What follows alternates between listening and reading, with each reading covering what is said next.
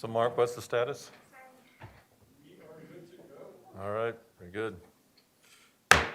Calling to order the Douglas County School District Board of Education meeting for March 2nd at 6:03 p.m. We will begin with roll call. Director Chancho Shore, Here. Director Graziano, Here. Director Hansen, Here. Director Holtzman, Here. Director Lung, Here. Director Meek, Here. Director Ray is here. Please join me for the Pledge of Allegiance. I pledge allegiance to the flag of the United States of America and to the republic for which it stands, one nation, under God, indivisible, with liberty and justice for all. Next on our agenda are student and staff recognitions. Interim Superintendent Corey Wise, welcome, good evening. We're looking forward to hearing some celebrations. Absolutely. Good evening, and again, it's a great time to recognize others. And tonight we're gonna build in our DCSD Wellness Champions. You know, when we think about times of stress and anxiety and what we need to work through, and that leadership it takes to organize wellness, to organize that culture and that climate, working together in teamwork. I'm going to ask Amanda Thompson, our Chief Human Resources Officer, to really build this in and celebrate Holly and all of our wellness champions. So Amanda? Absolutely. Good evening, directors, and thank you for allowing us time this evening to honor some amazing Douglas County School District employees. Here with me is our DCSD Staff Wellness Coordinator, Holly Huron. We are so glad that she is here, and she will provide you with more information about how our district wellness champions help lead the wellness efforts in our district, and there's so much positive impact going on. I understand Ms. Huron even has a quick sample lesson to show you just how easy it is to incorporate some of our wellness opportunities provided by many different providers in our district and our partnerships. So I would love to introduce Ms. Holly Huron. Great. Thank you so much, Amanda, and good evening. Thank you so much for having me tonight. I get the privilege of working with 81 staff wellness champions across our district. They work as a liaison between staff wellness and the benefits department and their coworkers at their sites, which is fun and exciting that we have almost all of our schools with a staff wellness champion in it this year. So that is awesome. These folks are messengers and they're motivators that assist in the implementation of our initiatives across the district. And they also create excitement and inspiration about leading a healthy lifestyle. So we thought it might be kind of fun to have you get a taste of one of our initiatives that we are offering this year. Very appropriately, it is named De-Stress at Your Desk. And we get the privilege of working with an incredible professional. Her name is T. Blair, and she is working with departments and larger staff groups with 15-minute little staff wellness, stress management conversations about how we carry stress, where we carry stress, why we carry stress, and some great tools to hopefully help us get through some of that. So if you are willing to join us, and anyone can do this, you'll want a ball, maybe the size of a tennis ball, but something that's kind of squishy. So baseball might be a little bit hard, but any ball will do. And if you don't have one, that's okay. You can certainly breathe with us, and then you can do this later as homework. But if you're willing, go ahead and grab a ball, and we're going to use this with us so we can help kind of find where we're carrying stress in our body. So go ahead and put that ball down for just a moment, or in between your knees if you're seated or something. And if you're in a chair, I want you to scoot your hips forward in that chair so your feet are just planted on the floor, and sit nice and tall. And if you are not going to sit and you want to stand, that's fine as well. Just make sure those feet are about hip width apart, and then lengthen up that spine. So we're just going to take a nice, slow, deep breath in and just really fill those lungs And then exhale and let it all go. And I want you to feel your shoulder blades and shoulders sort of releasing a little bit. Great. So now we're going to do that same. So if you're seated, I want you to move your hips now, kind of walk them back to the very back of your chair.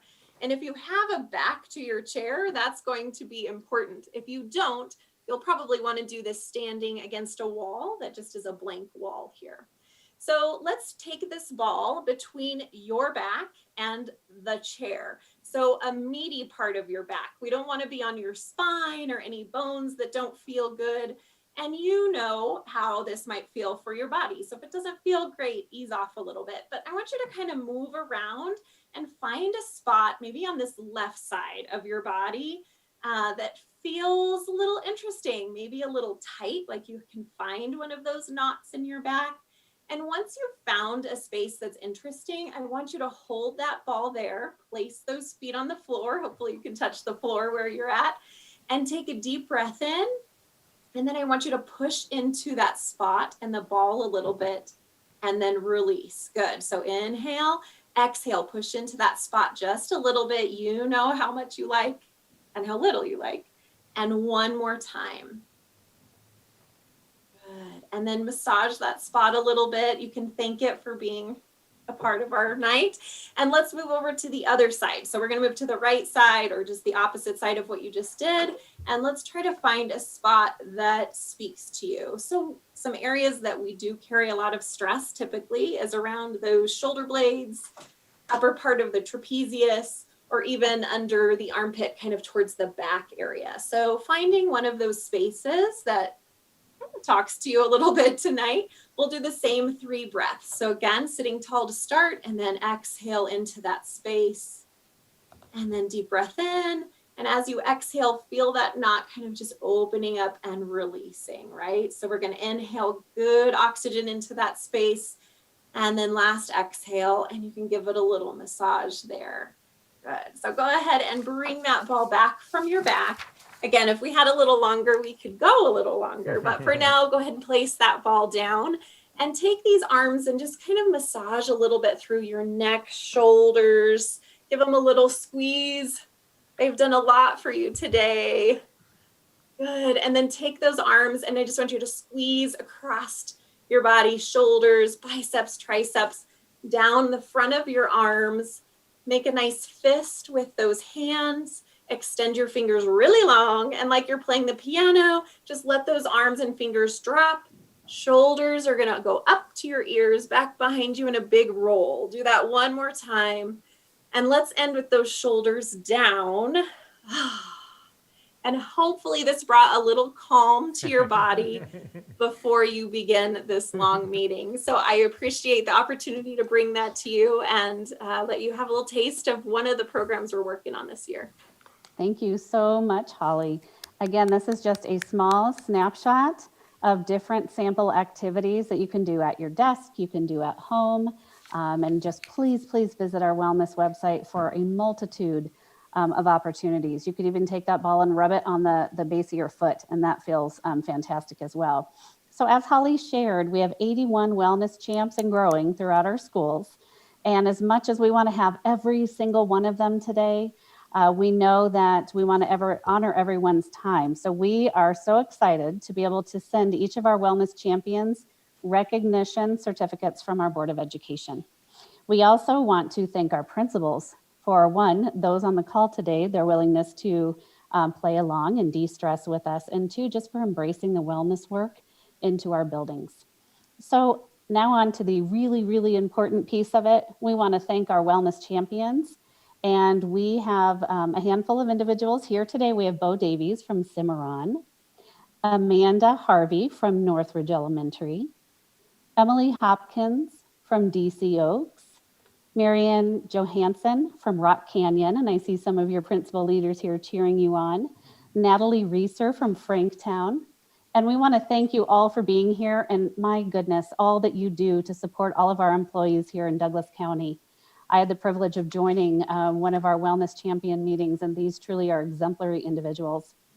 So we're just going to do a quick round robin and just ask each of our wellness champions what it means to them to be a wellness champ and how you felt a positive impact in your school. So if you don't mind, let's start with Bo at Cimarron. Thanks so much for having me. I think for me personally, it's just been a great way to connect with staff members that I wouldn't normally connect with, that aren't on my department or on my team. And I also feel like it gives me the opportunity to be a part of the bigger culture at Cimarron and really be able to connect in that way. And I think for the rest of our staff, I think it gives us a common goal and a camaraderie and a really common purpose. And I think it allows staff members to focus on taking care of themselves. And ultimately, when they do that, I think that really pours into our students, and we can serve them better because of that. Thank you so much. I completely agree. Amanda from Northridge. Share Hi, your thoughts. me. Being a wellness champ has been a really great experience. I've been the wellness champ for a couple of years now. I've been able to connect with people at Northridge through our wellness challenges and opportunities that I might not have otherwise connected with or gotten to know.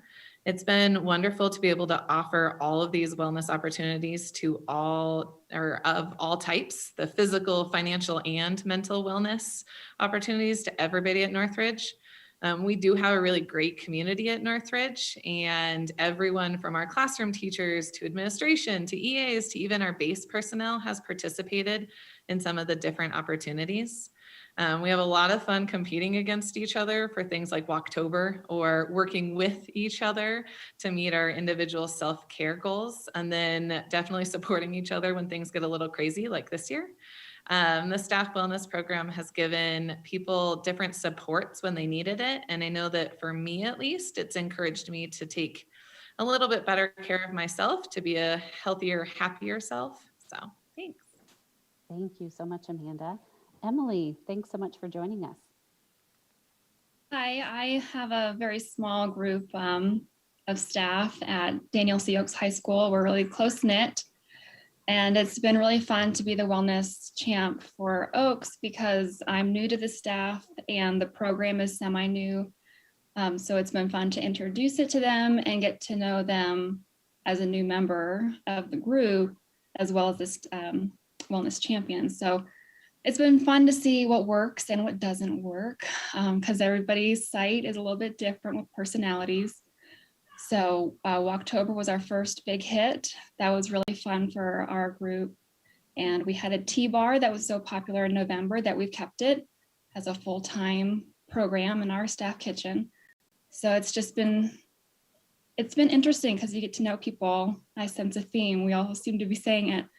So it's just been a great way to get to know each other on a deeper level, just not passing in the hallways. Thank you so much, Emily. Marianne, I see you're representing your school this evening with your clothing there. Way to go. Please share your thoughts. Yes, hi everyone. I'm actually a co-wellness champ with my buddy Barbara Hendrick at Rock Canyon. We have a blast doing that. What being a wellness champ has done for me is it's given me the opportunity to share my passion and desire to not just live a long life, but a long life in the best overall health as possible. And Holly, who is our warrior wellness champ, she has fantastic ideas, and we get together throughout the year and we share ideas that are happening in other schools.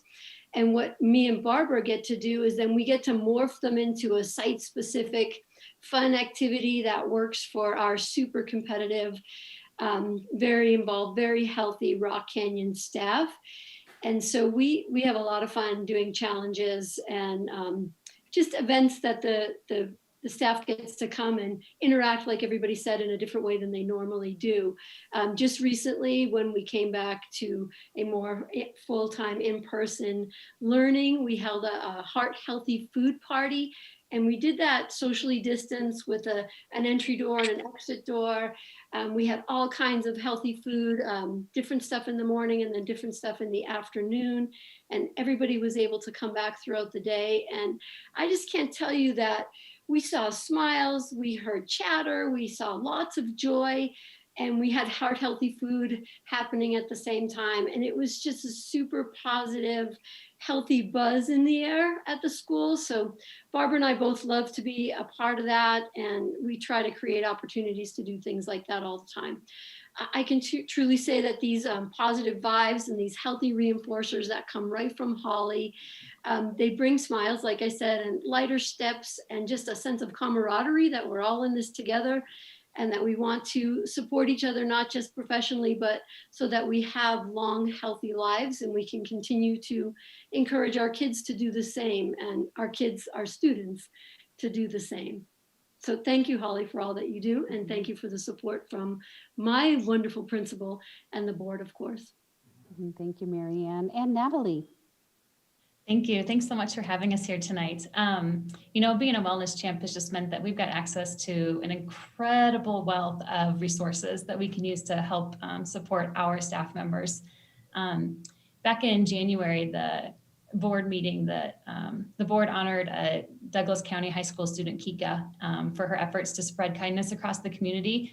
And I feel like that's what Holly does here within DCSD.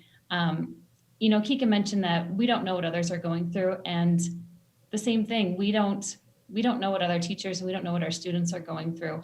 And so as Amanda from Northridge had mentioned, the resources that Holly offers helps us help our staff be physically well, mentally well, socially, emotionally well, financially well.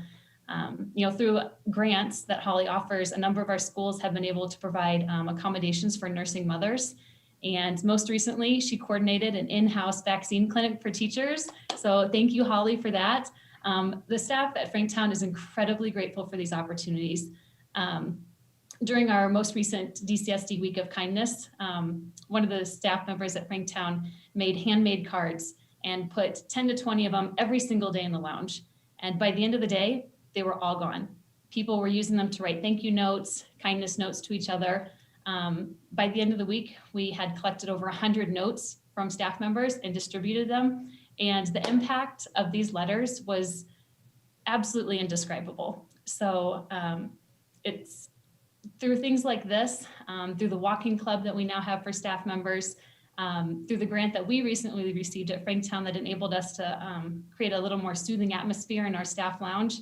It's like walking in there is a breath of fresh air in the middle of the day. You know, it's just wonderful. So we'd really like to thank Holly, and we'd really like to thank the board for all their support. You guys do an absolutely incredible job. So thank you for all that you do. Holly, thanks for all that you do. Thank you all. What a wonderful start to the evening. You are all wonderful individuals who inspire the hearts, minds, and bodies of all of our employees. And as we know, while everyone as educators are busy taking care of other people, thank you for helping them take a moment to take care of themselves. Yes, so thank you again. With that, I'm going to go ahead and turn it back over to Interim Superintendent Barry Wise. Hey, again, Amanda, thanks for honoring everybody. Holly, can't say enough for your outstanding leadership, the positivity. What's shared about you is totally accurate. And to all of our wellness champions, thanks for stepping up. The little things make a difference. The mindfulness, the daily actions, the wellness is important for all of us, and it's a good reminder. So this concludes our recognitions, and I can't say enough about thank you for making our focus and our goals and our strategic plan actionable and visible. It's making a difference. Thank you. Very good. Thank you very much. Yeah, I think this is the most relaxed I have felt at the beginning of a board meeting in years. So thank you, Mrs. Hiron. Thank you, Ms. Thompson, as well. All right, board, our next on our agenda is to approve, next on our agenda is the student comment section. Actually, I think we're supposed to accept the agenda before the student comments. We may have gotten that out of order. So if you will just endure with me, board, let's go ahead and approve the acceptance of the agenda. Is there a motion? So moved. Seconded. Motion made by Holtzman, seconded by Meek. Let's vote. Chancho Shore. Aye. I'm going to test your volume, Chancho Shore, just so that we don't have this going on. So I can barely hear you. Chancho Shore. One more time, Chancho Shore. Not happening? Okay, thumbs up. We will take that as a nonverbal aye. Director Graziano. Aye. Director Hansen. Aye. Holtzman. Aye. Lung. Aye. Meek. Aye. Ray, aye. That passes unanimously. Now we'll move on to student comment. We like this to start out with our meetings with because it really sets the tone for us to get a pulse of how our students are feeling about their learning situation. We have Emma Peters here, who is one of the triad leaders for our student advisor group. Good evening, Emma. Good to see you, and I will turn it over to you. Good evening. Thank you so much for having me. With regards to the student advisory group, we're super excited that our focus groups are moving towards proposals. Those are coming along well, and we're excited to present those to you at your May 11th board meeting. We are also working as a student advisory group to host the first Youth Leadership Summit, which will bring together various youth in the Douglas County area through teen courts or library councils, really just to interact and meet each other and really put a lot of motivated teens together. We are hoping to work with the teen courts to create the student complaint and appeals process. So definitely be looking for that. And then at our last student advisory group meeting, the leadership team was able to meet with Director Ray and Director Lunn. And we decided that it would be best to really advocate the student perspective through yet another survey with regards to the return to full in-person learning. I just want to reiterate that this is a student-made, student-distributed, and student-analyzed survey. And with that, we have just under 4,000 responses last I checked, and we were able to separate the data into middle and high school. So at the middle school level, we got about 1,100 responses, with 63% of students advocating for full in-person and 37% advocating to remain in hybrid. The top 3 influences for their decision were socialization, academics, and mental health in that order. At the high school level, we're looking at 2,800 responses, with 53% advocating for full in-person and 47% advocating for full remaining in hybrid. Their top 3 influences were academics, mental health, and consistency, also in that order. We were also able to offer another free response section. And so the trends that we're seeing there are that with students who wanted to remain in hybrid, they're citing safety concerns, specifically in schools that are overcrowded and worried about maintaining those social distancing guidelines. And then also consistency in that students are going to be consistently or constantly quarantined and worried about how that would affect learning. Also, there's definitely curiosity for how the schedule is going to look, given the various schedule differences across the district between all different schools. How's that going to pan out when we go back to full in-person? And then with students who wanted to remain or to go into full in-person, they're citing mental health and socialization, just kind of the need to be around people again and some semi kind of return to normalization. And then also academic support. A lot of them were referencing when we were on full online at the beginning of the semester and how that consistency and learning platform allowed for them to speak with their teachers a lot more and really get that support that they need, that despite being synchronous, hybrid sometimes can lack in. With that being said, that's all I have for you tonight. Do you have any questions for me? Emma, you did a great job, and I just have to again applaud you and the student advisory group for really looking at feedback loops from our students. And I really appreciated your introduction that this is all student-driven. This is not a board survey. This is not a district leadership survey. This is totally student-driven. And you guys are always amazing at getting things done efficiently and quickly. So I just want to give you accolades for that. And I know you had also talked about how to make that student loop even more continuous. You know, how do we make it so that students always have a place where they can give their voice and that you in turn, or the student advisor group in turn, can represent them at future board meetings. So job well done. Any questions, Director Meek? Thank you for the update, Emma. You mentioned the first ever Douglas County Youth Leadership Summit. I think you said it's Monday at 6 o'clock. Is that open for all students, for all high school students? I was just curious if it's something that should be promoted out broadly. Yeah, I do believe so. We're working with Marcia Alston to really run that. And the big thing, I know that we're really trying to, she works a lot with the teen courts and the various other kind of systems in the district and in the surrounding kind of area. So the big thing was polling them. I do believe it is open to all students. There should have been a flyer that went out from my understanding, or that will be going out. But if people would like to attend or are interested in attending and don't receive that, feel free to contact me, Jacob, or Jenna, or Marcia Alston for more information. And again, just to get the plug in, Director Meek, when you can broadcast when that is? Sure, I'm trying to promote it as much as possible. So it is Monday, March 8th, and it's from 6 till 8 o'clock. And I do know there's a flyer, and hopefully we're pushing that out as broadly as possible to our schools. Very good. All right. And interim superintendent Wise, if we could make sure that our communications department are assisting our students in promoting that very exciting event. The first time we've merged together all these different student organizations into one seminar. So definitely exciting times for us to do that. So again, any other questions for Emma before we let her go?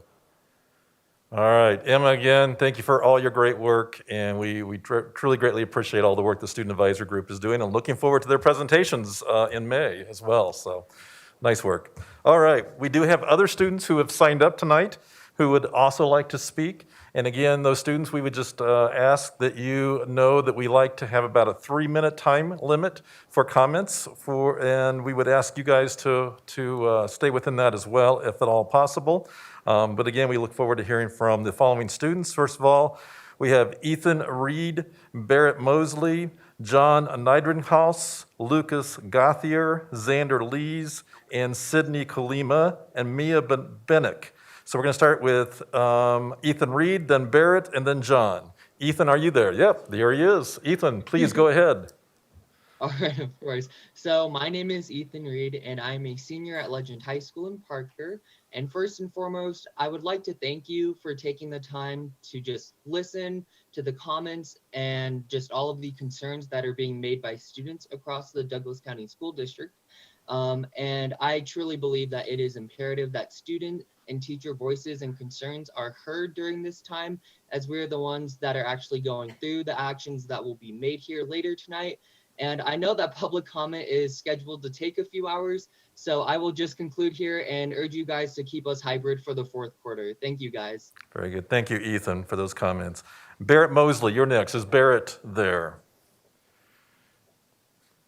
Barrett Mosley. All right. And then after Barrett is John Neidringhaus, and then Lucas Gothier. And I see Barrett Mosley. Hi, Barrett, please go ahead. Hi, my name is Barrett Mosley, and I am here to ask, to say that I think we should be full 5 days a week learning, because I think it's better for us and it's for our mental sanity and like to socialize. And I think, it's just, this relates to me, that I think that people are online, they are like, it's making us take advantage of like our learning. Like, I seen people in classes not paying attention or like, or just, not do their work. And I'm going to be honest, I not done my work sometimes too. But I think at school all time would make us do better. Like we can actually like work in an environment that we can actually work, like ask for help, have teachers there like to help us. I just think it's better for all of us to be at school, and I think it's better for, that's all I have to. Very good. Thank you, Barrett, for your comments tonight. John Neidringhaus, and then Lucas Gothier and Xander Lees. John Neidringhaus, are you there? I'm here. Can you hear me? Yes, John, please go ahead. Perfect. It is a pleasure to have the opportunity to talk today. I'm an 8th grader at Sierra Middle School. I've talked with a lot of students at school who, like me, want to go back to full-time, but we don't feel like the current plan is the most responsible way to safely return to school. The current plan to return full-time on March 22nd is based on a day on the calendar, which also coincides with the first day after spring break. This does not seem like a safe plan based on the history of quarantining a large number of students with half the size of normal classes. It is a pretty safe assumption that people will travel over the break, and there is a high chance of positive cases after they return. Colorado is moving in the right direction with teachers and staff getting vaccinations, but the process is still in progress. There is no mention on the Road to Recovery dashboard of the following CDC recommendations of quarantine after out-of-state or international travel. Considering March 22nd is right after spring break, at a minimum, the board should require CDC travel recommended quarantines before staff and students can return to school. Anticipated quarantines right after the restart means more isolation, less physical activity in sports, irregular schedules, which means more work for teachers, parents and students who have to adapt to new schedules yet again, Quarantine alone is added stress and is terrible for teens' mental health. During quarantine, there is no social interaction and physical exercise is not easy to maintain. This seems like a lot of added stress on everyone that could be avoided. I think there are simple options available that could help minimize these added risks. At a minimum, why not at least follow CDC travel testing and quarantine guidelines? And alternatively, what is the real harm of waiting 1 to 2 weeks after break to return to full-time school in a more responsible manner? We've waited this long. We really want to go back to school, but we want to do it in a safe and responsible manner. If we could do this right the first time, we'll not have to go back to online or hybrid again. Thank you for your time and all your efforts in this difficult year. Thank you, John. Next is Lucas Gauthier, Xander Lees, and then Sydney Colma. Lucas, are you there? I am here. Can you hear me? Yes, Lucas, please go ahead. All right. So I would just like to start off by saying thank you to the board for trying to work through this tumultuous time and get us back to full in-person learning, which is the ultimate goal. But right now, I have to stress, is not the time to return. The main issue is because of quarantines, and quarantines are the worst setup that you can have for learning as a student. Because if you are in quarantine, you are isolated from your peers. You're not able to be in class with the same level of engagement that you would if you were in person. And you are unable to have the essential collaborative aspects of class that happen in person. And because of this, our return is, it is vital to our return that we have as few quarantines as possible. And I look back to the first week that we returned to hybrid learning, and at Douglas County High School where I attend, 3 of the 4 days had a quarantine. And I'm sure it is similar for other district or other schools across the district. And it just flashes in my mind the idea that our current lunchroom situation, we are packed in together. And if we were to double the amount of people, it would be impossible with the number of seats that we have to maintain social distancing. And this rings true in classrooms throughout the school. Because of this, like I said before, my great concern is that we will end up in a situation where quarantines happen at such a rate that people are in one day and out the next. And this not only increases stress for students, it also makes it significantly more difficult for teachers to work through planning classes and working out, for example, when people are going to take makeup tests or when people are going to do assignments and labs that can only be completed in class. And this is only compounded by the fact that people will travel over spring break and people will catch the coronavirus. And because of this, they will bring it back to school and potentially allow even like a more significant amount of spread that will cause more quarantines and just keep the loop going. And another thing that I am kind of shocked by is the idea that we are hearing a significant amount about teacher vaccination rates, which are for sure extremely important to our return. However, we're not hearing about this student aspect because we're really the ones who are going to be suffering the brunt of this impact. Thank you for this opportunity to speak. Very good. Thank you, Lucas. Appreciate your words tonight. Xander Lees is next, Sydney Coleman, and then Mia Bennick. Xander, are you there?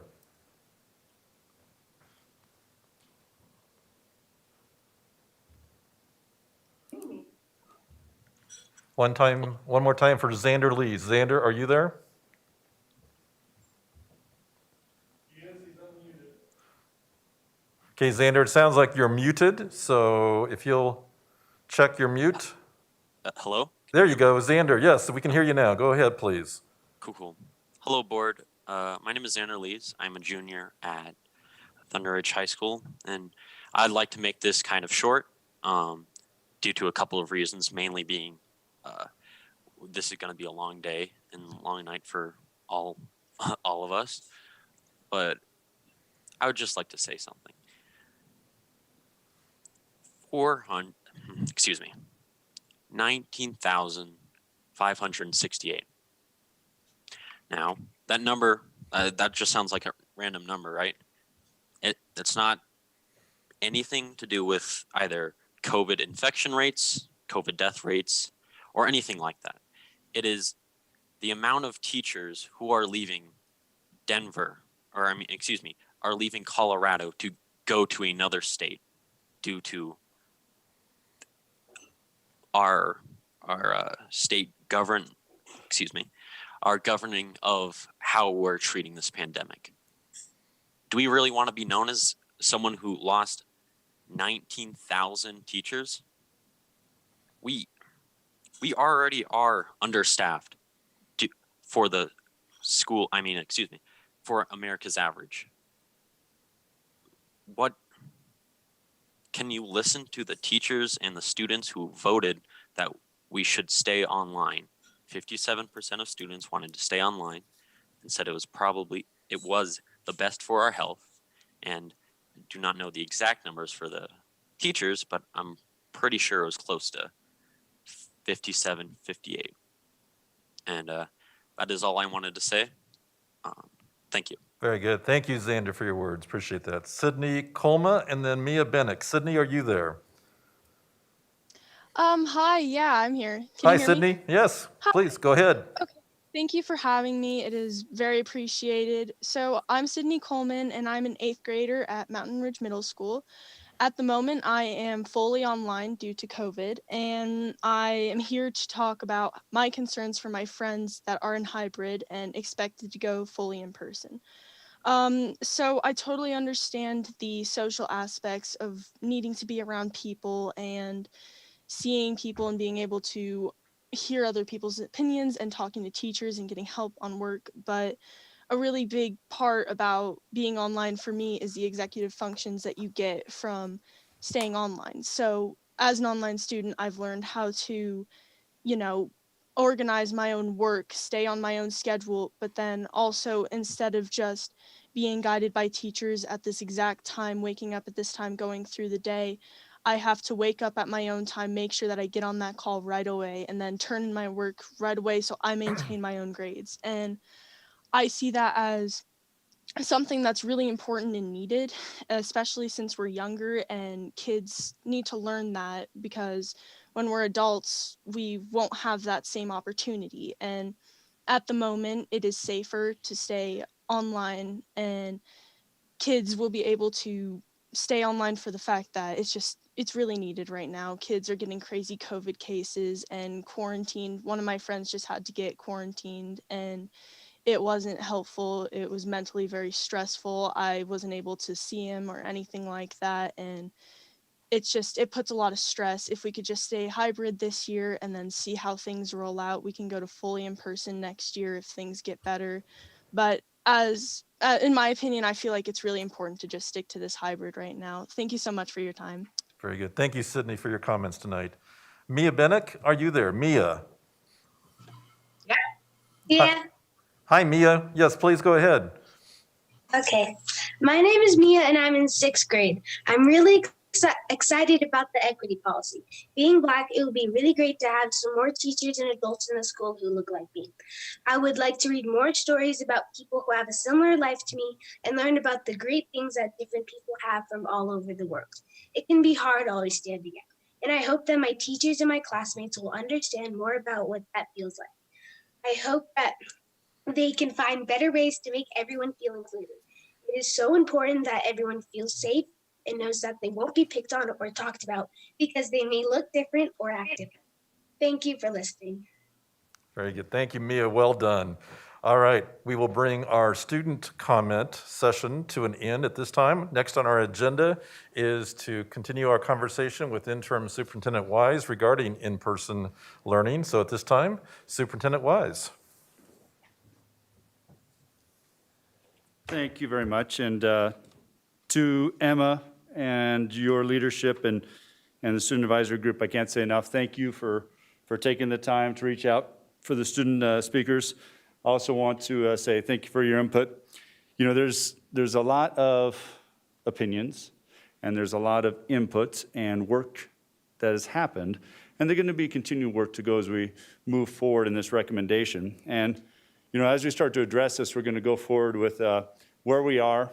We'd like to build in Dr. Douglas and Tri-County Health, and we have a question and answer period to really dive into some of these topics that we all have to get more answers. So I'll kind of guide that a little bit with Dr. Douglas and then open it up and then really get into where are we next and our recommendation and next steps. So if we take a look at where we have been, and there we go. When we look at our sustainability current state, this is prior to obviously where we're planning to be full-time. And when we're full-time, we'll be looking at the majority of our teachers that will not only have their second vaccination, but also be not have to quarantine. But as we look at the sustainability leading up to this and shortly after in that process, just want you to know that we're doing very well. Can't say enough to all of our substitutes. As we've been back in hybrid and also full in-person in elementary with the quarantines that are real, that's happening. We've also been able to maintain. So I just want to say thank you to that commitment of all our substitute teachers. Thank you to the commitment of all the ones that jumped in recently and have been a part of this. It's made a difference.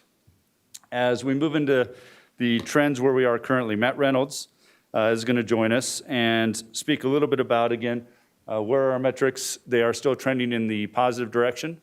So we're in good shape with sustainability. We are in good shape with our COVID dial and our caution metrics. So Matt Reynolds. Good evening. Can you all hear me? Yes, Sure go can. ahead, Mr. Reynolds. Thank you. Perfect. Board of Directors and Interim Superintendent Wise, thank you for allowing me the opportunity to share some of our data with you. As he just mentioned, our data has been trending in the right direction on many of our categories. A few of the things that we did talk about the last time we met, there is an introduction of two new metrics. That's the 7-day cumulative incidence rate and also the 7-day average test positivity. Those are two metrics that have been added to the dial metric. Again, the idea here is in addition to having the 2-week cumulative incidence rates and the 2-week average, the 7-day average allows us to see the most recent responsiveness in our community, to look at how prevalent COVID is in our community in terms of test positivity and total incidence. So those are two metrics that you can see. So in lines A and B, you can see that the 2-week is at 279 as reported. I believe this is as of yesterday. And the 7-day is 147. So you can kind of get a sense of, relatively speaking, in the short term and the long term in terms of 1 week versus 2, how we're trending. We have seen over time that our 2-week incidence rate has been fluctuating between 350 and 250 these last several weeks, with the general pattern of going down. A few other things that we've seen as the caution metrics at the bottom of the screen here are in negative percentages, which is very good in terms of where we want to be. The last item here, line G, is the 2-week incidence rate for youth ages 5 to 18. Those are our students and other children in our county.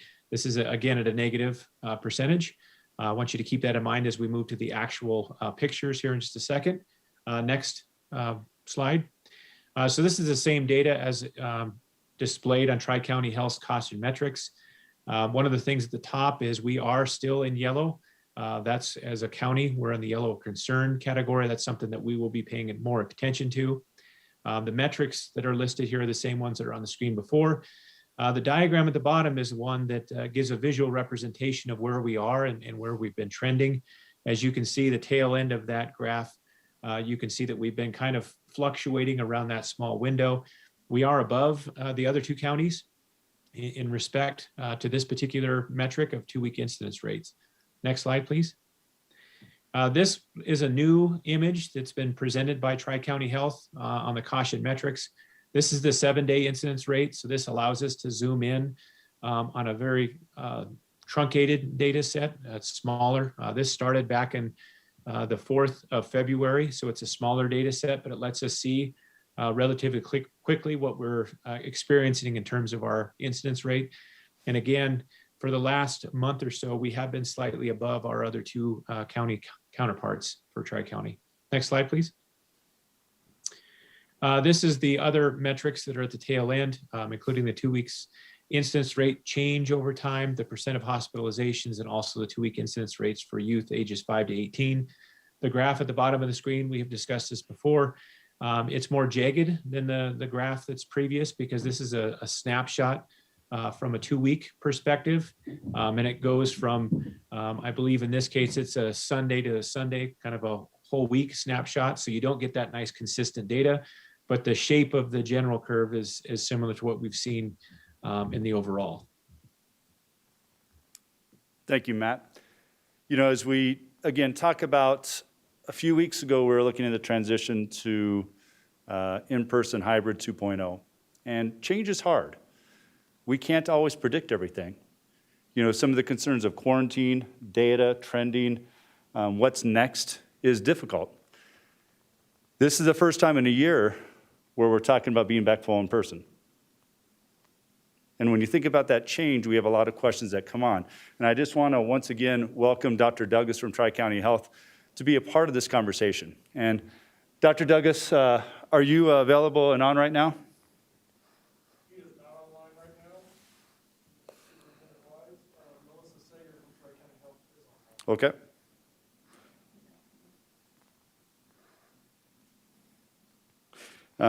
Some of the things as we start talking and planning, and I know he and Melissa are both going to be available to answer some of these, but some of these things that we hear from a number is, with CDC's recommendations and where we are as a district and with Tri-County, what's that look like with social distancing?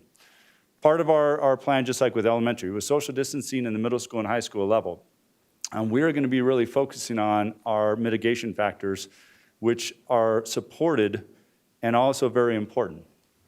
Everyone will continue to be wearing masks. As we start to look coming back, wearing the masks, trying to have distance when appropriate. In classrooms, when you could have up to 30, it's going to be more difficult to have larger distance, but we'll be using our full classroom. Lunchrooms are another area, but we'll be using seating charts in both areas.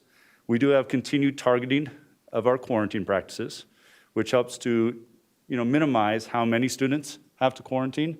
And then we also have the way in which we want to encourage more student testing. So when we talk about travel and coming back and those things, we just want you to know as we talk on this, that's some of the conversations we're having, Dr. Douglas, and leads into these questions. So Dr. Douglas, I understand that you're up and ready to go? Yes, I'm up and ready to go. Sorry. Awesome. Hey, that's my fault, so I appreciate you being here. Some of these questions, Dr. Douglas, as I was painting the picture, goes back to our districts and Tri-County's partnership, our work together in defining this and what this looks like.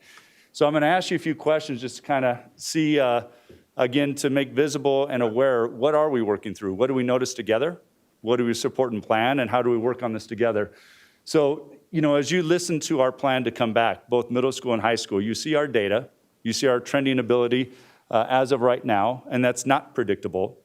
But we also talk about what social distancing looks like and where CDC recommendations are, and also what that means of what's required and what's recommended, and how we work to that to create a plan that is safe, sustainable, and reasonable. So, my first question for you is, as we talk about all our planning, where do you see as your support towards our transition in considering our caution metrics data and our plan to return with social distancing and mitigating factors, knowing that all of our students and teachers will be wearing masks? We will be working on not only washing hands, but it will be, more real. It's going to be classrooms that are more full and kids closer together within desks, and lunchroom where we'll be sitting together and eating, trying to maintain this. So if I can ask you that as far as your support recommendations and what's required in your guidance. Sure. Well, let me start with the last one about requirements. And again, there are requirements the state has about school cases and outbreaks, and they are in the process of revising those. But over and above that, everything else that CDC and CDE and Tri-County puts out really is a recommendation, as well as the Metro Denver Partnership for Health, group of local public health agencies. Now, we are, of course, responsible for enforcing CDPHE requirements. And so that's a role we play that does have that required touch to it. But just to clarify that, I think the plan that you all have outlined to me makes a lot of sense. First of all, our case rates are at levels that we haven't seen since the beginning of October. Now that could change, as you've said, and we've got the variant lurking in the background, which could explode as it's been predicted to, although now that we're on March 2nd, we haven't seen that explosion yet. Doesn't mean it's not going to happen, and we have to bear that in mind. Number two, you, I think quite successfully, along with your peers in other schools, did a really good job of implementing a number of different mitigation measures, none of which were perfect, but when taken together, they did a really, I think, very effective job of reducing transmission. When I look at the various mitigation measures, I think it seems to me the two most important are mask wearing. And, you know, since you all began school back in August, the data on mask wearing has gotten ever better, especially if both parties are wearing masks. So if you're talking about student transmission and both parties are wearing masks, then you get, you know, upwards of 85 or so protective benefit. Number two is ventilation. And I know that, you know, retrofitting HVAC in any building is challenging. What I've seen that you all have done looks quite, I think, thoughtful and thorough to me. You know, there is no substitute for being in the great outdoors. You can't do that in March. I mean, look at the weather last week. Although I think as we do get in the spring, anything we can do to amplify those indoor activities with good ventilation, you know, frequent air exchanges, selective air purifiers, I think having things as when one can do it outdoors, I think makes a lot of difference. Thirdly is the, you know, folks staying home when they're sick. Now we know that lots of people who will transmit aren't sick, and so that's no guarantee. But to the extent that that after, you know, 6-7 months in school has become more normative, I think that really is important. Fourthly is, you know, if people have been diagnosed, staying home in isolation, and those that are close contacts being in quarantine per the state's guidelines, I think still makes sense. And then finally, social distancing, which is, you know, to be blunt, in some ways the trickiest of all. Because if you bring more people back to school, any sort of luxury you had to have, you know, 5, 6, 7, 8 feet is less doable. I will say that the Metro Denver Partnership for Health, these are the Metro Public Health Directors, put out some school reopening guidance in June, and we updated it in December. And two of our biggest differences in our update were, number one, we thought that what our schools had demonstrated in the fall convinced us that while community transmission was important, there just was not any metric of community transmission above which it was likely that school transmission was going to increase substantially. You were going to get cases in schools, but there were going to be cases brought in from the community. The second thing that we said is that we thought that the data, there's no question that the further apart we all are from each other, if one's infected and the other's not, the better. There's nothing magic about 6 feet. And we thought 3 feet worked sufficiently well, especially in circumstances where these other mitigation measures were in place. So I think taking all those things together, I think what you all have put together looks to me like a very thoughtful and thorough plan. And I appreciate you. We've sent our quarantine tracking data, our transmission data to Tri-County and Dr. Douglas. We've sent our HVAC work, and what we've done is, Chief Operating Officer Rich Cosgrove.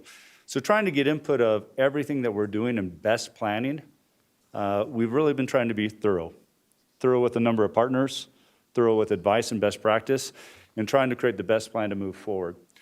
So Dr. Douglas, our teachers and staff, school staff, bus drivers, have had access and opportunity to get vaccines. In fact, I'm so proud that in the last 3 weeks ago, we were talking about our providers wanting to provide the vaccinations.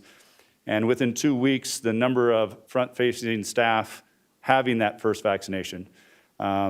With adding, you heard about Holly creating one over the weekend and watching the last of the few that want it and others that are not student-facing anymore being able to get access to vaccinations. It adds another layer of sustainability.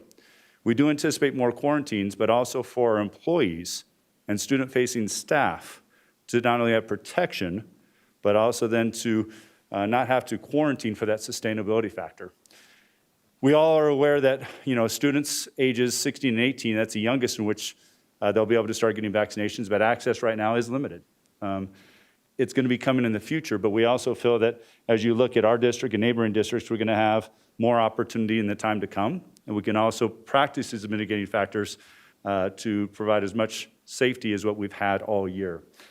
So, Dr. Douglas, as we go into spring break, you know, people travel every weekend. People have contact in the community each day and over the weekends, and even over spring break. What recommendations would you give to families, to students coming back? We have access to testing, both through COVID Check Colorado, MACO, and others that are very nearby, plus what we have out there for all families and so forth. But would you think it's you know, what would your recommendations be of increased student testing, choice to get tested, that way we don't bring in positive cases? And just like you said, our reiteration of if you're feeling ill at all, stay home. We'll get you back as quickly as possible, but let's not take that risk so we can all stay in person as much as possible. Well, first of all, let me thank you for mentioning vaccines, my otherwise favorite topic. And the fact that they're as widely available as they are, I think is just an enormous added value for our school reopening. Regarding the travel and the testing, you know, our schools operated relatively safely, frankly, quite safely in the fall, where we had staff and faculty testing availability and relatively little for the students. One of the things that we did recommend in our Metro Denver public health guidelines that would be to optimize student testing as much as possible. And when I think of optimizing student testing, I think of three categories. One is letting kids with colds or other potentially COVID-related symptoms get tested as soon as possible. I think you all did a good job of that in the fall. Secondly is kids that have been exposed, because in December, the shortened quarantine became available when people could test out of it. And I think that was important. And then finally, it's what you're talking about, which is sort of either possible contact testing or even intermittent periodic testing. I do think that while rates are low or lower, let's be really clear about that. We've been hearing a lot of news about how things are getting better, and they are better, but getting better is about what it was like in the beginning of October, late September. It's not like, you know, the nadir in the summer. And there are plenty of states where things are still high. I mean, Texas today just decided we're getting rid of our mask mandate. We're going to pretty much open back up. And I don't know what's going to happen there, but I think if someone were to travel there and things were begin to get worse, then certainly the risk of exposure is greater. So I think that if it's possible for students to be tested, especially those that have traveled, I think that's probably an added benefit. I certainly don't think, I wouldn't require it, but I think if it's available and folks can be incentivized, to me, that's just another, you know, you've already listed about 5 things and vaccines are 6. And I think testing would be a 7th. It could be a useful addition if it's plausible. Yeah, we appreciate that. And we do want to encourage everyone, if in doubt, stay home. And if in doubt, please get tested. If you're quarantined, it helps because you can get back earlier, and it's some of our precursors to help us have a good plan. So I get this question a lot, Dr. Douglas. Do we still have to quarantine? Do we have to still go through those processes? Yeah, I'm getting that question about every day now too. So here's how I look at it. First of all, quarantine from a regulatory perspective is still required. And it has been shortened if one can have negative tests, except for folks in athletic competition. And even that people are pushing back on. The larger question is, do we know enough about the safety of all these other measures, mask, ventilation, testing, staying home when you're sick, et cetera, that we need to quarantine? You know, I think the honest statement is we don't know for sure. Quarantining exposed people has been part of schools staying safe. Was it a necessary part, or was it just being done and it wasn't really that contributory? That's what I think, really don't know. I will say that by way of analogy, hospitals, you know, after like the first week of March, maybe almost a year ago, began to decide if we have to quarantine every staff person who's exposed to COVID, we'll have to close the hospitals down, which they couldn't do. And so they enhanced PPE use. This was, of course, a year before a vaccine.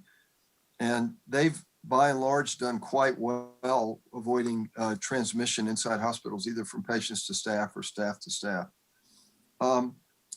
The state health department, so that's a plus side. There are some states that have looked at their own data and made the decision that we don't think we need to quarantine if we've got doubly masked people and they're in settings where we think mask wearing was likely to be done reliably and not, below the nose or, kind of half-cocked sort of thing.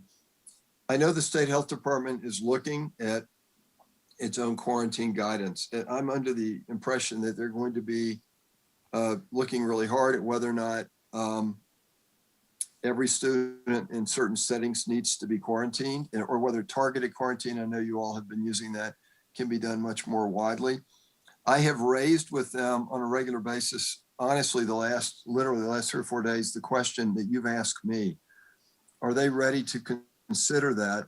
Because I know that for many schools, I tuned in earlier and heard your fantastic student summary by Emma Peters. That was really great. I want to hire her when she finishes college and that kind of thing. But, one of the things she pointed out of the students who were concerned is the yo-yoing effect of intermittent quarantines.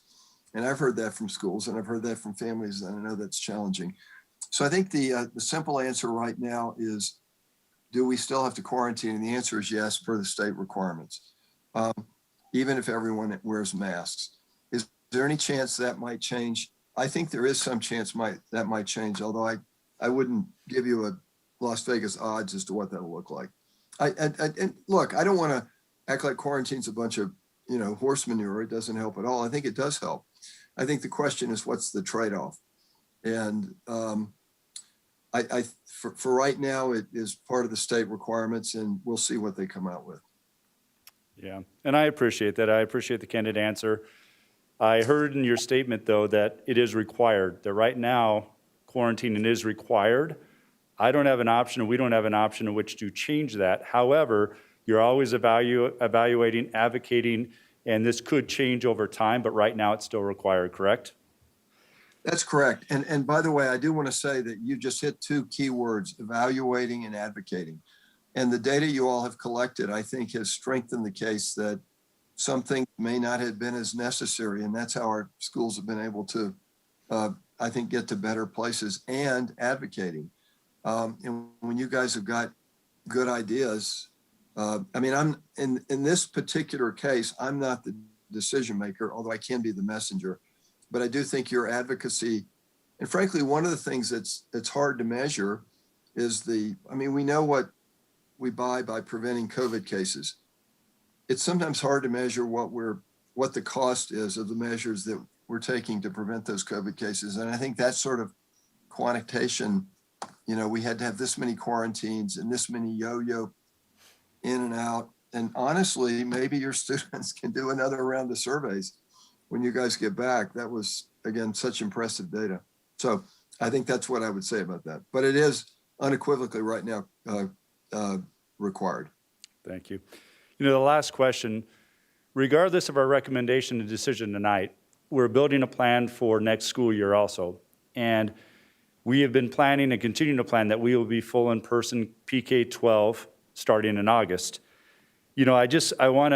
Everything I'm hearing continues to say that's the right way to go, okay? So when we look longer term, predicting of where we are with vaccinations, where we are with more knowledge, quarantine data, that planning for that is only going to increase the effectiveness. It's still going to be a different year. We don't know what normal will be, but hearing you, my question is that do you agree with this? But our plan for next year, for sure, is still on the right track and will probably increase in opportunity and access if things continue to trend in the direction they are. Is that correct? Do you see that same process?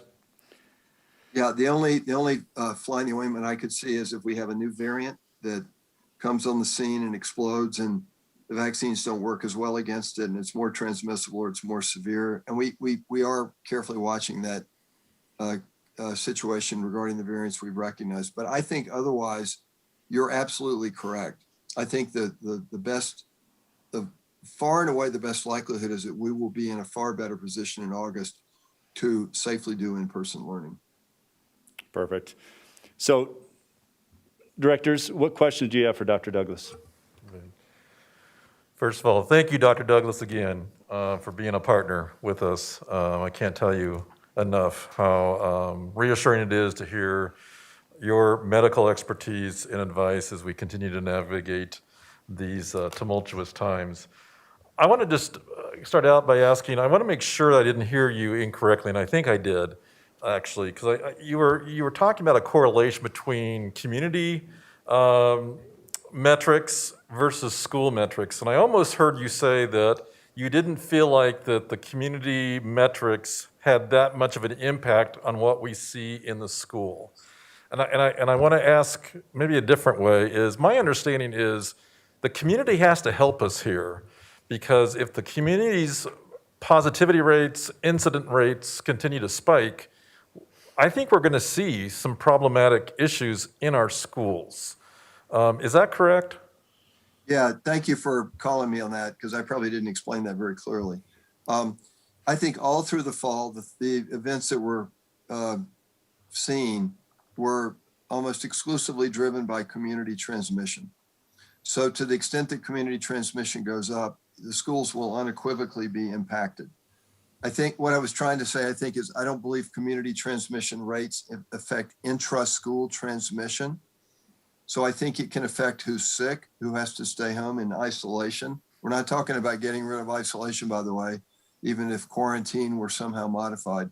So school appears to be impacted from an intra-school transmission perspective, are schools safe or not, to a relatively limited extent by at least the amount of community transmission that we've experienced. But you're absolutely correct. If rates go up, teachers, staff, at least those that have not been vaccinated, and kids are going to have a greater likelihood of getting infected. And you're absolutely correct. It could impact school operations. So sorry if I was a little. No, thank you. Thank you for that clarification. All right, directors, other questions that you may have? Director Long, go ahead. Again, Dr. Douglas, thank you very much for being here several times to address the concern. I have a couple questions. One is there are some concern that the effectiveness of the vaccine after the first dose and the second dose, and some argue that the safest way is 2 weeks after the second vaccine.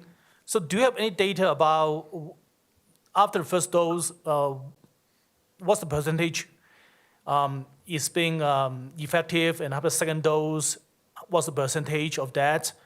And is it truly that 2 weeks after the second dose is the best time for the effectiveness to kick in?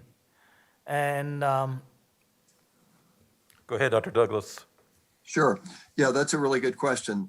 So what we know is what was done in the clinical trials, and it's possible they didn't measure the best circumstance, but what we know from the clinical trials, where you got one dose and then 3 to 4 weeks later a second dose, and then you got a blood draw at 2 weeks, is that the optimal immunity appears to kick in after the second dose at 2 weeks. Now, there is, I think, increasing information coming out of places. The Israelis have done a great job of tracking what happens after one dose, and the Brits have done that as well as the Scots.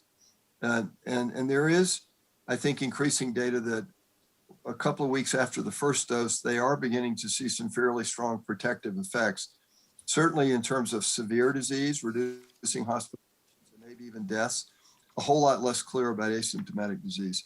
And people have even argued, based on some very small numbers, that people who've already had COVID once and then get a shot, maybe they don't need a second shot. That's being debated.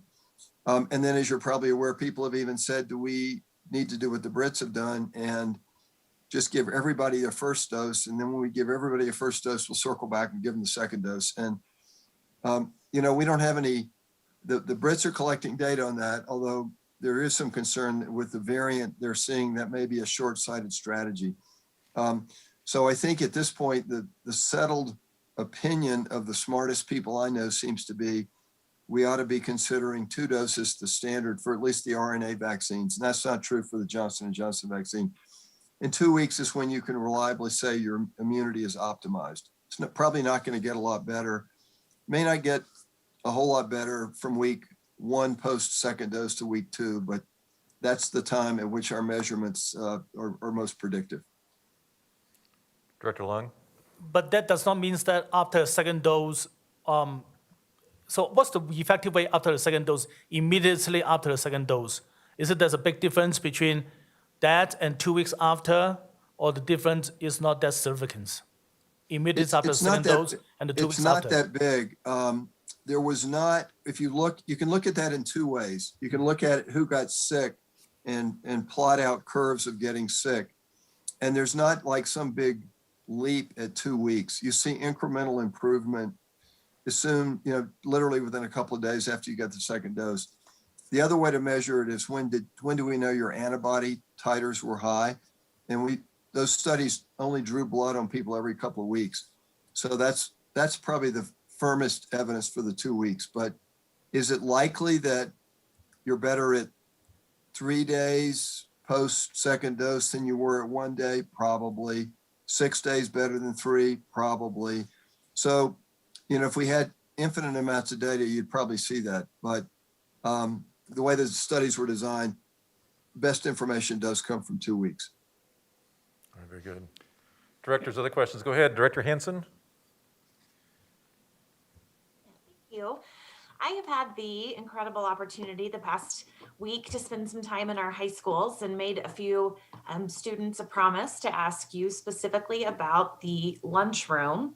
There are several concerns about being in an enclosed area with 500 plus students, all with their masks off while eating.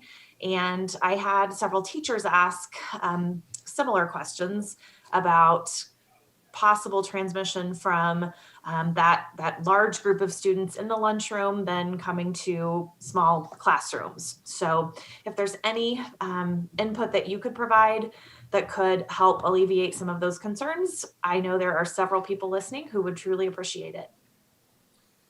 Yeah, I'm not sure I'm going to give you the definitive answer because as the slide says, lunchroom quarantines are difficult and lunchrooms are difficult. I will say that I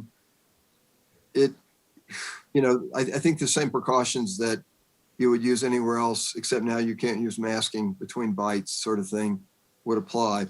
I think to the extent, I think one of the questions that at least is seen here is sign-in sheets. And I think that does allow you to do more targeted quarantine if the cases were to come up. And I do think the proximity is going to be the greatest predictor in the lunchroom. Now, let me be clear. There are small circumstances in restaurants where there were what are called super spreader events. The Rose Garden event was maybe when they went indoors, one of those events, and they were in an indoor setting, and people beyond 6 feet may have gotten exposed.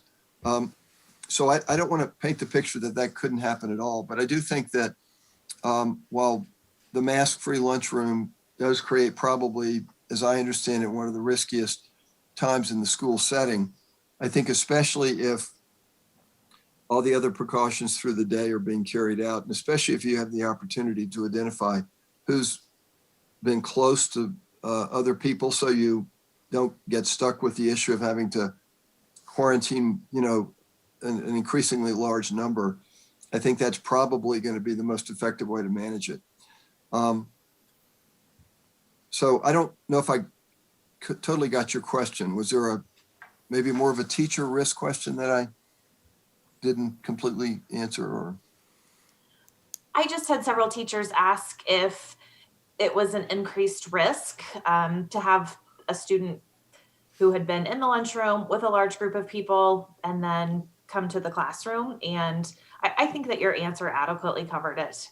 Okay. I guess the only other thing I would say is that lunchrooms didn't pop up during the fall anywhere I know of as being a particular site of important transmission.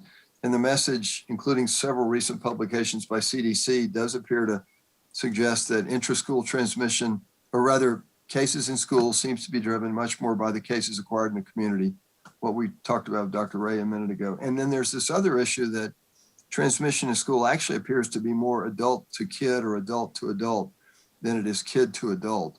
And so the places where transmission has happened inside schools, it actually appears that the larger adults seem to be the greater transmitters. So you can never say anything absolutely, but that would make me think that the risk following, a lunch in a lunchroom would probably not present a whole lot of additional risk to a teacher. Can I ask one other follow-up on that? So similar question that I have. If I'm the student, I'm in the lunchroom, I'm positive, I take my mask off, the surrounding group around me has been exposed. Would they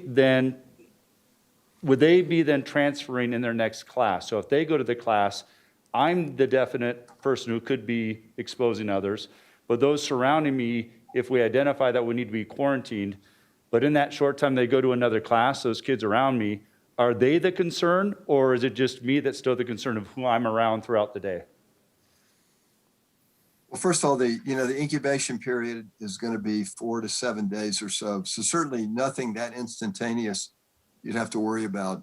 History class right after lunch for kids going back. But yeah, if you were infected and were in close proximity to some other students in the lunchroom, especially if you were, laughing and breathing out a lot of particles, and especially if you were sick and you came to school anyway, you could infect those people around you.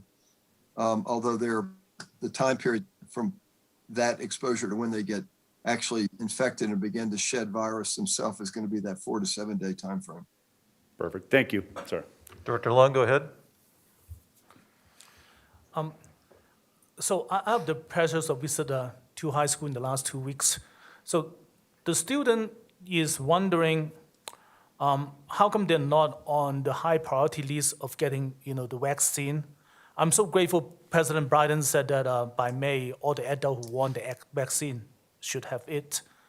But they're saying we recommended, or will Tri-County recommended the student also need to get vaccinated to be safe to go back to school.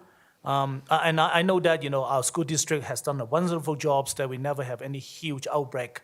But those two schools that we said, those are some of the students' concern is, are they safe to go back without vaccine themselves?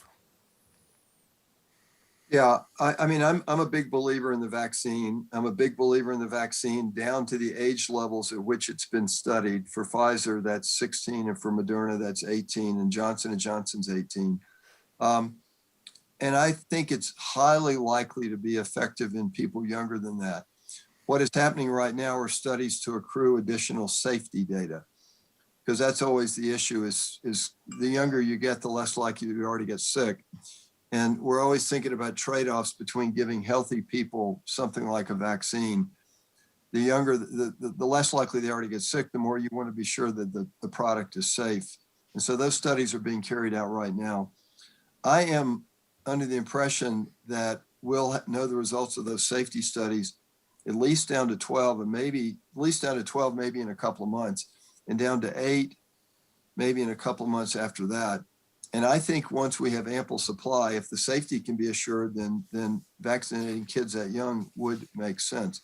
I think the other thing to say right now is, in the absence of safety data, or in addition to that, is just prioritization. I saw the same headlines from the president. I hope he's right. I was, like you, really pleased. But between now and the end of May, we won't have enough vaccines for everybody. And so we're trying to figure out really who's at greatest risk. And the good news is that kids are at less risk. And that's why, even if we had the safety data today, they would probably be further down the priority list. All right, good. Directors, I think we are getting to, go ahead, Director Holtzman. You know what, I can probably save my question. It's probably something that staff can answer, so that's fine. Yeah. Okay, thank you, Director Holtzman. We'll make sure we call on you first when the time comes. I'm sorry, Director Meek, thank you. I'm sorry, who does? Yes, go ahead, Director Meek. Thank you, Dr. Douglas. I was curious about what agencies are working together right now to analyze all the data from this year, specifically for schools, to identify concerns, maybe lessons learned, best practices, to help us prepare for opening schools in August, and to help us prepare for the most, effective quarantine practices and safety protocols. It seems like you have the ability to work with multiple districts and other agencies, and I'm just wondering what that process looks like to help us for our planning purposes. So really good question. I think public health agencies at every level are trying to do that. I know there's a big team at the CDC who's looking at national data sets from schools. Secondly, I know the team at the State Health Department is doing that from districts across the state. And they're using that data to inform their current quarantine guidance and other measures that they think may be useful. We're also doing that within the 3 counties that we work with, and we're also comparing those lessons with, I mentioned earlier, this regional metro public health director group. We have a schools work group, and that's one of the things that they're going to be doing as well. So I think it's happening at several levels, and the kind of data that we'll be looking at are data about outbreaks in schools, number and size, what we can learn about when they happen. For example, we are seeing more outbreaks in sports related settings. And so we're trying to figure out how to provide best guidance on that. The schools have done a great job of collecting information about those persons that are quarantined who subsequently test positive, because that gives us one of our best sources of information about the intra-school safety issue. So I think it'll happen at several levels. For Colorado, honestly, probably the most definitive will be at the State Health Department. Although because we are, as you already said, we have a lot of districts in our 3 counties, we're going to try to supplement that with our own comparative analysis. Very good. Dr. Douglas, once again, grateful for your support. I think a summary would be that you would tell us to go on and conquer, that the plan you're seeing, you don't have any reservations with us moving forward. And so we appreciate that endorsement and that support, and as always, your partnership and time. Thank you very much. Thank you for having me. You guys are doing an enormously important job, and I deeply appreciate it. So thank you very much. Thank you. Have a good evening. Thank you. Take care. So this, again, kind of transitions into where are we and why. We talked about quickly, in the last 2 and 3 weeks, I'm so excited and impressed that we implemented vaccinations. Our staff are key. They're hugely valued, and they're the key to having schools open and educating our students. So to have all of our staff with the accessibility and opportunity to be vaccinated, the timing, which is working well, to get their second before spring break, even to have majority to have that 14-day quarantining. You want as much protection as possible, but they set the time limit, as you said, that's not exact, but it's 14 days for that don't have to quarantine. That's sustainability. So protecting our staff and also providing the staff that are in our schools is critical. So I just can't say enough, and the thank you. As we keep going forward, we also want to continue the testing piece, as we talked about, not only with students, but also staff in the immediate time. We now have an email that just went out on Friday to all of our staff about being able to get Binax. They can order, they'll be delivered to their homes. And then we also have our continued partnerships for both our staff and our students. And we want to encourage our students to continue and use it more often, along with their own access to testing. I think that's going to be critical for their success and also our district's success. That leads us into where are we? What have we done? We've been working with our schools and our principals. I can't say enough. We have all of our high school and middle school principals back. They've been working with their staff. And as you know, feedback's going to be differed.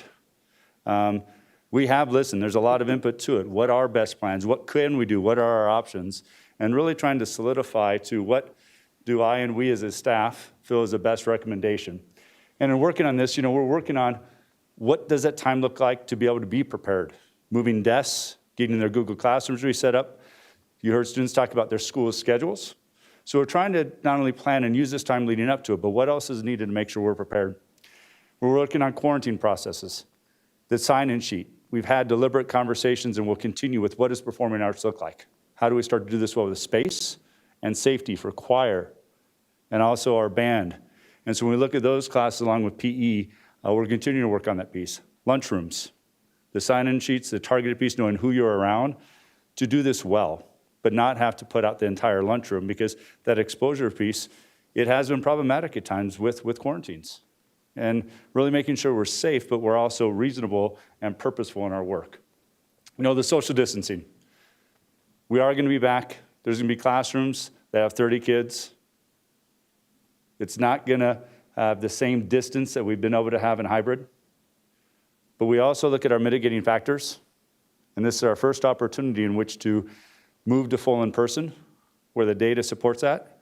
And I think we can also build safe practices, but we will still have quarantines. We heard that. But we're better equipped for quarantines. Our teachers are working their tails off. You've been in classrooms. They're working as hard as ever. They're planning for not only in class, but cohorts A and B. They're planning for students who are remote for a number of reasons right now. And that's adding stress and pressure. But they're working their tails off, but we're more equipped for what we can do with full in person, where we have all the kids on one schedule and still planning for the students who would be quarantined. So I want you to know as we start going through this, that's a continued piece. So we are making a recommendation, and I'm making a recommendation on behalf of our school district of, after taking all the input, what is best? What's best for student learning? What's best for all kids and access to their teachers, to their schools, and to each other? It's not just about socialization, but it's about academic preparation, the opportunity to have interventions and ask questions and have the availability within your school. And it's not going to be perfect, but I think it's a solid and quality plan. And as we start looking at this, why the fourth quarter? It's a timely break. Yes, people will be traveling, but in all reality, we were planning to come back full in person at elementary level January 5th. We planned that December 10th when our rates were the highest. And that was after a winter break and possible travel. And our rates were lower than I was even expecting. We can't predict rates. There's not a perfect date to choose. People travel weekends. People are out in the community. There's not a perfect date in which to choose. So I think having the time where our vaccinations and the accessibility and impact our quality is important. And I think we're there. It's lined up. I think the time where it's fourth quarter and a natural transition for preparation and finishing this school year full in person for the last quarter is important. And I think we don't want to miss an opportunity. At the beginning of the year, there was a chance we could have been full in person, but we didn't know enough. The anxiety and the not knowing, we know a lot more now. I don't want to miss an opportunity. We're going to have to adjust. We are going to have to respond. Things will change, but there's not a perfect date in which to come back. And I think the best thing is stay solid with our plan and move this forward in that way. Rich Cosgrove, if you can talk a little bit. We've had several questions about transportation. What is transportation? What's it mean when we're back full in person? So Rich Cosgrove, are you available to talk about what's expected and what's next with transportation? Yes, thank you very much. Directors, in collaboration with the Colorado Department of Education and Tri-County Health, on February 8th, we began our transition back to normal capacity on buses, meaning some routes may have 2 or 3 students per seat. Eligibility for transportation was expanded to include elementary students who live approximately more than 1.5 miles from their assigned neighborhood school, and for middle and high school students who live approximately more than 3 miles from their assigned school. Bus service has been and is available for students attending their neighborhood school. Now, we realize the eligibility distance is still higher than pre-COVID times. So for reference, before COVID, we were transporting outside of 1 mile for elementary and 2 miles for secondary. During COVID, because of the health and safety restrictions of 1 student per seat, that expanded to 2.5 and 5 miles. Now we've been able to shrink that back to 1.5 miles and 3 miles. And the reason we're not able to achieve the pre-COVID distances is really threefold. We have fewer bus driver positions because of prior budget cuts. Of the positions we have vacancies because of market demand for drivers with commercial driver's licenses and because of the daily impact on COVID on our drivers with positive cases and quarantines. Now, all eligible students requiring transportation as a related service in accordance with their individual education plan will be bused and have been regardless of the distance to their school, as well as homeless and foster students. And I do want to also mention that these routes are designed for full in-person A and B cohorts riding together on the same bus. So right now we have seats available because they're transporting either A or B. And as we do now, and we'll especially focus on pending board approval, the return to full in-person, we'll be able to adjust these routes, add more stops to these routes, capture more students, and provide access for more students by reducing that radius depending on ridership. I hope that answers your question. Any questions on transportation quickly? Okay. So obviously in our communications out, depending on our outcome, we'll be continuing to share what our transportation is, but that's clear that we will have the continued transportation, but it's defined to this year. And those tweaks and changes as we continue into this year, increasing ridership and looking at those routes. But Rich, thank you so much for sharing that. You know, as you start looking at what are the other variables, our neighboring districts are also looking at returning full in person. Littleton has announced coming back March 15th, full in person 5 days. Jeffco is looking at coming back in a phased plan, but when they return 4 days in a virtual day. Boulder Valley and St. Vrain are doing 4 days in a virtual day. Cherry Creek is planning to come back 5 days in person, as are we. We had great discussion of what's best, what can we do? And it was input shared of there are some and many that might want to be 4 days in virtual, but there are also some and many that want 5 days. We get it. Time for teachers, interventions with teachers and kids are important. I'm gonna have to find a way with all of our schools and appreciate our staff to continue to work on how do we value time? How do we build time? How do we look at PLC? How do we look at our schedules that ensure instructional minutes, but also create time for teachers to work with PLC and also create interventions? It also allows us to get into that loss of learning interventions and our ESSER funds about how we can not only identify, but provide those not only the rest of this quarter, but into the summer and next year. So we did look at each of those and still feel the best thing for our students and to move forward in this plan is 5 days in person. But I want to recognize that principals advocated, we had deep dialogue, but in my heart of hearts, doing what's right is a tough decision. There's many volumes of right, but I think the best decision is to move forward with 5 days in person. The intermittent remote. So remote at the high school level in particular has taken on a life of its own. That intermittent remote to take a better stand to help teachers with all of the planning that takes place. We want students who have reasons of medical and family to be able to still look at remote. But we're coming back full in person and making that choice to come back full in person, we have the data. And we're gonna ask and expect that with being full in person to be there. If you have a mitigating and a reason to not, work with your school. But we are gonna be a little bit tighter of what's reasonable. And we're gonna have to work with athletics because school comes first. I'm a huge proponent, I want involvement. I want athletics, but we need to be in person. You cannot replicate.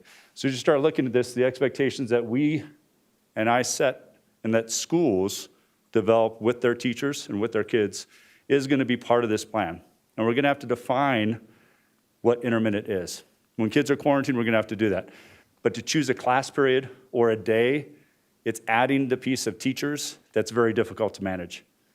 Plus, if you have a true crisis, a safety situation, a drill, not knowing exactly who's there and being responsive of every student is important in this process.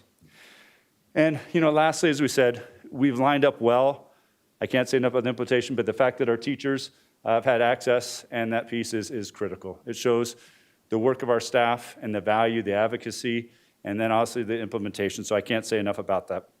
So as you can see, we also want to lastly just say, moving into next year, we've all been working on our plan that we will be back in person next year. That's the plan, unless something major happens, as Dr. Douglas said. We've always been planning to be back full next year. But I'm grateful and excited for the opportunity to be back full in person right now. We're gonna get better, we're gonna learn, we're gonna grow, and it's gonna open up doors. And it gives us access now to finish the year this way.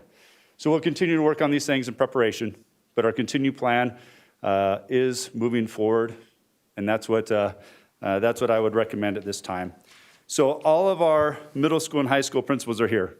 That way, if you have questions not only of myself or staff, but also of schools, we are here and available. And I can't tell you enough, between our focus group and all of our middle school principals and high school principals, to help move this forward, to help give input, to help understand where we are, ask questions, push for what's best, and also continue to do that work. Thank you all for being here, and I'm going to turn it over to you for questions.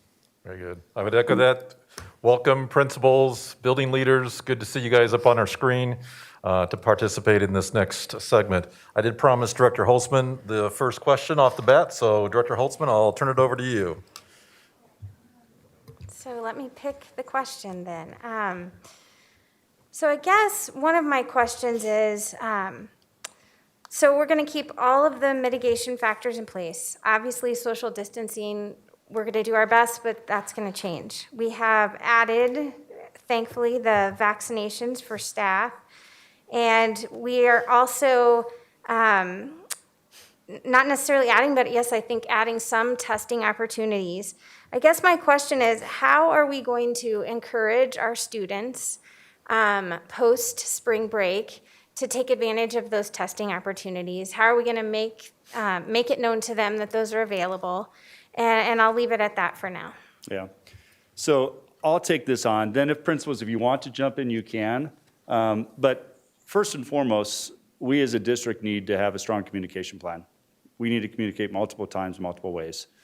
That includes not only through our social media, but through our letters that we send out, but also asking schools to remind kids, hey, if you're traveling or if in general you just want to before we come back in spring break, we'd sure appreciate it. I can't tell you as a former principal, if you ask, people respond. Just like with the masks, the kids are doing a fantastic job wearing masks. So I think that's what I'd encourage.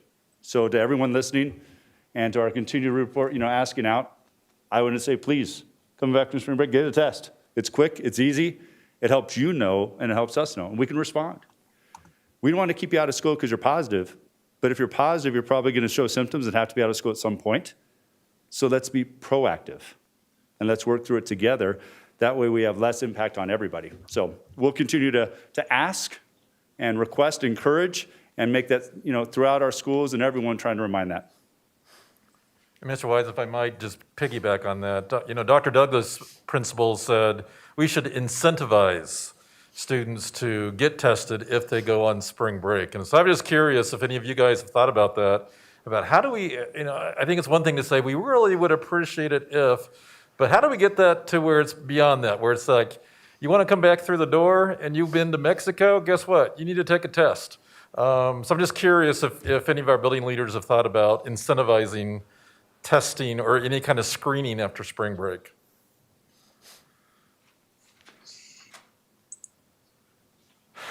Getting blank stares.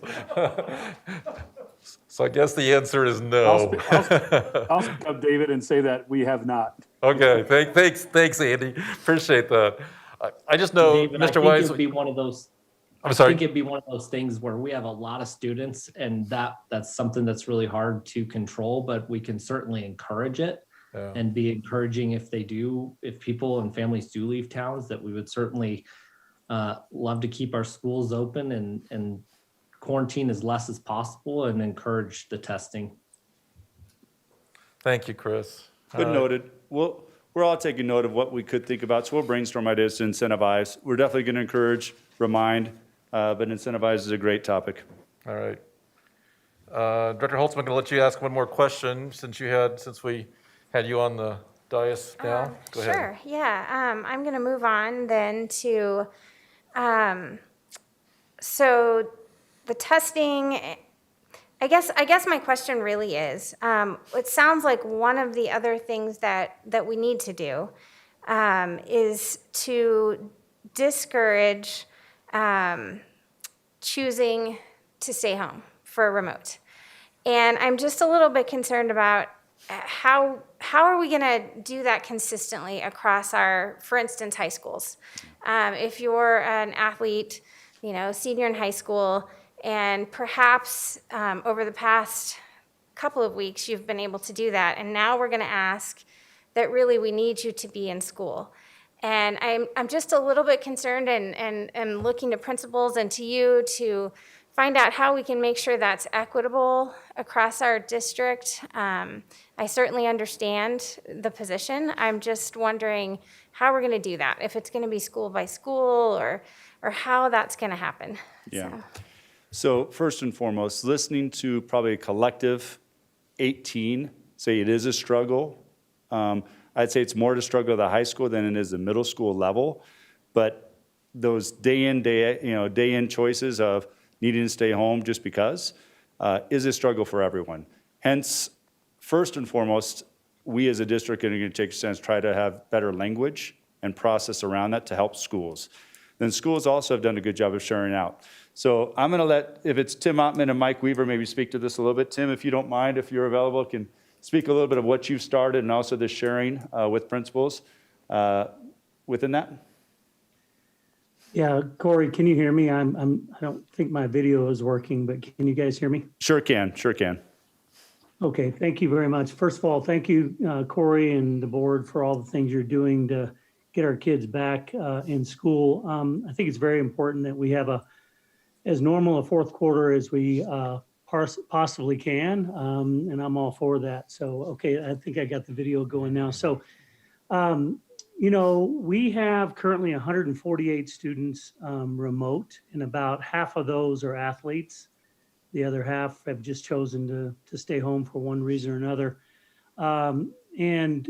We have a really good process, I think, that we've used in order to, make sure that the kids that are choosing remote are having conversations with teachers and counselors. We require that every student that's choosing to go remote have their parents have a conversation with our grade level administrators before they can go on, the official list, so to speak, in order to stay remote. And part of that conversation that our assistant principals or grade level administrators have is the importance of attending all their Google Meets and staying up with their assignments, staying in good standing, and then the possibility of maybe coming in on Fridays or before or after school in order to make up some assessments or do some labs or that kind of thing. So we feel very comfortable that our 148 students that are choosing to do this are getting a quality education. Every once in a while, we may run into 2 or 3 kids who aren't on the list that are choosing to do kind of day by day stuff. And we encourage our teachers to let us know about that. Then we have the conversations with parents. And, sometimes parents are like, I didn't realize they were doing that. And so they get them back on board, or yes, they're doing that for safety reasons. And I'm sorry, we didn't let you know, but it's really not been a problem at Ponderosa. And here's the thing that I really want to say. COVID has put those 148 kids in this situation, and we need to service those kids. They are our kids, and we need to provide a quality education for them.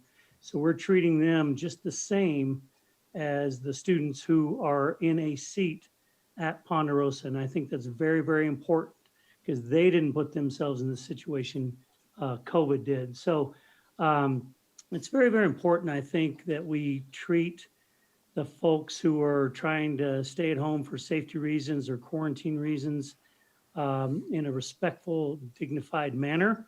I also feel like that our student athletes specifically have, lost so much, and we believe in athletics and activities are important for kids. So we should do everything we can to encourage that participation. If that means working with them at home, then so be it.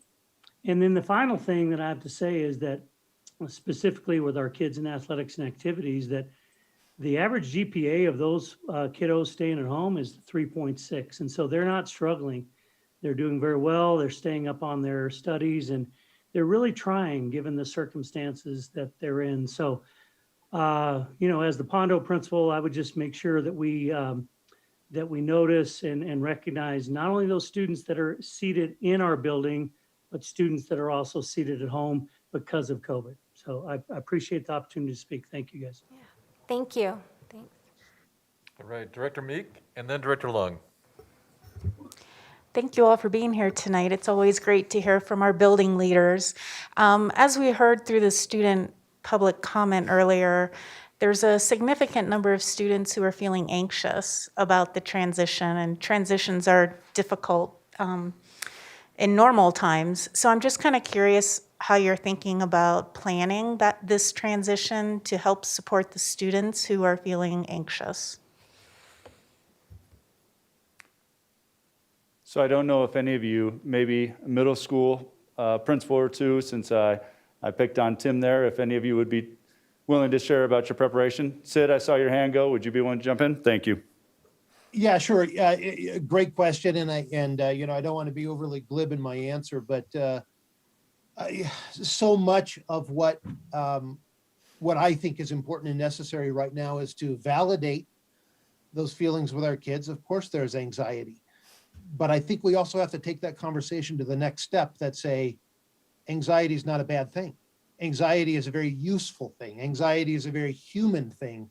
It's okay to feel anxious, and we got you. We're here for you. Come on. I think so often anxiety becomes a barrier to perseverance, to pushing through, to doing what human beings are called to do. And particularly at the middle level, right? We've got kids that are just developing their inner sense of strategies and skills for dealing with their emotional discomfort and upsets. The wrong thing is to reinforce that anxiety by saying you couldn't possibly do this. This is scary. You couldn't overcome this. I mean, the saying probably at all of our schools is, the good news is this is going to be hard, but you're capable of doing hard things, and we're here for you. We've got you. We've got tremendous mental health support, tremendous counselors in all of our buildings. And my experience was when we started seeing a lot of the e-learners come back was as kids were coming back and they realized that they can do this. They do have the capacity, the capabilities. Very quickly, they found that it wasn't nearly as overwhelming as they thought it would be. Very good. Thank you. Director Lung, go ahead. Well, I want to thank you, all the wonderful middle school and high school principal that I'm looking at right now. You guys did a wonderful, phenomenal jobs of keeping our student and our teacher and staff safe. People don't realize that, for example, Mountain Vista High School, you have over 2,300 students. Rock Canyon, 2,300. Legend High School, over 2,200. Even our middle school, like Rocky High Middles, you have over 1,200 people. And Mason Middles, over 1,000. So people when looking at our high school and middle school and compare with the other types of school, they don't realize that we have so much larger populations in some of those schools. And that's the reason why you see some type of school can open five days a week. And we have you that manage so many students, so many staff at the same time. It's not comparing apple with apple, but you guys have done a tremendous job with 2,000 kids on high school and 1,200 kids in the middle school, and still keep the rate really, really, really low.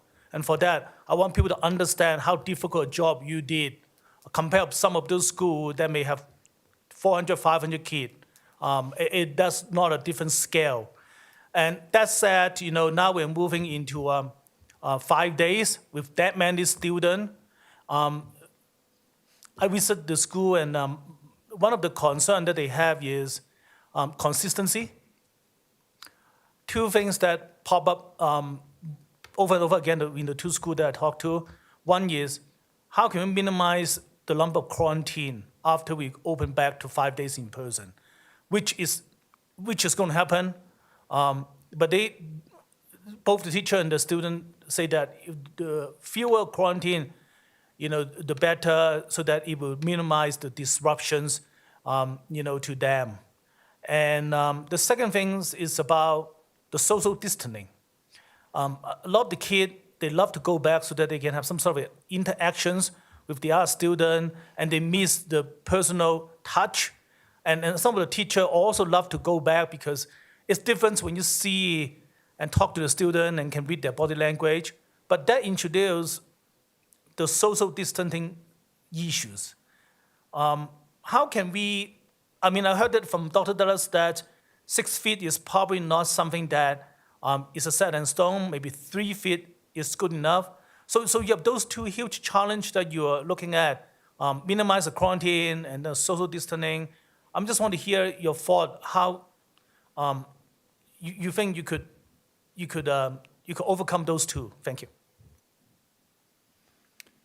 So, a couple of the things that I want to give you time to process who might want to speak to that of, it's going to look in classrooms a little more normal.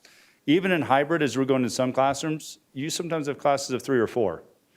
So that interaction of having more kids back and the interaction together and what you can build in learning is also a plus of having more kids back.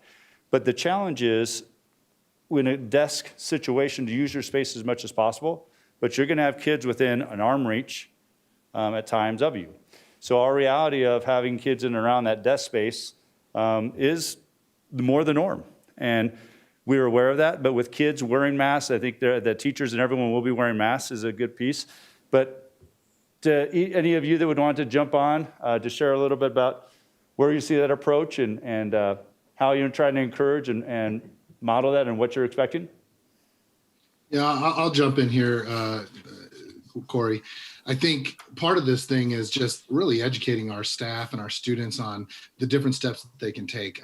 The good part about this is I think along with some of that anxiousness, there's a lot of people who are really ready to get back in and are excited about this idea. And kids understand, yeah, we've got to take some extra steps to make sure that we're not going to lose this opportunity to be in person and be full. I think when you talk about things like mental health and so on and so forth, there are so many reasons why we want to be back in person 5 days a week. And I think as we start going through those mitigating factors, we know we're not going to be able to accurately and effectively keep everyone socially distanced throughout the day. But we'll find those opportunities when we can, and we'll make sure and we'll ensure that we'll keep as much social distancing as possible, right?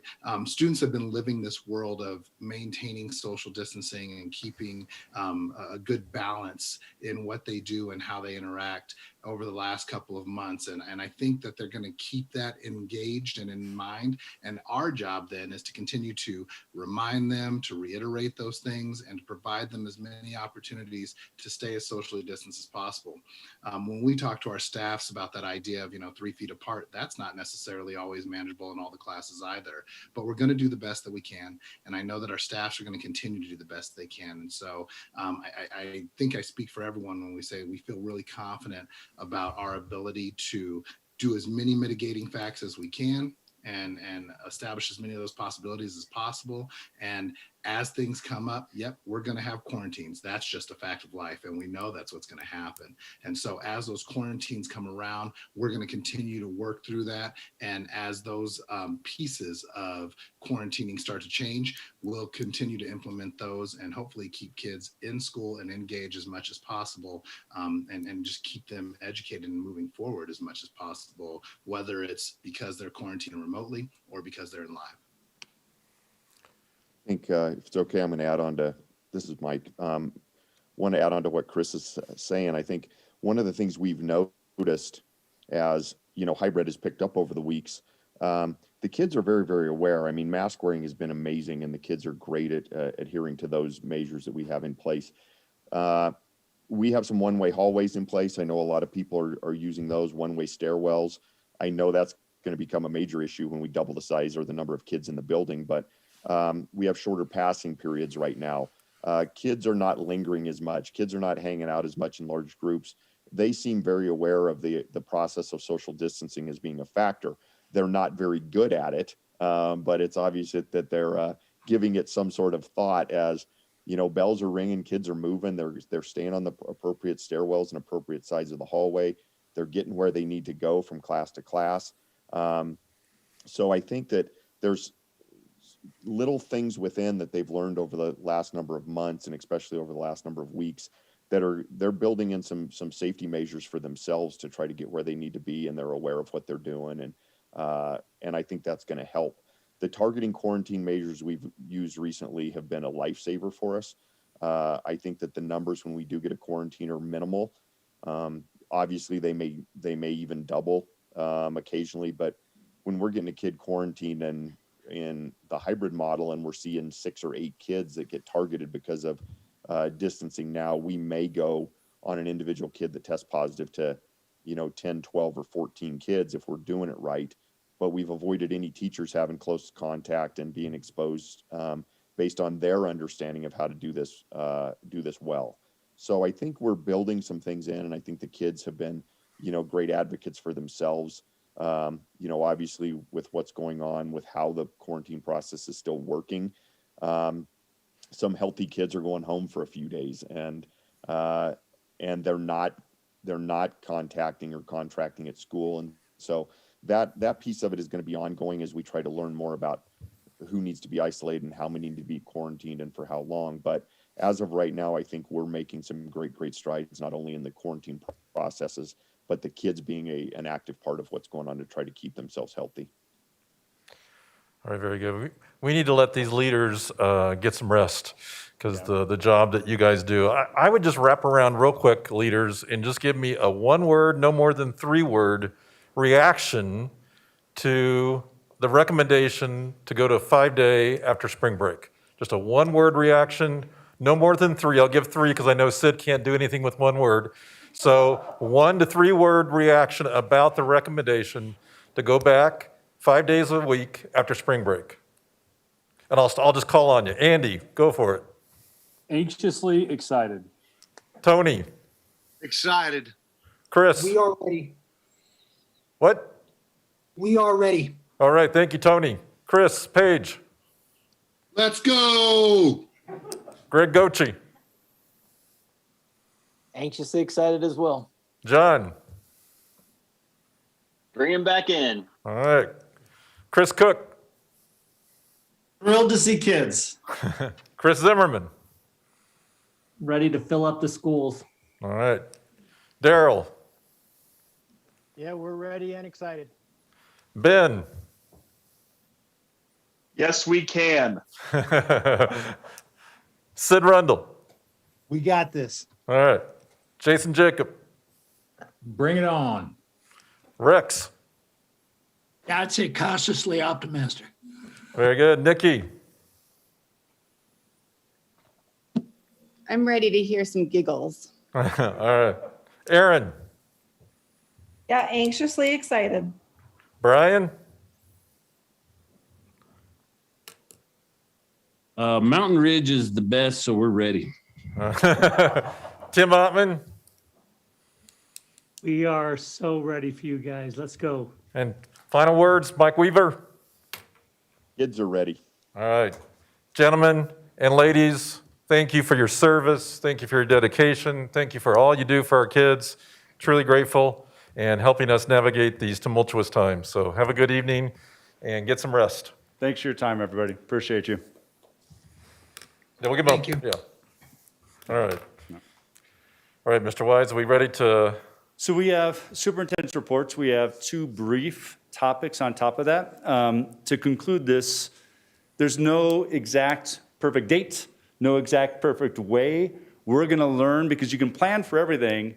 Then as everyone comes back and you say, should have thought about that. But I will say, we've had a strong plan. The vaccinations and work have aligned. The data's in a good spot. It's time to get back full in person. Let's see what we can make happen. We're going to continually to evaluate, adapt, and respond. We'll continue to work to support all the hard work that's happening. I'm going to say this, the teachers, we think it's just a job, just go do it. They are working as hard as they ever have this year. The planning, the preparation, the adapting, the responding to transitions, the anxiety. But I can't say enough. The principals in their work and planning and responding when I need to pull them together quickly to get input on a real topic of this, they respond and they change their day to help give feedback about schools so we can make better decisions. So I can't say enough about their extra time and work. So I just want to say thank you that there's a lot that goes into it, and can't say enough. And it's going to really be an opportunity in which we get to try something that we're excited about. It's an adjustment, but we'll be ready.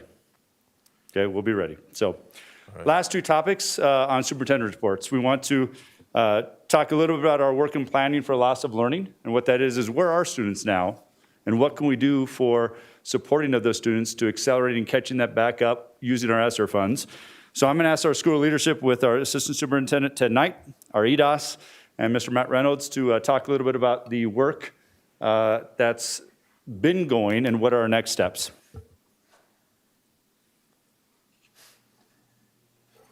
Thank you, Corey.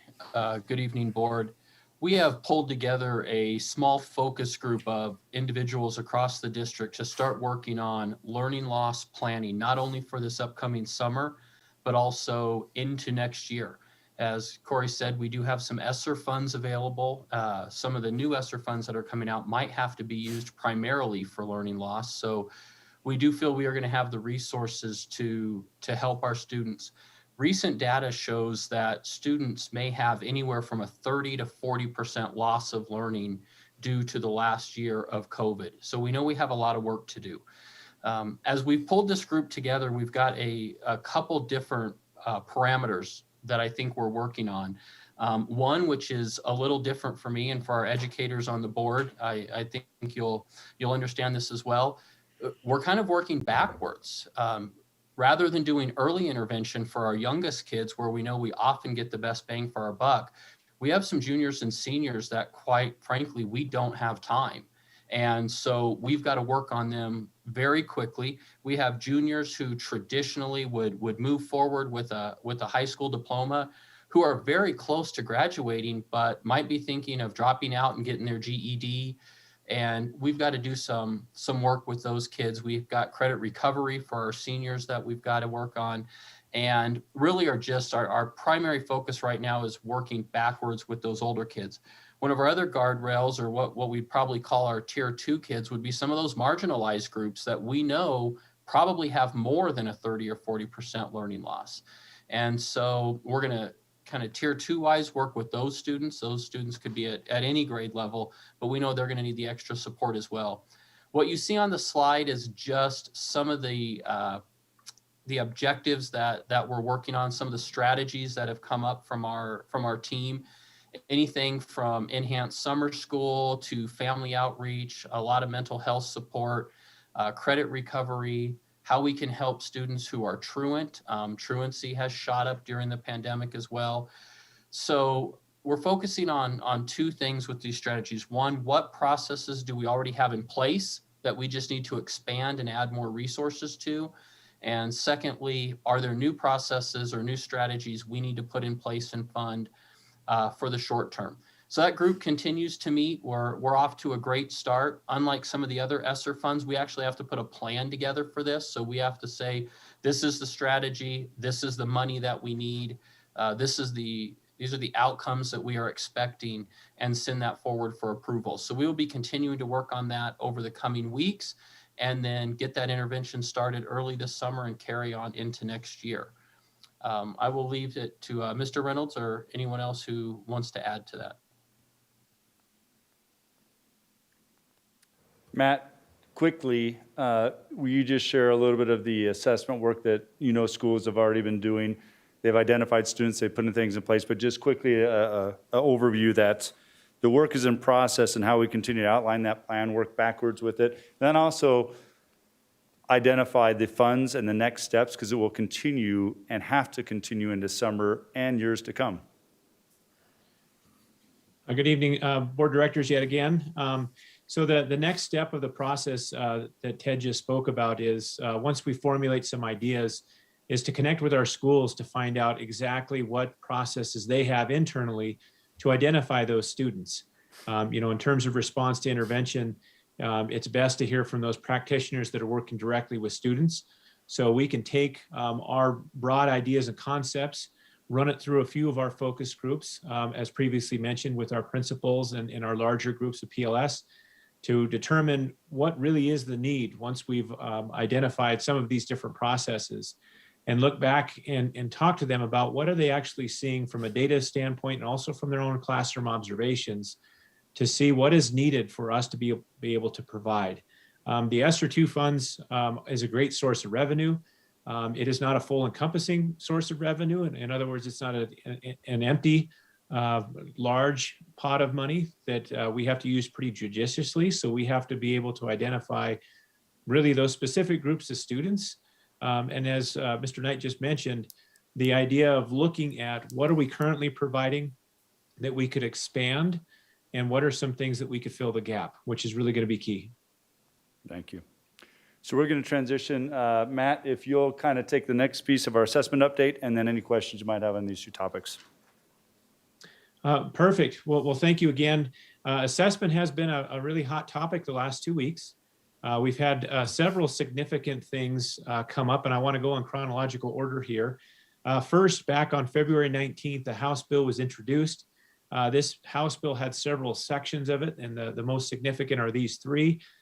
First, the bill suspended the administration of some, but not all, of state tests. This was contingent on federal law or a waiver from federal law, which will come into play in just a second. It also prohibits school districts from using academic growth measures or performance measures when evaluating teachers and principals for this particular year. It also would require schools and school districts to implement the same plan type that was assigned the previous year. In essence, that last bullet point would really freeze our state accountability. So the same system performance framework would exist for one additional year. Not long after that, on February 26th, the acting assistant education secretary penned a letter to clarify their position on state testing and accountability. A few of the key components to this: first, it invited states to submit waivers for federal accountability and school identification requirements. They're not granting a blanket waiver. They're inviting states to submit a waiver for them to review for this specific component. They also maintain the importance of state level reporting in terms of disaggregation data and making that visible for transparency's sake. They also are requiring states to administer state testing with some flexibility. So if you look at the two things that are on the slide, you have the bill that's asking for a suspension of state testing, and you have the U.S. Department of Education clarifying their stance that they would like states to administer state tests. So we've got a couple of different directions that the state could actually go here. They could maintain the same bill and move it forward as constituted. They could make changes to the bill, which often happens when a bill is introduced, to more align with the federal position as a result of this letter, or there could be something in between. Long story short, for us at the moment, we are really in status quo in terms of state testing. For all intents and purposes, we're still moving forward as if these state tests will be administered as required. I did include a memo at the bottom that I thought was a great resource. This was provided by the Colorado Department of Education to the State Board of Education regarding the assessment administration considerations. It really talks to the processes that really is this intricate yo-yo game between the state and federal government regarding these accountability requirements and the assessment requirements. So at this point, questions on either of these last two topics? Director Holtzman, go ahead. Yeah, so I have to ask, since we are talking about students perhaps having some learning loss and also CMAS, how much instructional time do these assessments take, just so that the community is aware? And are there other factors that make it more difficult in terms of providing access to the technology for the test or reconfiguring schedules? And those were the questions. Yeah, you hit a lot of great topics that we've been brainstorming with schools. So in both the hybrid or full in-person model, there's complications. With quarantines, there's complications. With students who are full e-learning, how do you build in those students and where, especially if they aren't comfortable coming in, plus the amount of time. Some of that might give some of the details on specifics, but you've hit a lot of what not only we as a district and schools are talking about, but also all the school districts in in Colorado, and especially the metro area in our DAS group. Thank you for the question, Director Holtzman. You gave me a lot to answer here. So in terms of the time, state tests really vary from 4 to 8 hours depending on the level and the type of test.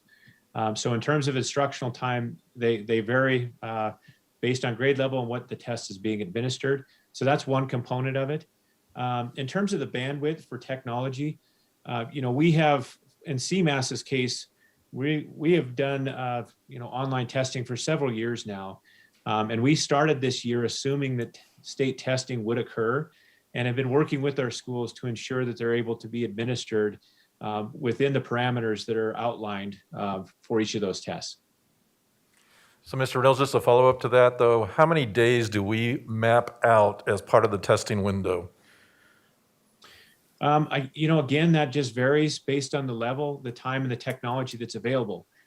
If a building only has one set of computers available, then it would be the entire 5-week window where they'd be rolling kids in and out. And so it really depends on what kind of technology and what the grade level is.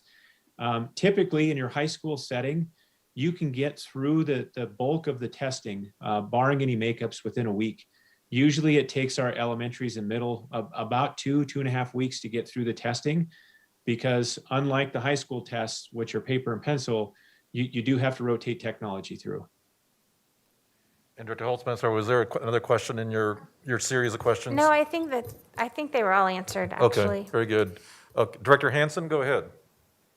Thank you.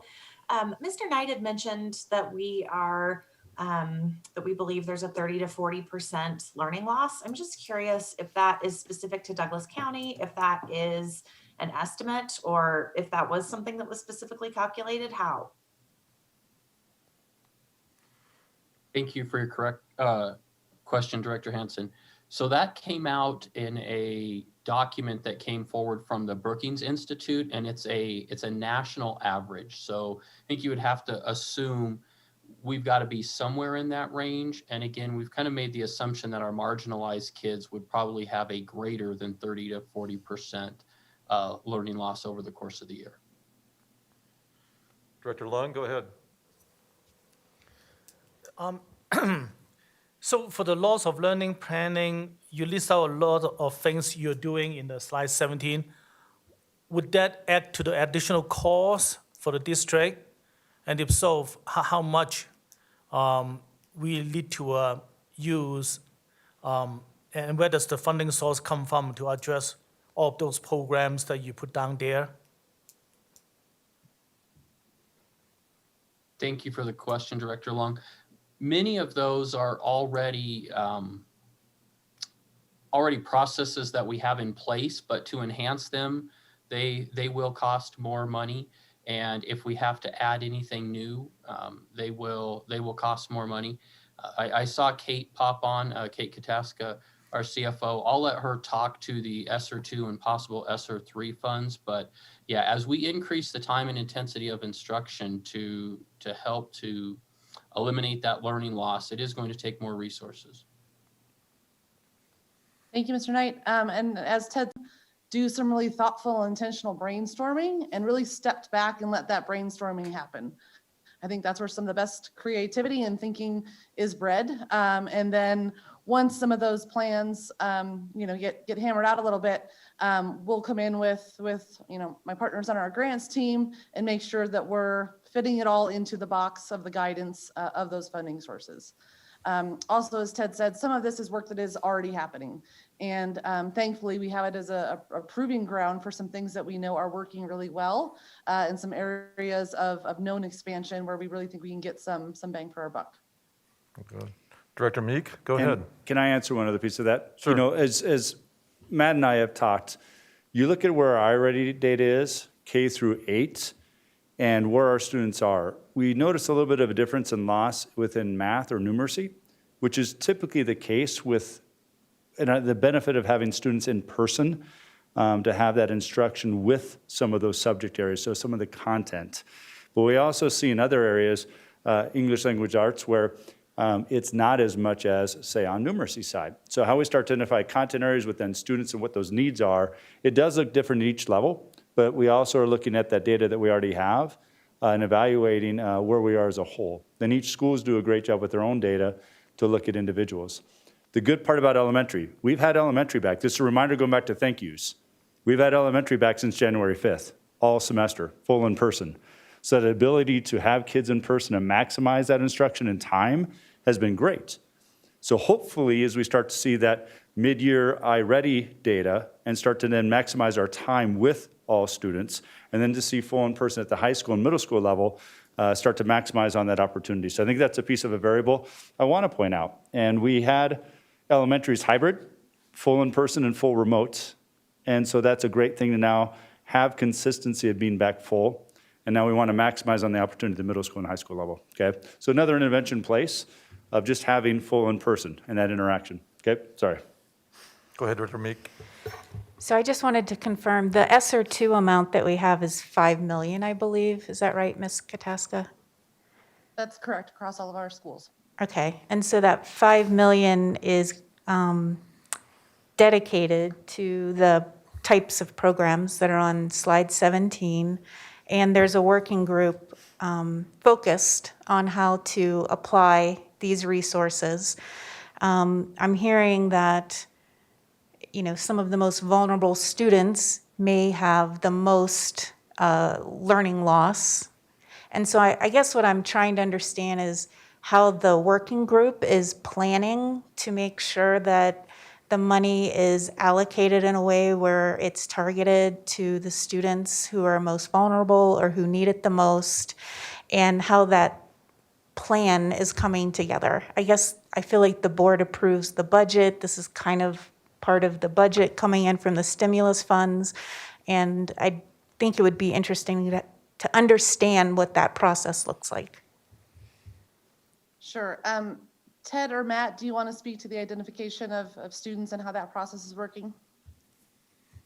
I can talk a little bit. Thanks for the question, Director Meek. The first thing we did is we have a very varied focus group. So we have folks from curriculum and instruction, from our student support center, from various departments, anything from base to homebound tutoring. So we've pulled a lot of folks together, folks from special education department, looking at our students with English as a second language. So we've brought the right people together to make sure, A, they have the data of who has the most learning loss and to what degree, and two, what programs we already have in place. So that's the first step. And then each of those members are bringing forth basically interventions that they want to work on this summer and into next year. And again, some of them are new, some of them are expansions of programs we already have.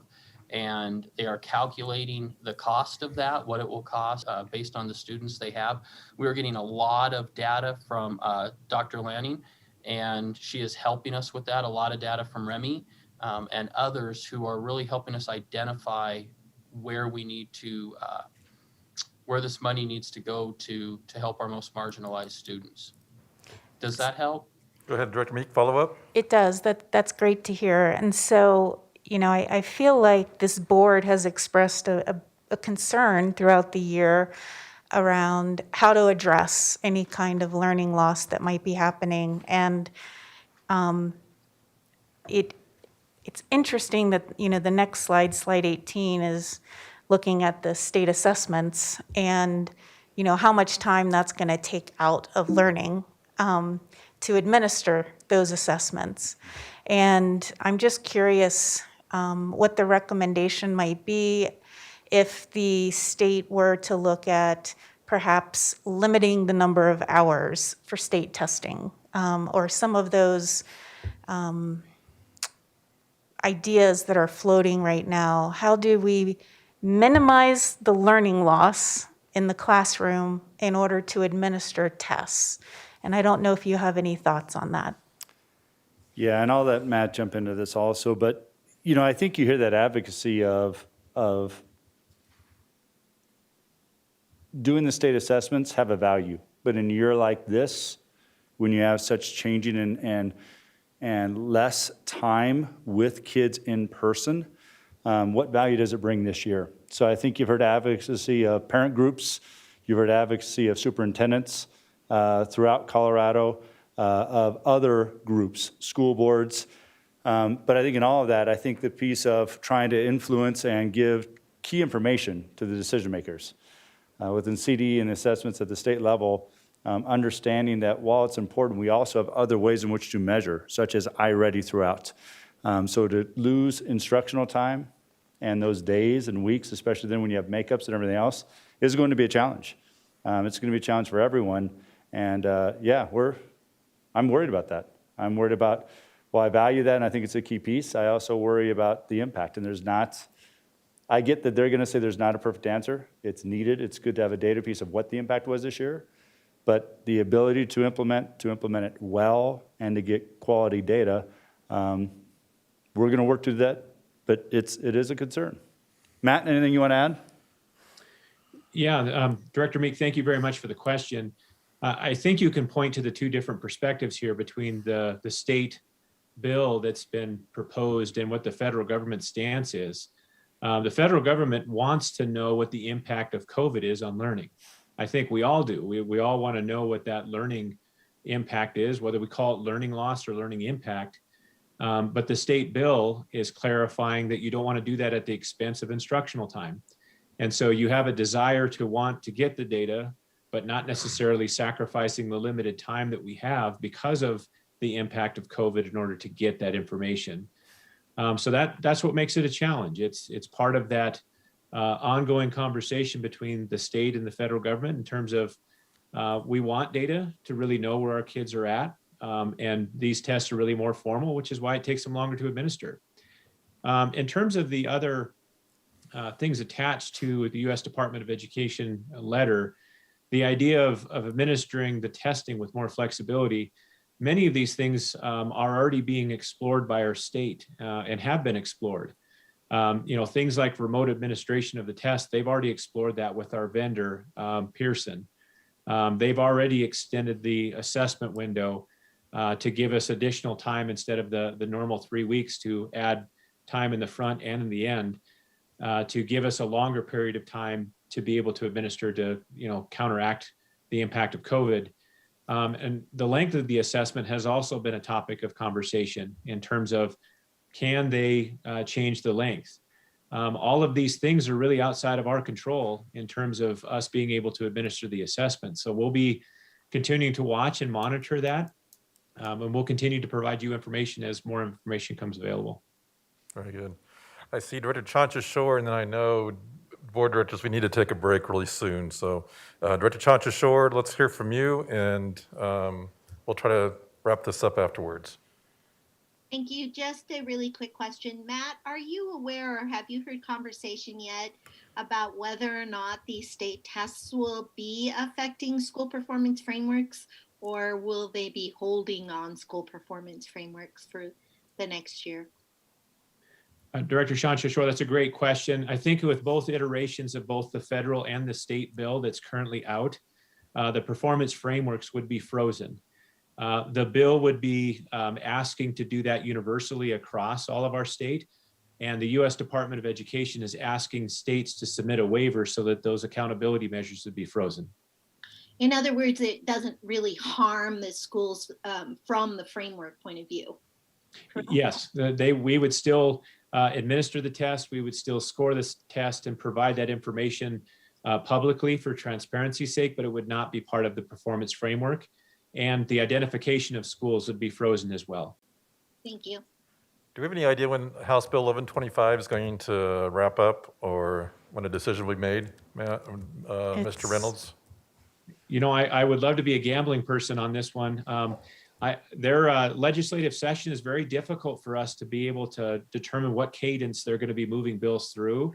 I know it was introduced last week and some testimony was given, but they also have to react to the federal government. So my guess is we're probably going to see some, at least some movement on it in the next 2 weeks. And our testing window begins, first day of our testing window for the first group of kids that are getting assessed. What's that The window officially opens for CMAS March 22nd. And so they're butting right up against that timeline. which is why we as an office and working in collaboration with the schools are preparing to administer the test. So board, I will just make one comment is that certainly we're in a position, as well as other boards have been, to weigh in on where are we? I mean, I think Mr. Reynolds said it, or I think Mr. Weiss said it as well, is that do we assess at the expense of instructional time? I mean, that's the dilemma in this year that we have. And so, board, I would just have you ponder for, during break, whether or not there's a flavor for us to look at a position for where we stand in terms of whether or not we want to support House Bill 1125 or not, or wait and see what happens. I would just leave that for you guys to ponder during our next 5-minute break. All right? So if we can pause at that point and come back at 8:35.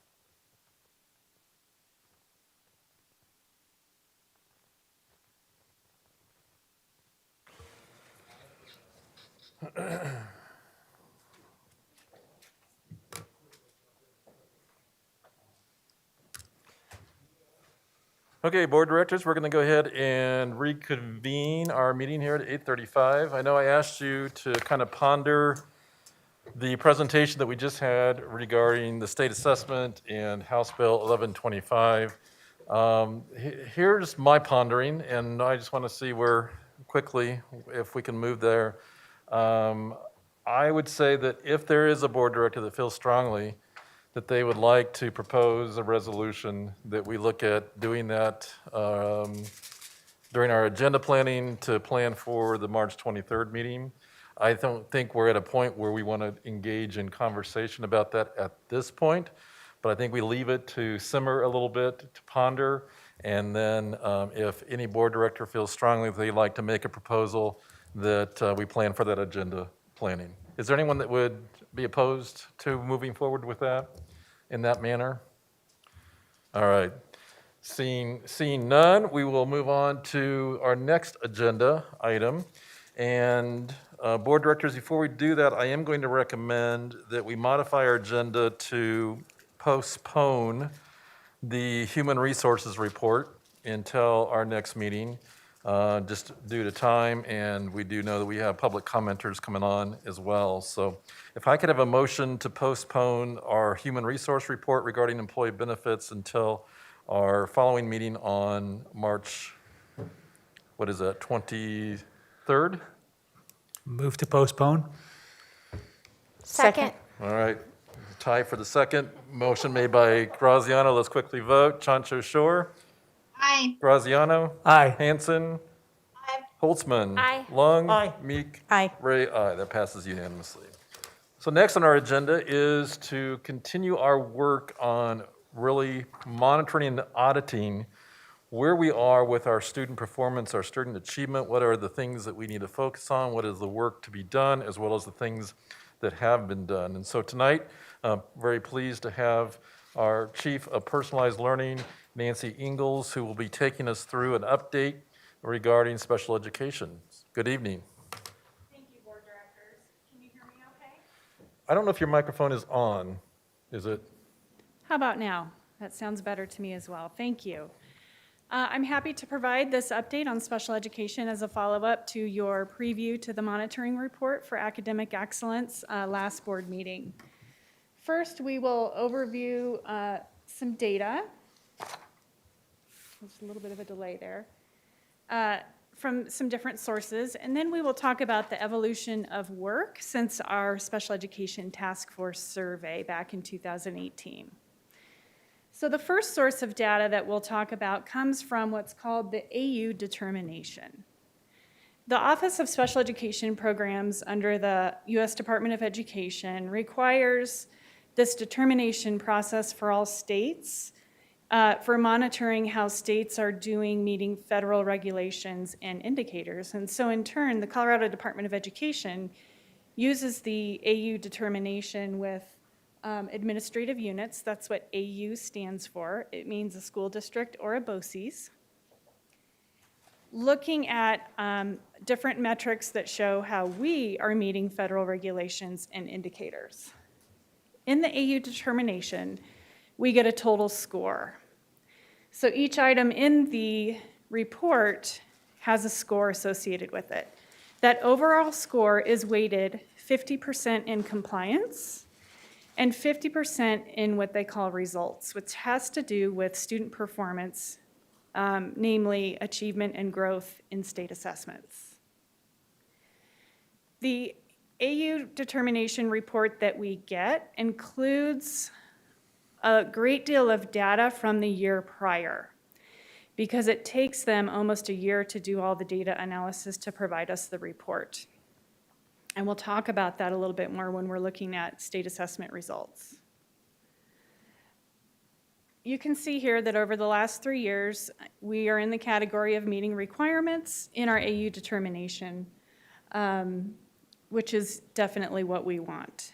If our total score fell below a certain threshold, we could be in the needs assessment, needs assistance category or needs intervention, and in that case, the state would intervene. So diving into the results portion of the AU determination, the state does look at CMAS, achievement, and growth for students with disabilities. And again, we get a score for each of these categories. So I mentioned our AU determination reports, including data from the year prior. So our 2020 report includes CMAS data from 2019. Here I've shown what's included in our AU determination reports that relate to the scores that we get in each of these areas. When the state does their analysis of performance of students with disabilities across the whole state, what they do is they look at each administrative unit and then they put them in percentile ranks. They place them in a normal distribution. And so what we see here is our percentile ranking in each of these areas. So for example, if we're looking at our 2020 report, our CMAS ELA mean scale score, it says that we are in the 86th percentile. That means that students with disabilities in Douglas County are performing better than 86% of the students with disabilities across the state. They also use a color coding system which corresponds with the score that we get for that item. So the areas in which we have a blue, we have the highest score. Green would be the next highest. If we had anything in yellow or red, those scores would correspond with that. So what we see here with CMAS achievement and growth is that there has been some improvement in our percentile ranking over the last 3 years. And we really want to take a look at growth in particular. Achievement is important, but due to the nature of eligibility for special education, we know that our students with IEPs do have achievement gaps. And so what's very important for them is to incrementally close those gaps over time. And so our growth measures are very, very important. So if you look at our CMAS growth, you can see that our growth in math is higher than it is in English language arts. In our AU determination, the CDE also looks at state assessment results for our students who take the alternate assessment. Those are our students who are working toward extended evidence outcomes instead of the Colorado academic standards at regular grade levels. These are most of our students in our SSN programs. We see here as well that their proficiency rate in ELA is a little bit lower than it is in math. The state also looks at our graduation rate, the number of students who exit special education coded as a dropout, and post-secondary outcomes based on a sample of students that are interviewed a year after they leave.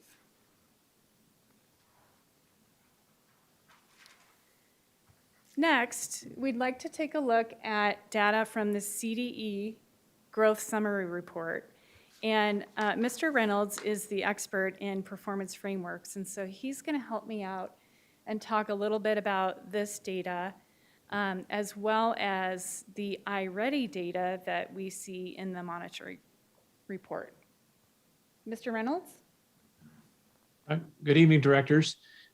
So when we talk about the growth data that we've got presented in here, this is very similar to what we've seen in the school performance framework and the district performance framework.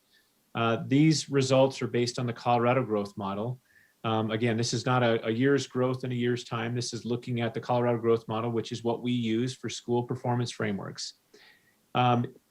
Really, when it comes down to comparing groups, the state utilizes median growth percentiles. And in doing so, they've established a cut score of 50 being what is assigned as a meets in regarding their framework, which is why they're colored blue. So 50 is that median point, and it represents what the state considers meets.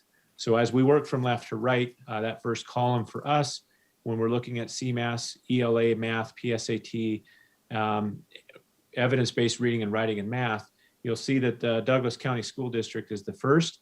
And as Nancy mentioned earlier, our ELA scores are below that 50% percentile. The other ones are above 50.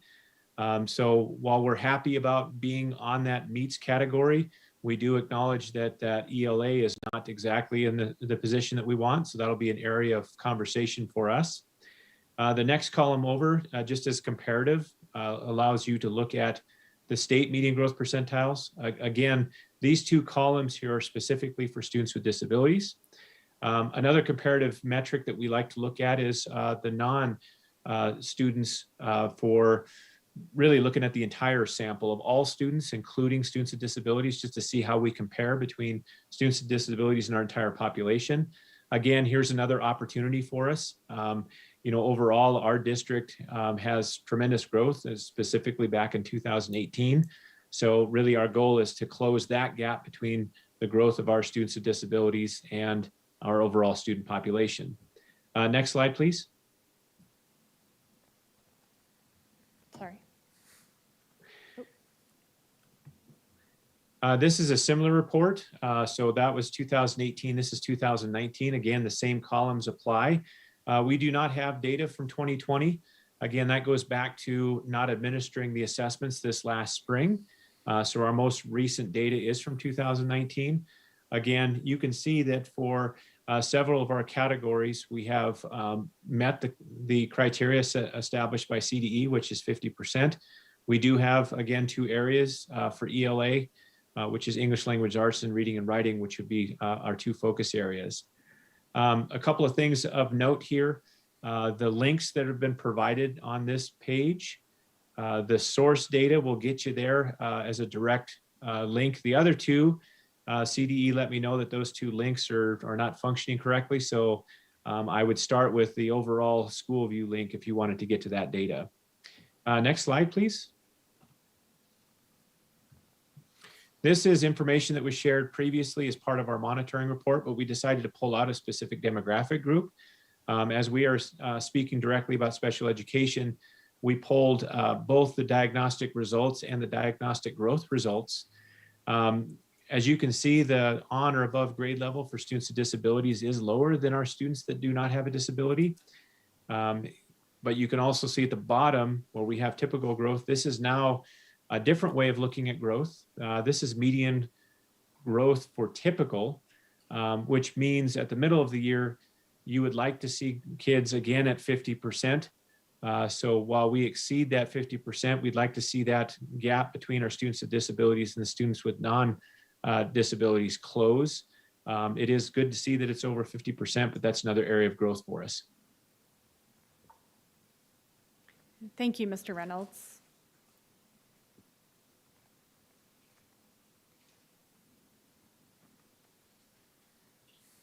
Just trying to advance the slide. Here we go. I skipped one. Here we go. The next piece of data I did want to pull from the monitoring report, and this has to do with enrollment of students in advanced math classes in middle school. This was disaggregated for students with disabilities. And if you can see, the number of students enrolled in these classes is extremely low compared to non-disabled students. This is just something that we want to examine further to determine if there's some issue that we need to address. So there's really nothing more than that other than this warrants more investigation.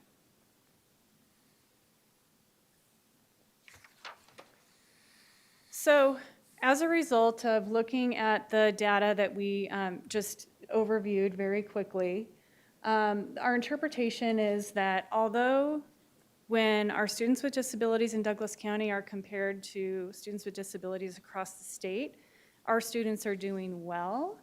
We do see a gap between growth, in particular, of our students with disabilities when we compare them to all students in Douglas County School District.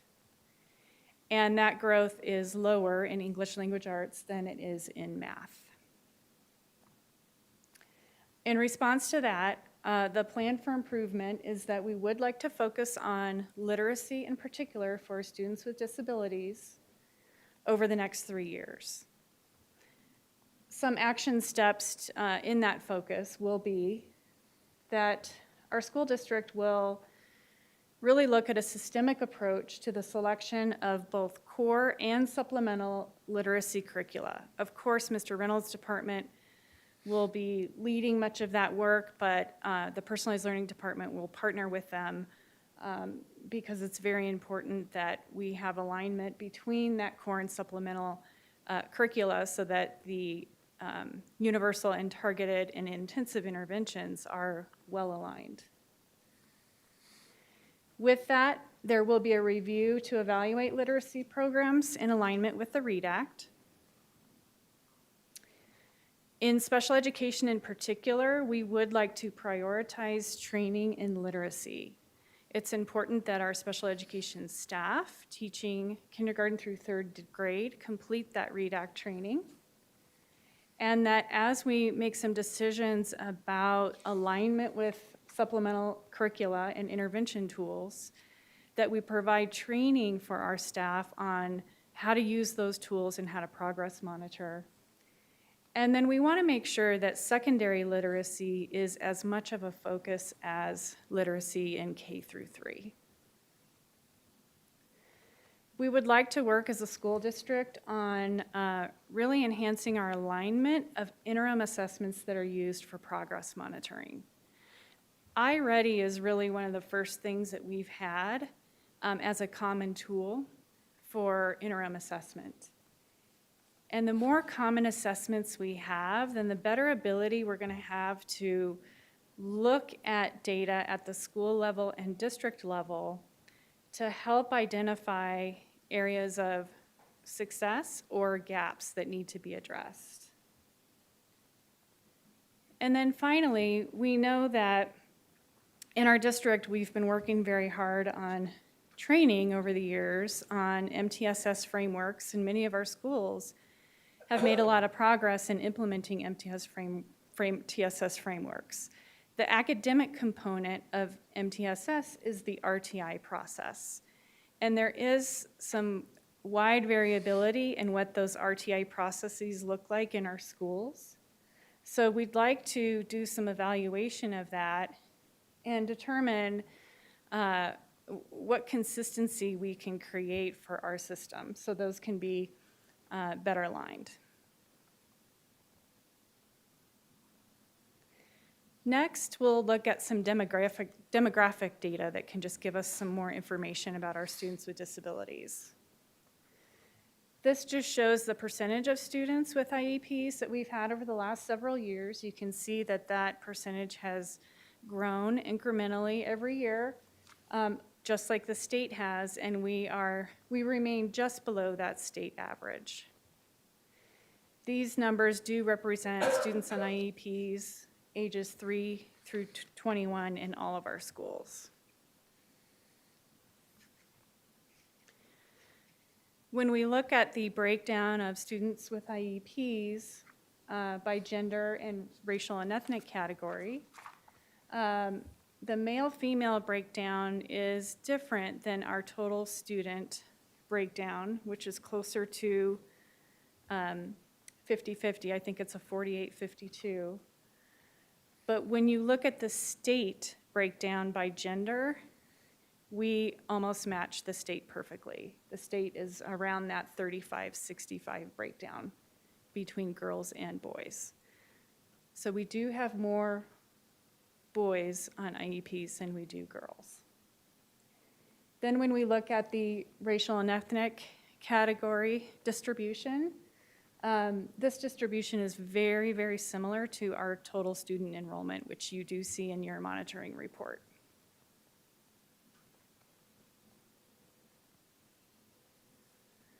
This shows a breakdown of our students by disability category.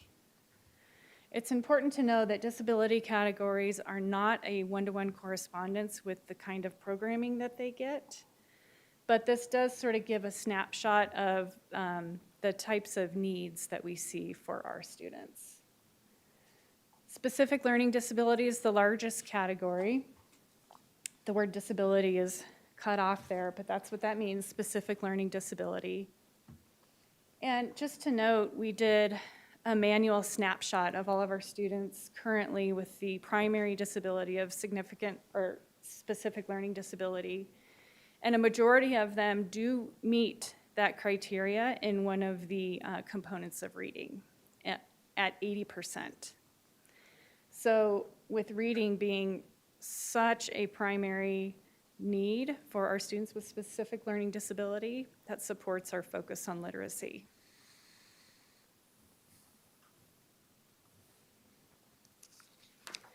Next, going back to the AU determination, one area of compliance is that we are monitored for disproportionality.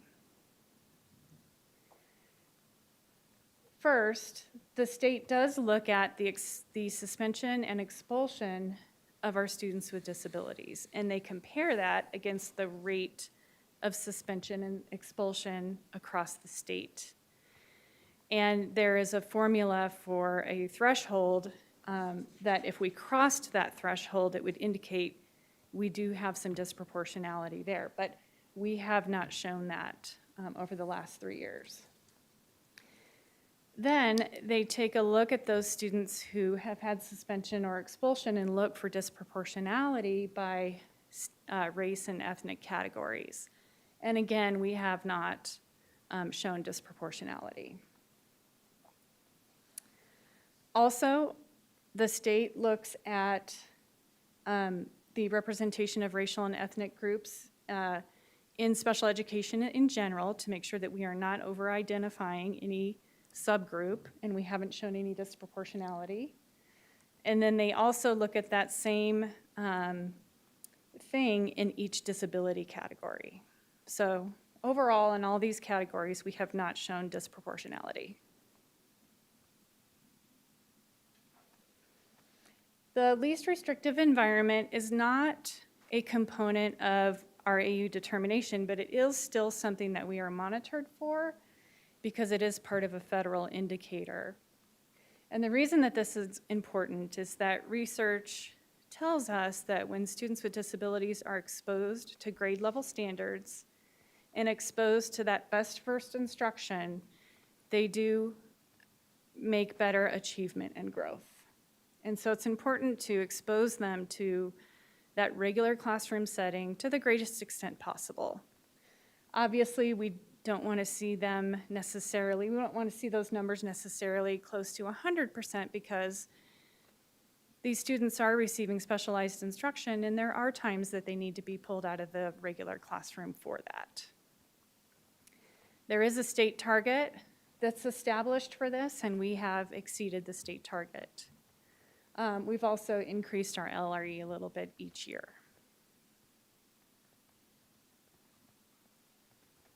So the interpretation of that demographic data just simply states that what I said before, that our percentage of students on IEPs has steadily increased, but we remain slightly below the state average, that we are proportionate in all the categories that we're monitored for, and that we are exceeding the LRE target established by the state.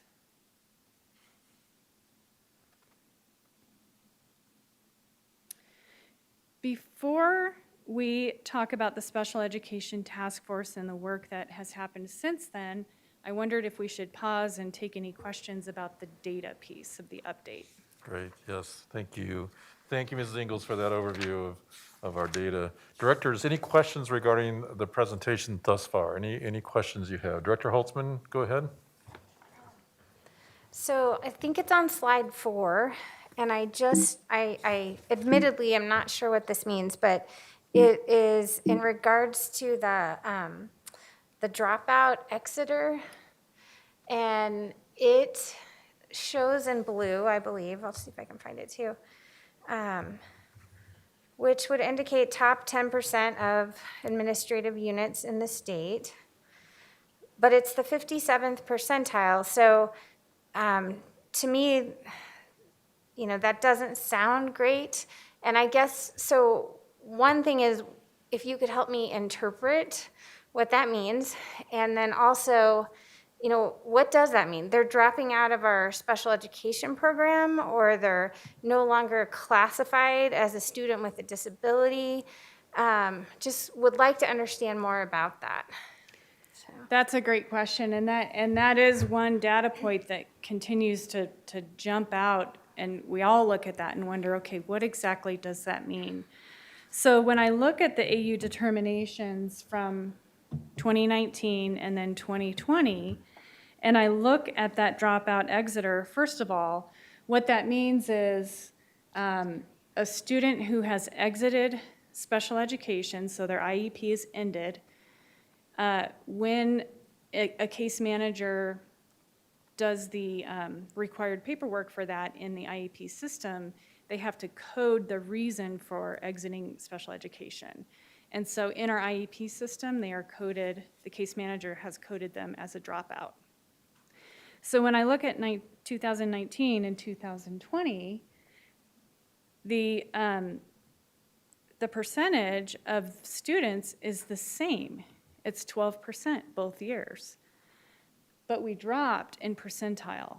And so my interpretation of that is that other school districts improved and moved ahead of us while we stayed the same. And so our percentile ranking changed, but the percentage of students being coded that way was the same. Can I? Go ahead, Director Holtzman, sure. So it sounds like that means that 12% of our special education students with disabilities, are no longer being coded that way. And I guess I'm just wondering, if we have any data about why they're dropping out, and who they are, like which disability category, if it's like severe emotional needs, if it's learning disabilities, if they're classified as mild, moderate, significant needs. And I don't know if you have that data, or if that's something that I'm wondering if it's significant enough that it would raise to the importance of making that one of the goals. So. Yes, I think that is very important and something that we would like to follow through on. We don't have that data readily available, but we can get it from the state and do some digging to really determine what the situation is with each one of those students. Just as a reminder, and Mr. Reynolds, if he has anything to add here, he can tell me if I'm wrong, but there are times when if a student does decide to leave school and take the GED, if they complete that GED in a GED at a GED testing site that's not in our district, that is coded as a dropout. That doesn't mean that that's the case for all of those students, but that could be one portion of those students. Thank you. So yes, we will follow up and do some digging in that. Very good, thank you. Directors, other questions regarding the data sets that have been presented thus far? Any other questions? Director Long and then Director Meek. Thank you very much for the presentations. And in slide 13 and 14,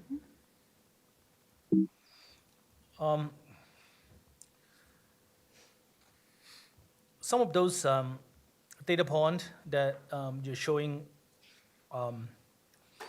can you describe a little bit about how those data is, how do you get those data? Because there's a little bit uncertainty about, for example, there is the functional behavior analysis, the FBA, and sometimes when you look at the time that the kid at school, so if the parents are told to pick up the kid from that, how do you count that when a parent is being asked to pick up the kid because of some issues at school? And what kind of a behavior intervention plan that we have for the kid that need to be asked to be picked up by parents? Does it include in the discipline slides that you're presenting?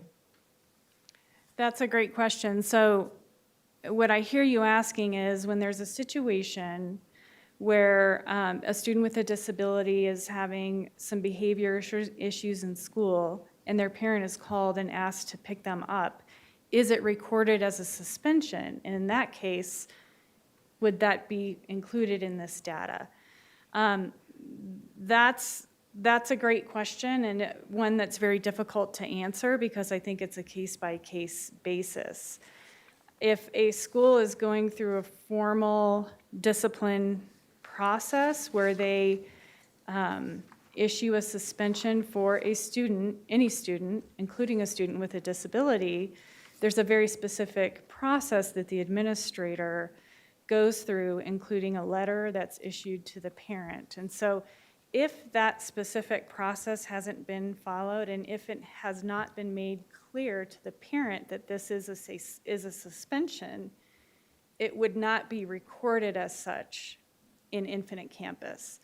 And this data here for 4A and 4B, it comes from state reporting that we are required to submit that shows all of our suspensions and expulsions as recorded in Infinite Campus.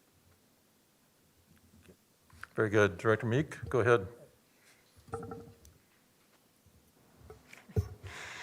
Thank you for the presentation.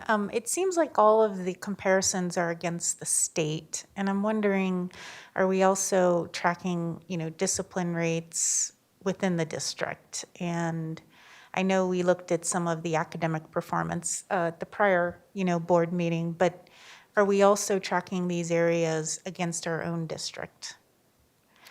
I don't believe that we have done that, where we've compared suspension rates with our general education students. Although with our discipline report, so we have tremendous state reporting requirements in special education, and there's actually a separate report that goes in for discipline. And we get some information back about the changes from year to year. And they require us to submit some information about why we see increases and decreases in any certain area. And so we do evaluate the data in that sense, but we haven't compared it with our total student population. Very good. Dr. Long? Slide 16. In the communications, the bullet say parents want ongoing feedback about their child's progress.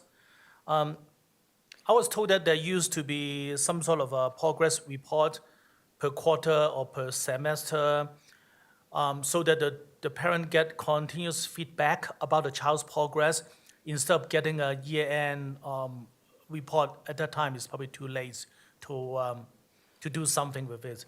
Is those kind of progress reports is still issuing during the COVID pandemics? If so, is the delivery mechanism different since 2020 when the COVID hit? So, no. Mrs. Ingalls, if I may interrupt, so we haven't gotten to slide 16 yet. Oh, sorry. So that's all right. So Mrs. Ingalls, if you want to go ahead and move on with your presentation and present, and then you can maybe capture Director Lung's question in that. Wonderful, thank you. Okay, so moving on, we wanted to talk a little bit about the evolution of work since the 2018 Special Education Task Force survey that was administered to parents and staff.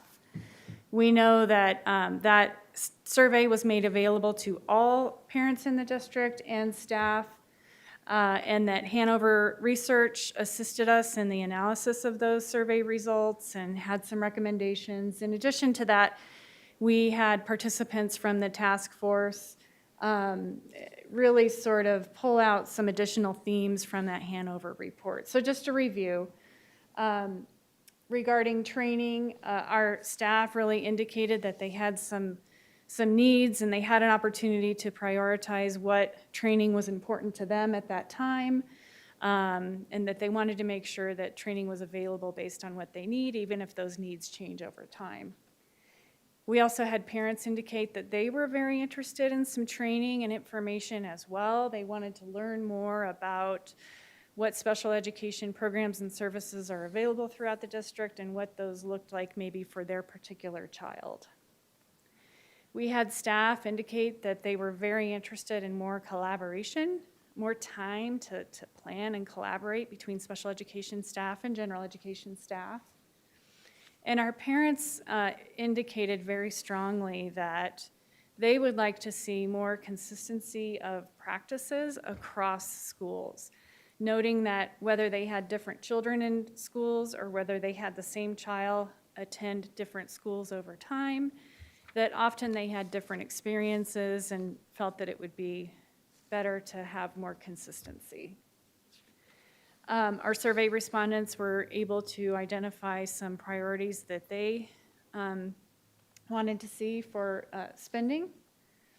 And then with communication, like I mentioned before, our parents were really more interested in more information, more awareness about special education programs available in our schools. And very importantly, parents do want ongoing feedback about their child's progress.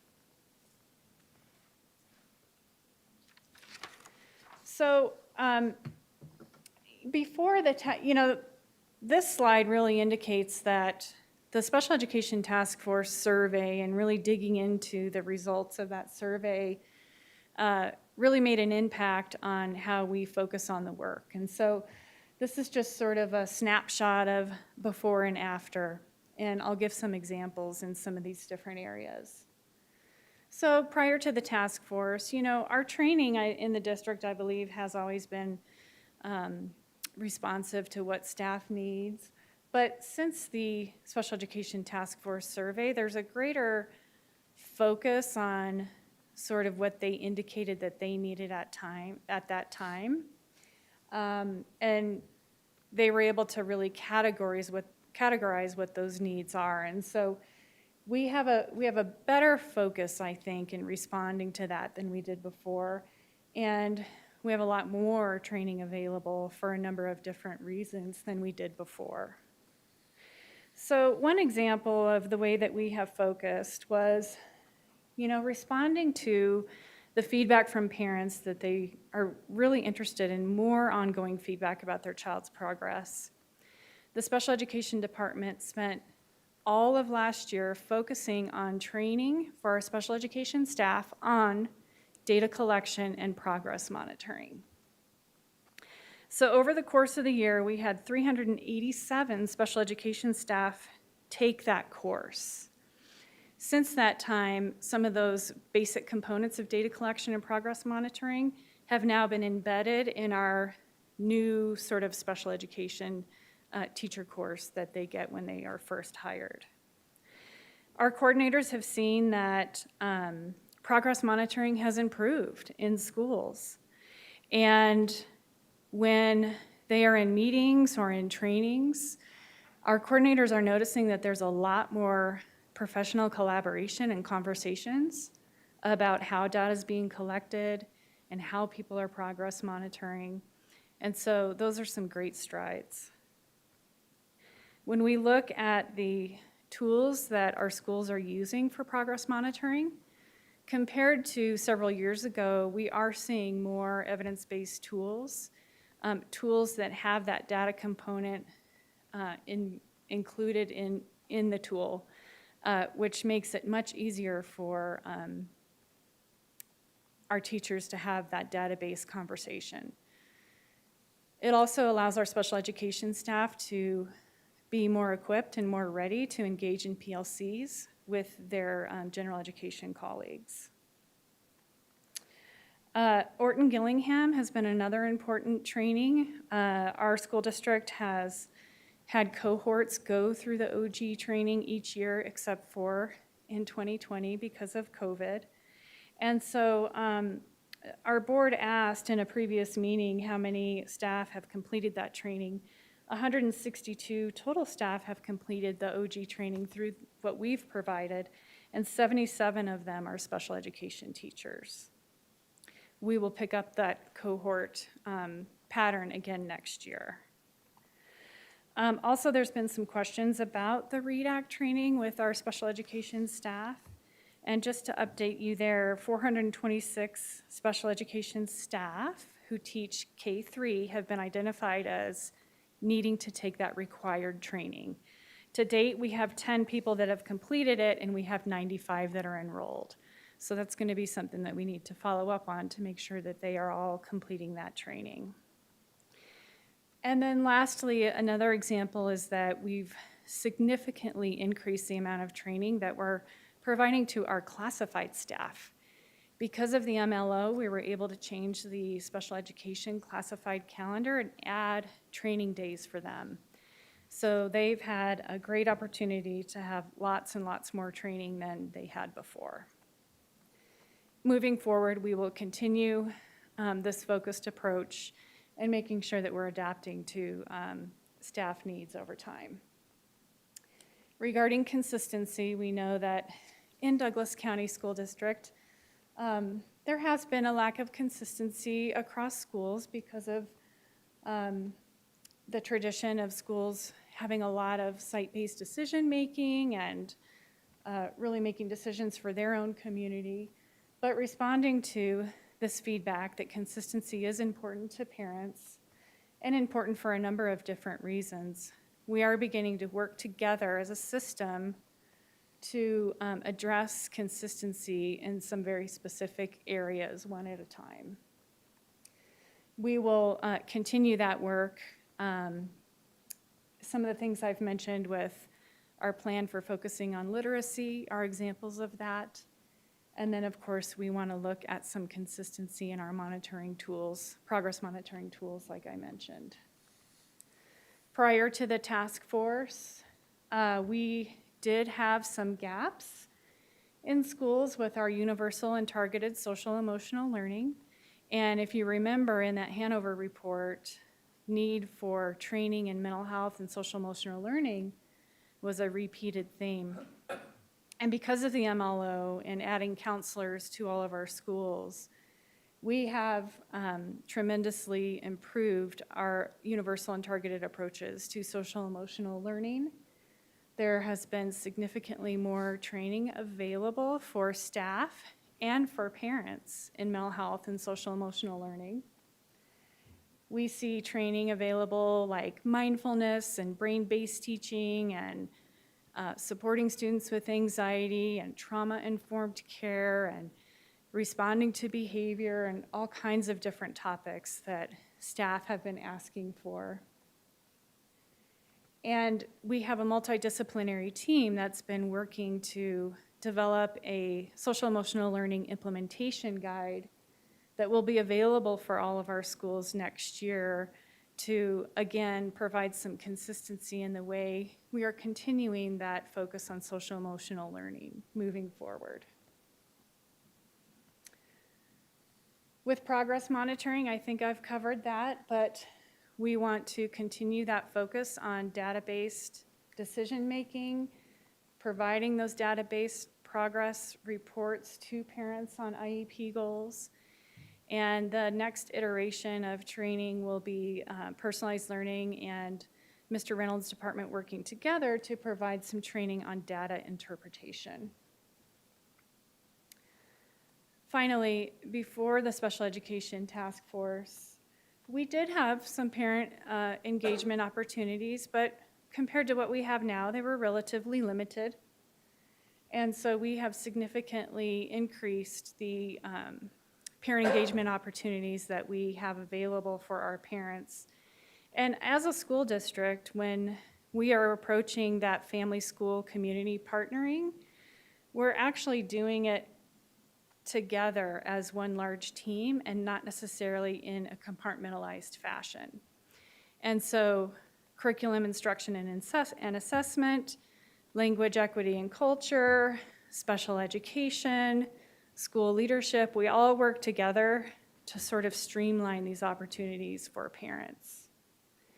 So we have regular opportunities available for parent education every single month. Sometimes they're on special education topics in particular.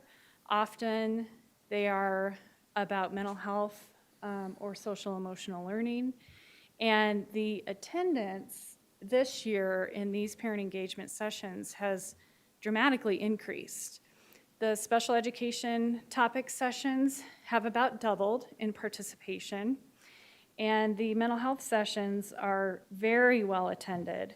When we think about the sessions hosted by Dr. Scott Sipers on supporting students with anxiety, hundreds and hundreds of parents have attended those.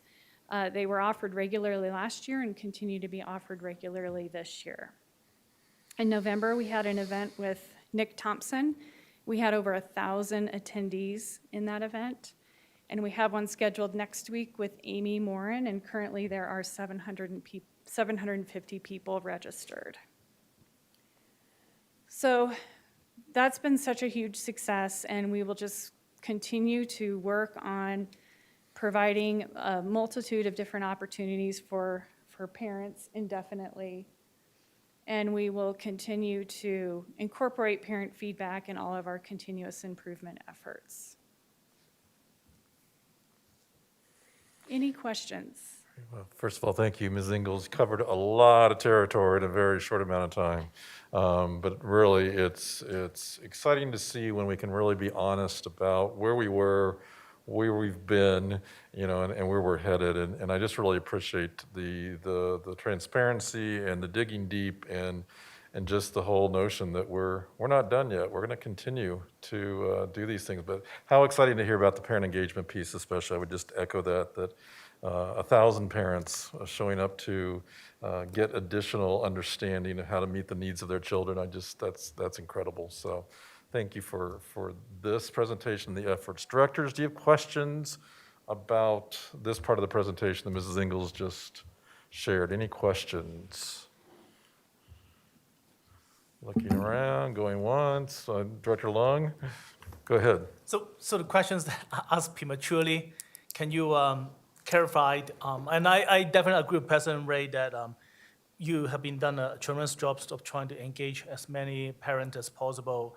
And so for that, I think many people see we are trying our best to get parents involved. But for the questions that I asked a while ago, could you clarify a little bit on the progress report? Thank you for asking that again, and I apologize that I didn't answer. So progress reports on IEP goals must be shared with parents at every grading period. So that hasn't changed. That's actually written into state rules that is required. So our IEP teams should be issuing those progress reports to parents at every grading period. Yeah. Very good. Directors, other questions? Looking at Chancha, Shore, and Hanson, because I haven't really given you guys much attention. Director Chancha, Shore, go ahead. Yeah, I really just wanted to clarify and I know, thank you, Ms. Ingalls, so much. It's some of the conversation, and I think it was just kind of a little bit of a slip of the tongue, where you would say prior to the task force survey, but it was really I think that you meant, and just clarify with me, I think you meant just during and after the task force, not just the survey, but also the meetings and the parent participation opportunities drew us to this point where there was some conversation that here's what we needed in prior to the task force, and then after the task force, and then the future focus. So I just wanted to clarify that you didn't just mean the survey, but you meant the whole task force kind of timing. I did, and thank you. I suppose my focus on the survey was really that the survey helped us to have a report from which to work from, but we spent many months with parents working on all that and having lots of conversations. And so a lot of this information that's threaded throughout all of this comes from those conversations and may not necessarily be written into the report. So you are absolutely right. Thank you. And I just wanted to thank you for the thoughtfulness in the monitoring report, knowing that the monitoring report doesn't cover everything that happens in special education, but it does help us understand how the task force and the work that you're continuing to do is how you're collecting the data. So thank you. And as Director Chancha Shore brought that up, there is a narrative of this monitoring report that Mrs. Ingalls just shared. And so if the public wants to request that, to be able to view that, do they simply email you, Ms. Ingalls, or do they email us in terms of if they want to have a glance at the narrative? I think it was how many pages? Several pages of great stuff, but everything that you said tonight is kind of all into a narrative, so We're happy to make that available to parents, and I'll work with Mr. Wise on the best way to do that. Very good. All right, thank you. And then just to piggyback on Director Chandrashore, are there any plans, Ms. Ingalls, to do any kind of focus groups now that we've had a couple of years out from the task force to bring some focus groups back, just to say, let's do a check-in. Now that we've seen, especially this slide, I think is great to say, you know, this is where we've been, this is where we're headed. Any plans for bringing focus groups back together just to address some of the topics that we surfaced during the task force? Yeah, we don't have any plans in place currently. Obviously, this year has, given us some things to work on, but that is something that we would like to do next year. And our DCCAC is also interested in pulling a work group together for one specific area, but we can certainly pull some parents together for other areas to continue to get feedback. We would love to do that. Great. All right. Directors, any other questions for Mrs. Ingalls tonight? All right, very good. Thank you, Mrs. Ingalls, again for the evening. Thank you for sharing us the information. Okay, board directors. So next on our agenda is public comment. Two policies guide how public comment to the board is received: board policy KE, as well as board policy BEDH. Policy BEDH talks to the public about us desiring comments that are policy in nature, because that's what we do, is we set policy. And then board policy KE talks about the appropriate channels that we encourage people to go through before they bring a concern to the board. As always has been our practice, those wanting to make public comment are requested to complete an online form prior to 3 o'clock of this meeting. Those who were signed up by this time received an email with directions for calling in. For those of you that have been waiting to make your comment tonight, just a reminder that your phone should be muted until your name is called. You can certainly still listen to the other public comments through your phone. Please make sure you're not running the meeting on a computer in the background, and that you're in a quiet environment, because keep in mind that the broadcast of this meeting is actually delayed about 30 seconds. So it's best simply to listen to your phone only. Once I call your name, please state your name and ask if you can be heard, and then I will respond for you to continue. We ask speakers to refrain from using individual names in an offensive manner, as this only distracts from the issue of concern. Please also keep in mind that we may need to interrupt you if a board director calls for a point of order. If this does occur, all comments should stop until directed to continue. Each speaker tonight is allotted up to 3 minutes to address the board. You will hear a tone signaling the end of this time. So out of respect to the other commenters tonight, please complete your comments within this 3-minute period. Please know that this is our time to just listen without engaging in discussion. However, your comments will certainly be considered as the board continues its work tonight. I also want to make an important note that for our listening public, to understand that public comments are not fact-checked, and you should not assume that the board's silence indicates agreement or disagreement with what is being said. So with that, we will move on then to public comment. Our first caller is Mary Lou McGonigal, then Michael Swearingen, and then Constantine. So we're beginning with Mary Lou McGonigal. Are you on the phone? Yes, hi, can you hear me? Yes, good evening, Ms. McGonigal. Go ahead, please. Hi, first I wanted to say I'm really grateful to each board member for listening and regarding community input as valuable. It really is meaningful. Thank you. So my name is Mary Lou McGonigal, and I'm a parent of current DCSD students and also a new substitute in our district. I've asked for time to speak tonight on the topic of the search for our next DCSD superintendent. You'll hear my voice, but I'm also speaking on behalf of several other people who are part of our district. Their names: Kendra Colt, Shannon Dreyfus, Dave Hamilton, Sherry Hamilton, Steve McConaughey, Tania Reading, Chantel Spires, Jared Spires, Martin Woodrow, and Meredith Woodrow. We would all like to respectfully ask that the board hire our interim superintendent, Corey Wise, to be our new permanent superintendent. Mr. Wise has a proven ability to balance the importance of student needs with the importance of teacher needs. This is critical when considering our current situation. Mr. Wise has approached the challenges of the last several months without choosing a side. He has been very clear that there are options for meeting family and staff needs, whether those be for in-person or e-learning, all while navigating requirements from health departments and state agencies. He has requested input from all interested parties, students, staff, and their parents of the students. He acknowledges that no solution will please everybody, but he leads with an honest approach to guiding DCSD forward. Mr. Wise has proven his commitment to our district and his faithfulness to all of its stakeholders. He's qualified and well prepared because of his decades of experience in DCSD. The bottom line is that Corey Wise leads, and he leads so very well.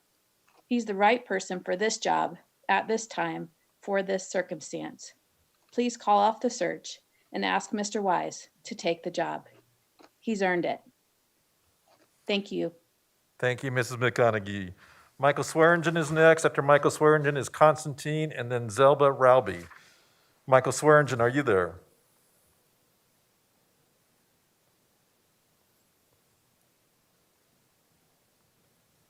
One more check for Michael Swearingen.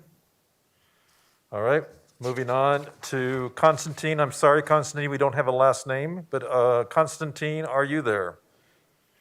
I am. Can you hear me? Yes, please go ahead.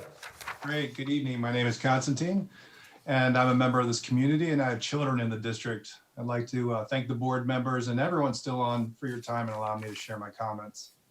My comments and questions today are specific to the Anti-Defamation League No Place for Hate program that has been implemented in many of the schools in Douglas County.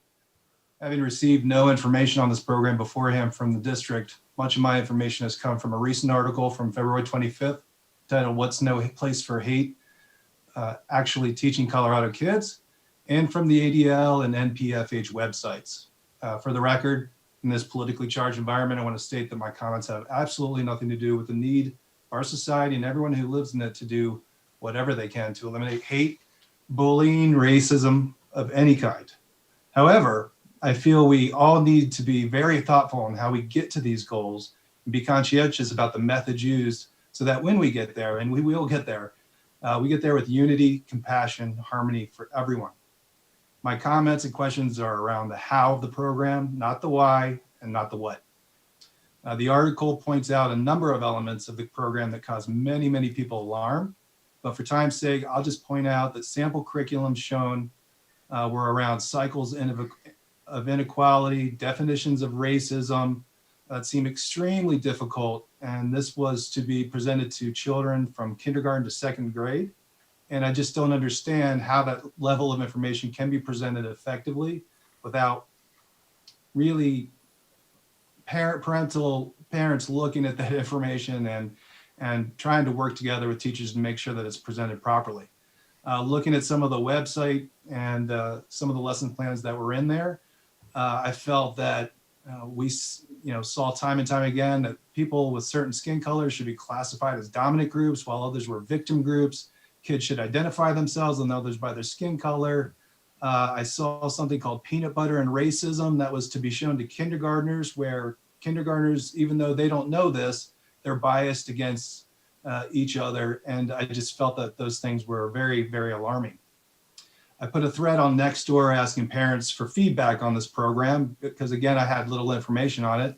As of right now, we just passed 275 comments from parents, community members, students, and I saw a commonality amongst us all. Very little real or accurate information or understanding on how Douglas County will be implementing this program across the schools, what it will entail, what the curriculum looks like, what do the exact materials look like, how are these things put together, how can parents be involved, whether they agree or whether they disagree, and what data is going to be shared with the Defamation League about our children. What is this pledge they're talking about, this contract that teachers are supposed to make sure our children sign? Go ahead and finish, Constantine. Thank you. And my business data is key to any plan, and I looked far and wide for any research, data, child psychologists, experts talking about the program and the effectiveness of this program. I found nothing. Again, No way, shape, or form am I or anyone who posted on my Nextdoor thread indicating ending of hate is anything but an amazing, brilliant, great cause. But again, as we take this journey, we must all be thoughtful and aware. Be sure to do no harm.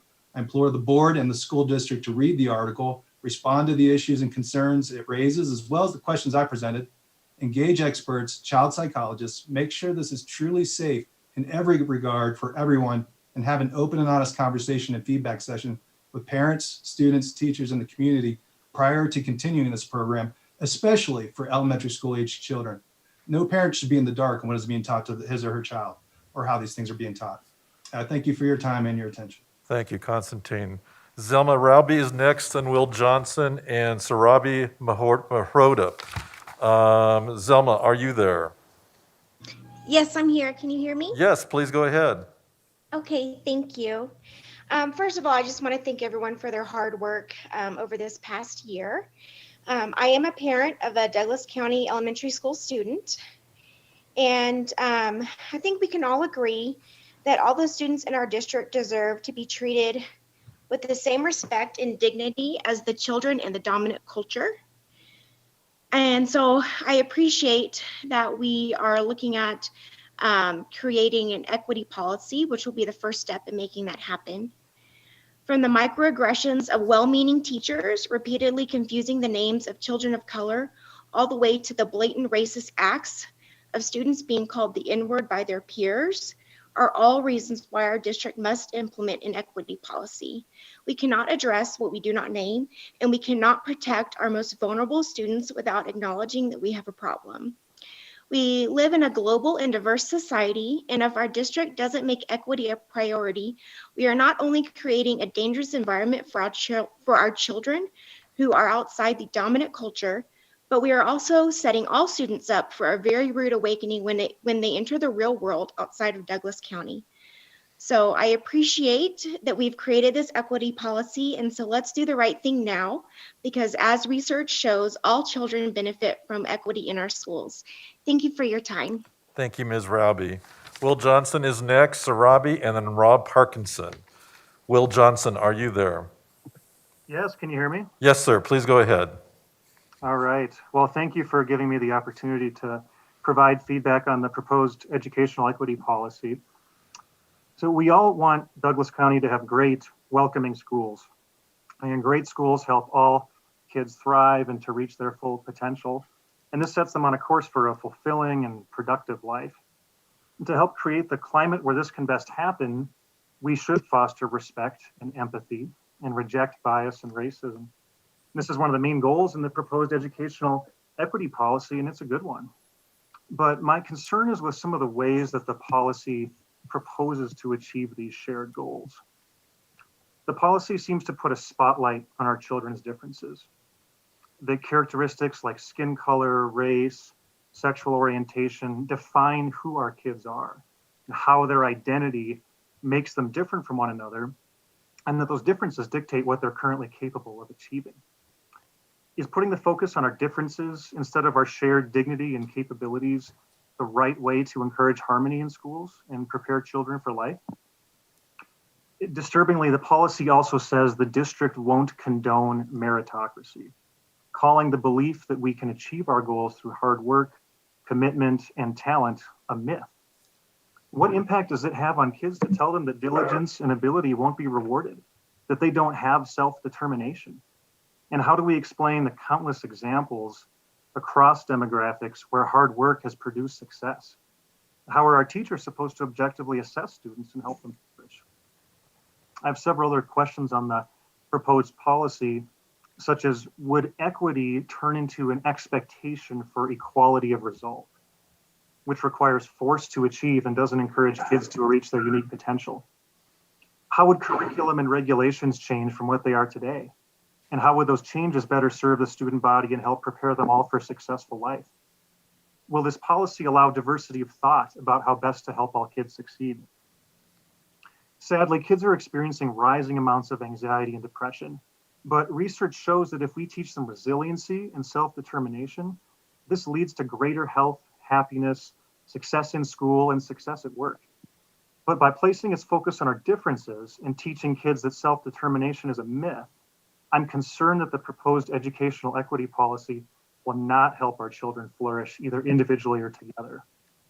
So what is the best way to help all kids thrive and feel respected and welcomed? I believe it's to celebrate their shared dignity, to teach resiliency, and to empower kids with the confidence that they can achieve excellence. It's to focus, as Martin Luther King Jr. said, on content of character. An educational policy focused on these things helps prepare all children to succeed in the road ahead. Thank you very much. Thank you, Mr. Johnson. Next is Sarabi, then Rob Parkinson, and Tatum Sullivan. Sarabi, are you there? Yes, I'm here. Can you all hear me? Yes, please, go ahead. Hi, everybody. This is Surabi. I'm a current DCSD parent and want to share my family's perspective on this proposed equity policy. My child is a bright, social, and a good student based on less complaints that I receive about her. But on the other hand, I see my child struggle with acceptance, a sense of belonging, making constant effort to fit in, worry about how her teachers' perception about her is, as many of them confuse her with other students from the same cultural community. Few would always pronounce her name wrong, though it's like a pretty simple 4-letter word. And even a couple of sessions with mental health counselors were not helpful, as their checklist and questions don't really address or introspect the cultural identity, traditions, values related challenges.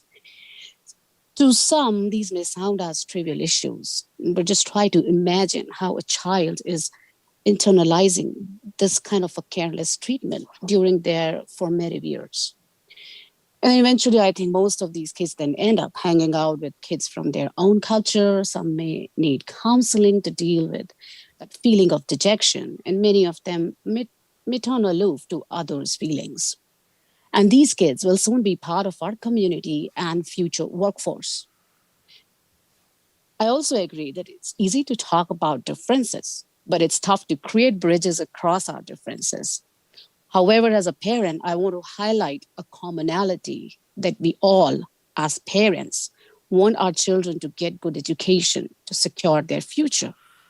But this experience of building relationships across our differences, in learning to respect our differences, is probably the only way to give our children a better life, especially in 21st century. So unless we groom them to learn to collaborate and respect diversity, there's hardly any career path that is not influenced by globalization. And we know what that means to prepare our kids for a successful life ahead. I also acknowledge that there's a huge task ahead, and that is to give our teachers, support staff, mental health staff trained in the cross-cultural awareness, making them aware of more diverse issues, hiring educators from diverse cultural groups, probably engaging parents in creating more cultural awareness and sharing perspective is probably critical to any successful DEI path that we take collectively. But I just can't emphasize as a parent how important it is to really invest on having people from diverse communities be part of this conversation. Thank you. Thank you, Ms. Miroda. Rob Parkinson, Tatum Sullivan, and then Tony and Colette Hepp. Rob Parkinson, are you there? Yes, I am. Can you hear me? Yes, Mr. Parkinson, please go ahead. Thank you. My name is Rob Parkinson, and thanks for allowing me to speak tonight. My comment is in regards to the disposition of Thetford Park land owned by DCSD, and I hope this is the proper forum for this topic. As you can imagine, there are a lot of rumors and discussion amongst community members about this issue. I would say that most of us feel that we're kind of left out of the process. I would hazard a guess that most people that live in the districts surrounding Thetford Park don't even know what's going on with Thetford Park. Personally, my family has lived within 2 blocks of the park since 1989. We've taken advantage of that park since it was built. We've My family's all grown up using the park and the open space, and it's a great gathering and picnic area. We even donated funds towards extra trees when it was first built during its construction, because we wanted to be a part of its growth over the years. I've always heard that if a school were not to be built there, that it would be built out as a more complete park. I don't know if that's true or not, but it's hard to give up the open space. It's easily accessible for kids. There's not too much traffic right now. It's the only park, open space of its kind nearby. And some of the concerns are increased congestion. Parking is already difficult when playing fields are in use. It'll be hard on the wildlife in the area. There's tons of coyotes, deer, bobcats, and birds. Basically, I just want to go on record tonight and show my opposition towards that plan. Thank you. Very good. Thank you, Mr. Parkinson. Tatum Sullivan is next, Tony and Colette Hepp, and then Suzanne Carullo. Tatum Sullivan, are you there?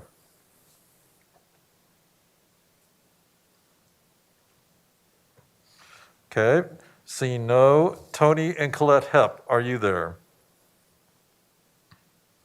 No. Suzanne Carullo, are you there? That is a no as well. I will just insert real quickly, Mr. Parkinson that just spoke. This particular parcel still is, the title is still owned by the county, so I would encourage you to reach out to our county commissioners regarding this land use of this particular parcel. All right, moving on to the next public commenters, Laura Finney, Julie Yater, and Allison Kalinsky. Laura Finney, are you there? Nope. Julie Yater, are you there? All right, moving on. Allison Kalinsky, are you there? This is Allison. Can you hear me? Yes, Ms. Kalinsky, please go ahead. Excellent. Thank you. I'd like to bring the board back to the presentation of Mr. Knight, who spoke of the Brookings Institute and the showing a minimum of 30 to 40% educational learning loss, and that we as a district need to look at specific interventions for students from a top-down perspective. The logical assumption is that the most impacted students and students who cannot access their education online have much greater losses. This board is currently looking at specific interventions over the summer next year to help mitigate those losses. That's great for students that are actually going to be here next year. What about the students like my son who are aging out of bridge? Please understand that I adore my son's teachers and all of his support staff. They have worked incredibly hard, often with one hand tied behind their back by this board. At this point, the administrative SPED team needs to stop patting themselves on the back over statistics from over a year ago and start communicating with families of what you all have agreed are the most impacted students. Is the district going to agree to adding the time lost for students in Bridge? Will you agree to other compensatory services? Is this district going to be proactive in finding an equitable resolution?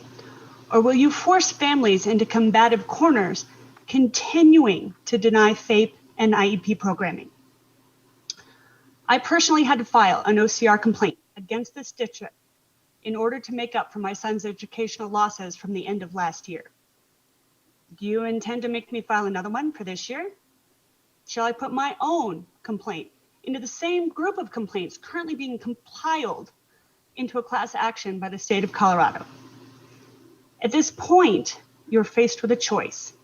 Either start making proactive choices, reaching out to families and doing better, or face the consequences. Thank you. Thank you, Ms. Kalinsky. Jennifer Iverson is next, then Stephen Collier, and then Les Lilly. Jennifer Iverson, are you there? Can you hear me? Yes, Ms. Iverson, please go ahead. Great, thank you. I've spoken to many of you about my concerns for students in special education ISS. The challenges many families are experiencing are not new. These systemic issues have been aggravated by this pandemic. Our district is working with a $30 million budget cut, and the next few years will be just as arduous. These realities make it even more important to use factual data to support or to target areas students need the most support in. This evening's ISS Fed presentation struggled to provide supporting and accurate data. There were inconsistencies with current available statistics from federal and state sources. In a report issued on November 25th, 2020, the U.S. Department of Education and Rehabilitative Services released state determinations on implementation of the Individuals with Disabilities Education Act for Part B and C, which govern the provisions of services for children with disabilities. Colorado has fallen into the category of needs assistance for 2 or more consecutive years. The most current performance snapshot of Douglas County from the CDE reports these data points. In academic achievement for DCSD elementary schools, English language arts, students with disabilities do not meet expectations. In math, students with disabilities do not meet expectations. In science, they approach expectations. In academic achievement in DCSD middle schools, English language arts, students with disabilities do not meet expectations. In math, students with disabilities do not meet expectations. And in science, students with disabilities do not meet expectations. The academic achievements in DCSD's high schools, in English language arts, students with disabilities do not meet expectations. In math, students with disabilities do not meet expectations. And in science, students with disabilities do not meet expectations. In post-secondary and workforce readiness, evidence-based reading and writing, students with disabilities do not meet expectations. And in math, students with disabilities do not meet expectation. In conclusion, these facts reflect a district which continues to grapple with fidelity towards its students with disabilities. Until all students' needs are met, we cannot rest. We've had surveys, focus groups, met with administrators, attended parent engagements, and attended support groups offered by DCCAC, Douglas County's Special Education Advisory Committee. We've been active participants in our efforts to be a part of the solution. In the end, besides the support groups DCCAC facilitates, it's all just a checked box. We need authentic engagement where questions are answered and promises are kept. There were many wonderful programs and professional development mentioned in tonight's presentation. The difficulty comes in implementation, consistency across all of our schools, and the Wilcox administration. Thank you. Thank you, Ms. Iverson. Stephen Collier, Les Lilly, and then Julie Yater. Stephen Collier, are you on the phone?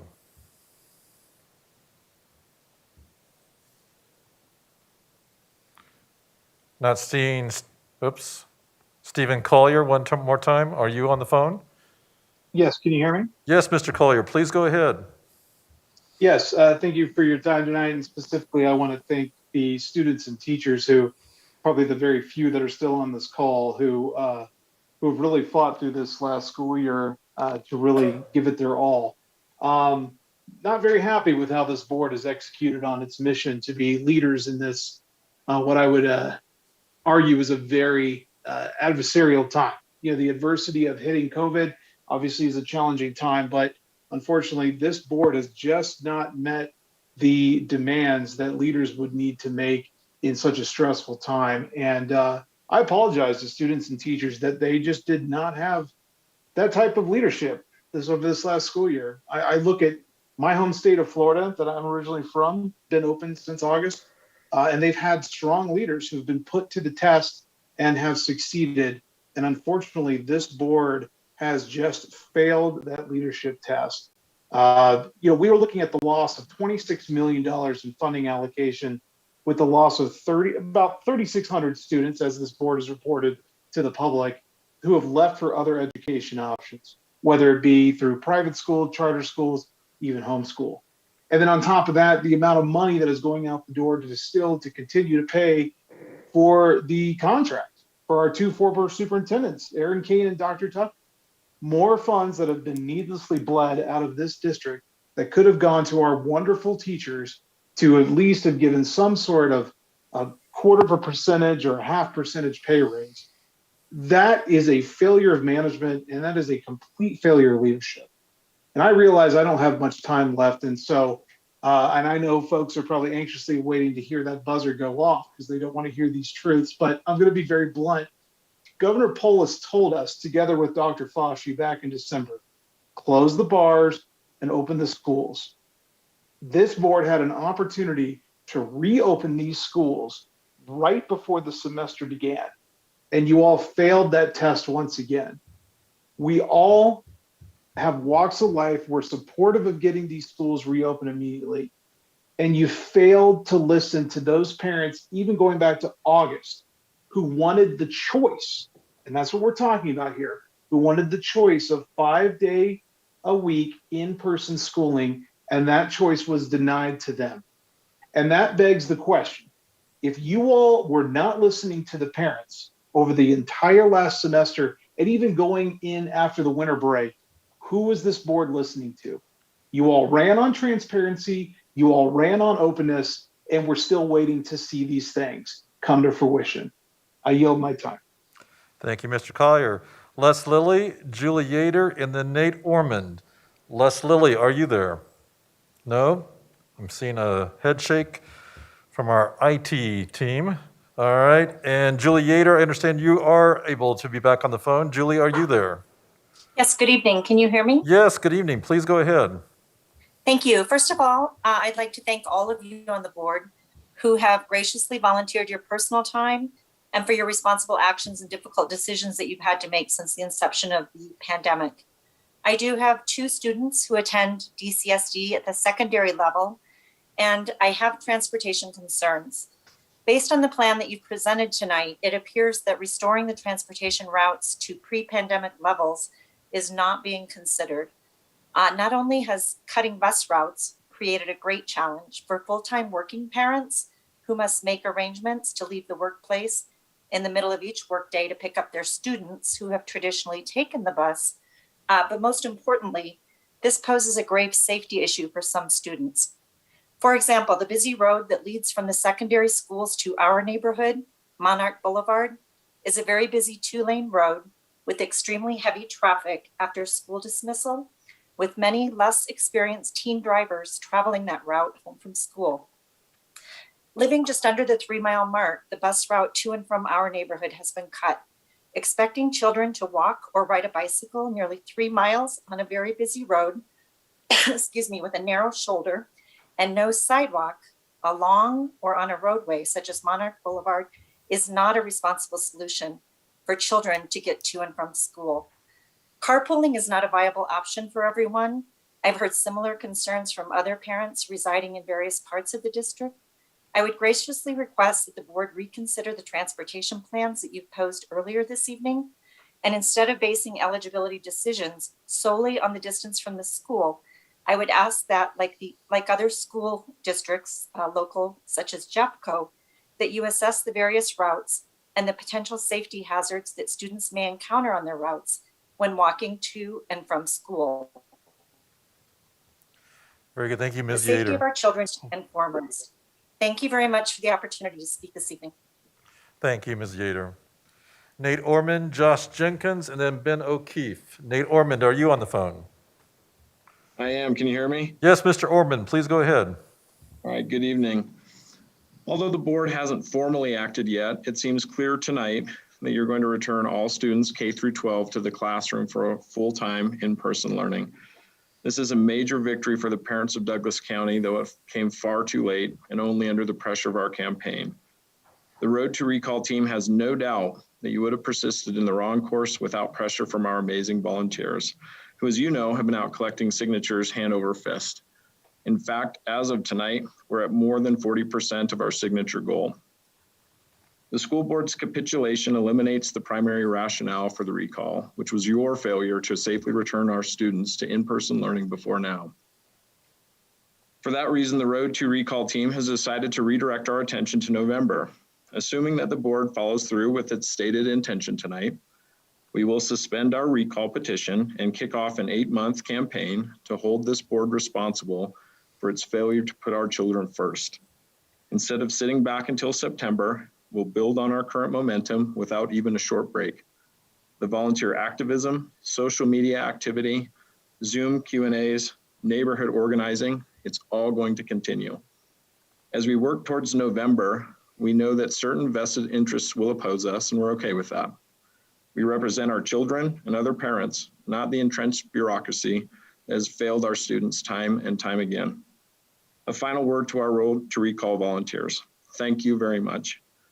Your work has only just begun, and our first victory is behind us, with our next 4 waiting for us in November. Road to Recall is now Road to Recovery. Visit us at roadtorecovery.co, and you'll be hearing from us soon. Thank you. Thank you, Mr. Ormond. Josh Jenkins, Ben O'Keefe, and Andy Jones. Josh Jenkins, are you there? Yes, can you hear me? Yes, Mr. Jenkins, please go ahead. Well, thanks for allowing me the opportunity to throw my 2 cents in. I'll be real quick and say it's been a long time coming. I want to thank the board and interim superintendent Corey Wise for all the work that's gone into finally coming to this night. I'm in full support of returning our kids to full-time in-person learning 5 days a week for all middle schools and high schools. We've wanted this since late summer, and we're finally getting it tonight. So I appreciate everything that's gone into it, and looking forward to a positive end to what has been kind of a throwaway year when it comes to education. And hopefully this will transition well into the fall for those of us returning. So thanks. Thank you, Mr. Jenkins. Well, Ben O'Keefe, and then Andy Jones. Ben O'Keefe, are you there? No? Andy Jones, are you there? Yes, I am. Can you hear me? Yes, Mr. Jones, please go ahead. Good evening. My name is Andy Jones. Tonight I'm speaking as a community member, a parent, and a watchdog who has for many years served this district and attempted to keep this board informed of the community voice. 10:02. Right now, it is 10:02. Ladies and gentlemen of this community, if you watch the February 2nd and 16th DCSD Board of Education meetings, your jaw probably dropped like mine did. For 3 consecutive meetings now, school board leadership through President David Ray has stifled the voice of Douglas County parents, limiting their ability to comment and share concerns about the future of their kids' schooling.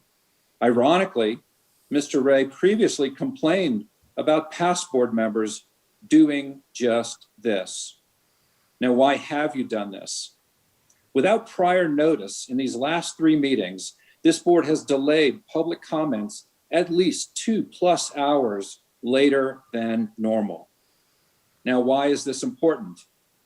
Well, Director Ray, as you called voice after voice after voice where they had not answered up, it's because for the majority of parents, they don't have the luxury to remain glued to an ongoing school board call to provide comments while having to ensure that their kids are fed, bathed, and tucked into bed to get ready for another education first. No wonder there is so much anger and disappointment out here against this board. Please do better. Thank you. Thank you, Mr. Jones. I'm going to pause IT just to see, do we have anybody else on the phone that we may have missed because their number was not identified? Ms. Marsh or Mr. Blair, anybody else that's in our waiting? Nope, seeing none, then we will go ahead and close public comment. Mr. Wise, there's a few people on that have commented tonight that I think we'd like to have staff contact, but I will just do that with you at a different time. Maybe at agenda planning, we can go through some of these commenters who could use some additional clarification from staff. And I will just respond to the last public commenter that our agenda has not changed. It was posted, the times were posted, and I will just leave it at that. All right, at that time, we will close public comment, and then we move on to the next agenda item, which is our action items. And first is for us to respond to Superintendent Wise's recommendations. And so I will just open it up, first of all, for any discussion, any remarks, any comments, and then I will entertain a motion as well. So any discussion, remarks, clarifications, board directors that you would like to make after listening to the recommendations tonight?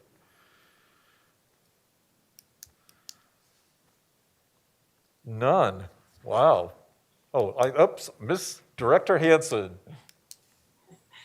I actually just have a comment. I want to thank Interim Superintendent Wise for the unbelievable amount of work he has put in to really talk to and listen to our teachers. I had a very long list of questions for you this evening after spending some time in our high schools, and you literally answered every single one. And I know there aren't definitive answers for everything, but you're aware of what our teachers are experiencing on a day-to-day basis, and that level of just familiarity with their day-to-day is it's just invaluable. And I also need to acknowledge the unbelievable effort and the partnership with all of our medical partners to make the vaccines happen. I would not be able to move forward returning everyone full-time without our teachers being vaccinated. And that's just such a critical point in our path of returning our students to school full-time. I just feel like we can't move forward without acknowledging all of your hard work, and genuinely want to say thank you for that. Very good.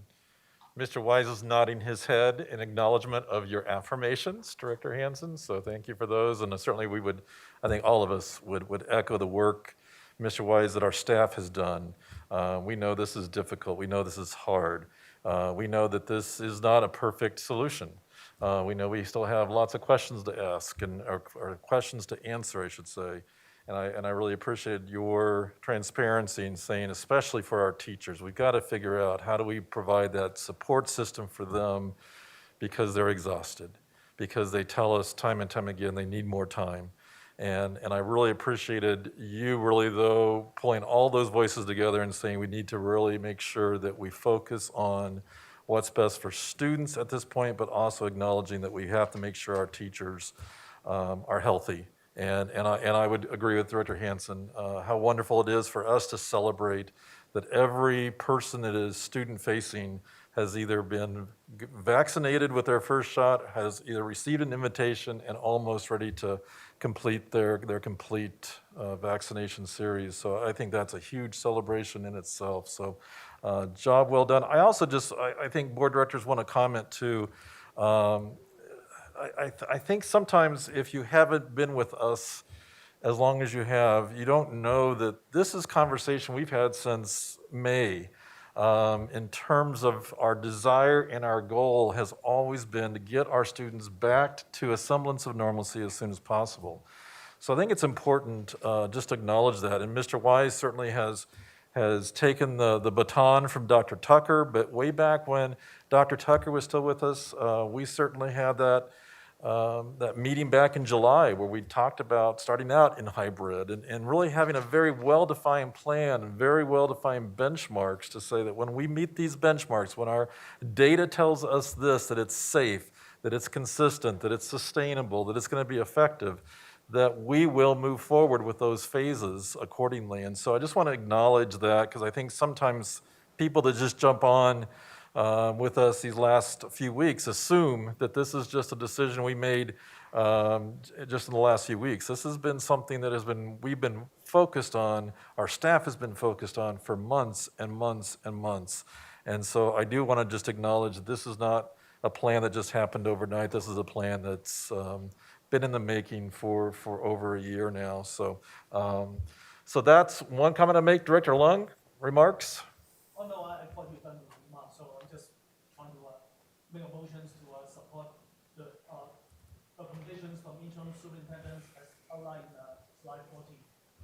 So motion's made to move forward to support the recommendations made by Mr. Wise as referenced on slide 14. Is there- Second. Seconded by Director Meek. Any further discussion? Director Lung? I just want to make sure that I echo what President Ray said. If you look at the board meeting from last summer, we have 2 meetings in July to talk about what's the path forward. We even call a special meeting on the third week of July. And you look at the effort, the amazing effort that our data officer, Matt Randall, that put out they use science, they collect data, and put out the wonderful scoring system at that time to try to figure out under what level we should do what. So the board's decisions and the interim superintendent's decisions is based on what we saw at that time, the data, the number, and we are so transparent in every single board meeting to show you what are we at that point. And also, we all seen what happening of the huge rise in the COVID cases. And the governor's directive, the tri-counties, the recommendations, those are the guideline from tri-county is not something that we can ignore.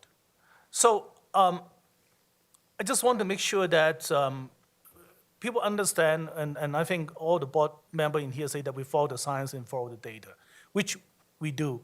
We may have some difference of, sometimes looking at certain things, but by and large, that is the trend and the directions that we are going, and it's very transparent, and we shows we are doing what we are here, and people ask us to do. 5 days in-person learning is always a goal, but we have to look at the circumstances, the data, the science, to determine what's the best way to go from here to achieve 5 days in-person learning. So I'm very proud of what this board is doing, and I'm proud of eventually we get to the point where we're able to open up even a secondary school. By the way, we have one of the earliest school districts that opened a primary school on January 5th, this year. So I think fact is speak louder than fiction, and that is the reality that this board is doing, and I'm very proud of all my colleagues' accomplishment and the interim superintendent's recommendations to make us from here to there safely and fulfill our missions of protecting our students, providing the best educations, at the same time, make sure that we open a safe environment for our staff to work in. Thank you. Thank you, Director Long. Other remarks, board directors? Director Holtzman. Yeah, I just wanted to clarify, in case people don't have slide 14 in front of them, that the motion and the second was to follow the recommendation to return secondary to full in-person 5 days starting March 22nd. And I really just wanted to make that clarification and also just highlight that there's a reason that we're here, and give credit to Interim Superintendent Wise, to all of the central leadership and the principals who were here tonight. We have more substitutes than we had at the peak of incidence rates back at Thanksgiving. We have targeted quarantines, which our interim superintendent and staff have worked closely with Tri-County Health to make happen. We have vaccinations that have come much quicker than any one of us could have anticipated, and I know that's due to the work of our staff and our partnerships. We have testing. We have more testing than we've had in the past. And Tri-County continues to work with us, I know, on a daily basis and collaborate with us, and they were here tonight and letting us know that they've reviewed these plans and are telling us it's a go. So I just wanted to say those thanks while I had a chance. And I am ready to vote unless others have comments. So. Thank you, Director Holtzman. Thank you for that clarification too, in terms of the slide is now being projected in terms of the recommendations that Mr. Wise has made for moving forward with 5-day full in-person learning starting after spring break. Other remarks, directors? Other remarks that need to be made tonight?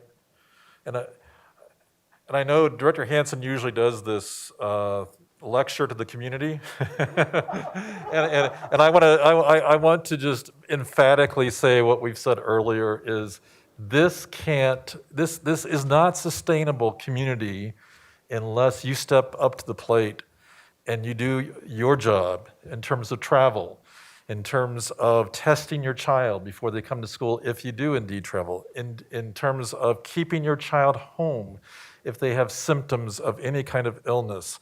And so I would just tell you that although this feels great that we finally are moving to this place, we cannot sustain this if all of a sudden our health metrics start spiking again. So Director Hansen, I don't know if I did you proud, but I would just, again, say to our community, we need you to partner with us for the sake of keeping our kids in person learning through the end of the school year. All right. With that, unless there's other questions or comments or remarks, Director Long? And I want to add that please have your vaccine if you work for DCSD, and we want you to get both doses of vaccine as quickly as you can be, and that's very important to make sure that you're safe and you'll be able to not get in quarantine. I think getting vaccine is very important. That's what I want to ask all our staff to do. All right, with that, we'll take a vote. Chancha Shore. Thank you. And after listening to all the factors that we listened to today, and not to repeat everything Director Holtzman already said, but to say that I have always steadfastly voted based on the information I have gotten, and without regard to bullying, misinformation, and misrepresentation, for how I have voted, I vote aye. All right, thank you, Director Chancha Shore. Director Graziano. Aye. Director Hansen. Aye. Director Holtzman. Aye. Director Lung. Aye. Director Meek. Aye. And Director Ray is an aye. That passes unanimously. All right, moving on to our consent agenda. We have 1, 2, 3, 4, 5, 6, 7 consent agenda items that include an architect agreement for Douglas County Alternative High School, construction agreement for the roof replacement of Copper Mesa, approval of construction agreement for the roof replacement at Rock Canyon. Hallelujah to 5B, if I can just shout that out again. This is our bond, our approved bond in motion. This is how taxpayer dollars are indeed being used as we promised they would be. The other consent agenda items is 2 parcels to be included in the South Metro Fire District, as well as the Pine Drive school site to be included in the Parker Water and Sanitation District. Approval of concurrent enrollment pathway plans. And again, if you haven't looked at the list of those things that we're offering students, that is another thank you to the voters, because that allows us to expand those opportunities for our kids. And then finally, approval of personnel changes. Motion to approve the consent agenda. So moved. Moved by Holtzman, seconded by Lung. Let's vote. Chancho Shore. Aye. Graziano. Aye. Hansen. Aye. Holtzman. Aye. Lung. Meek. Aye. Ray, aye. Passes unanimously. Next is the approval of our minutes from our last meeting. Is there a motion? Move to approve the minutes. Second. Motion made by Meek, seconded by Graziano. Let's vote. Chancho Shore.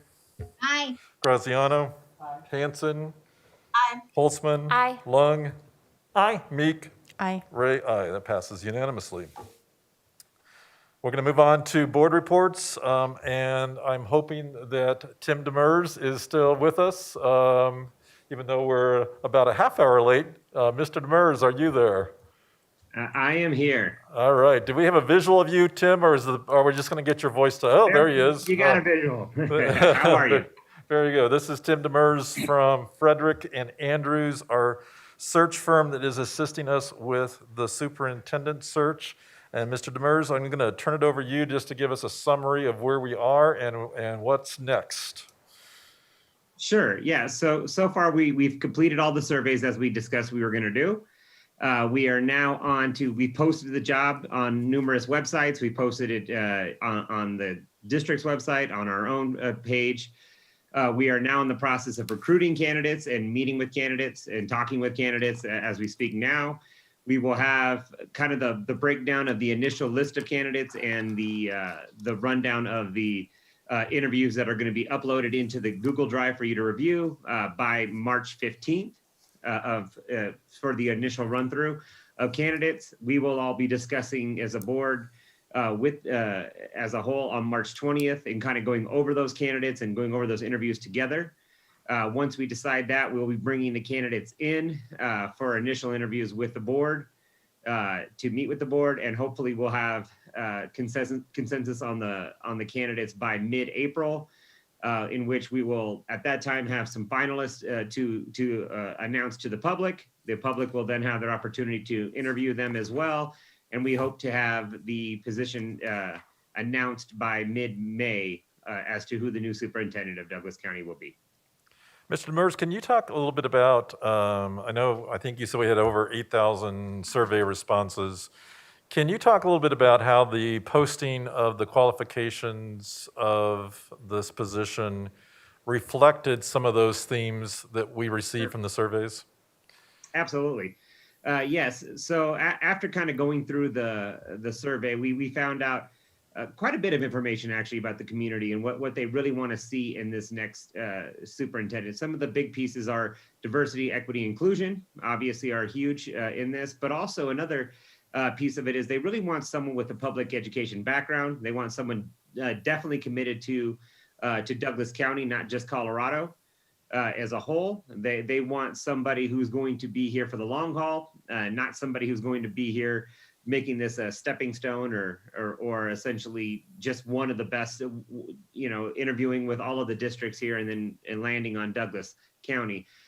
So what we've done is when we created the job description, we really focused on really the highlight pieces of the survey, which a lot of those pieces came in the actual comment sections that we received from the surveys.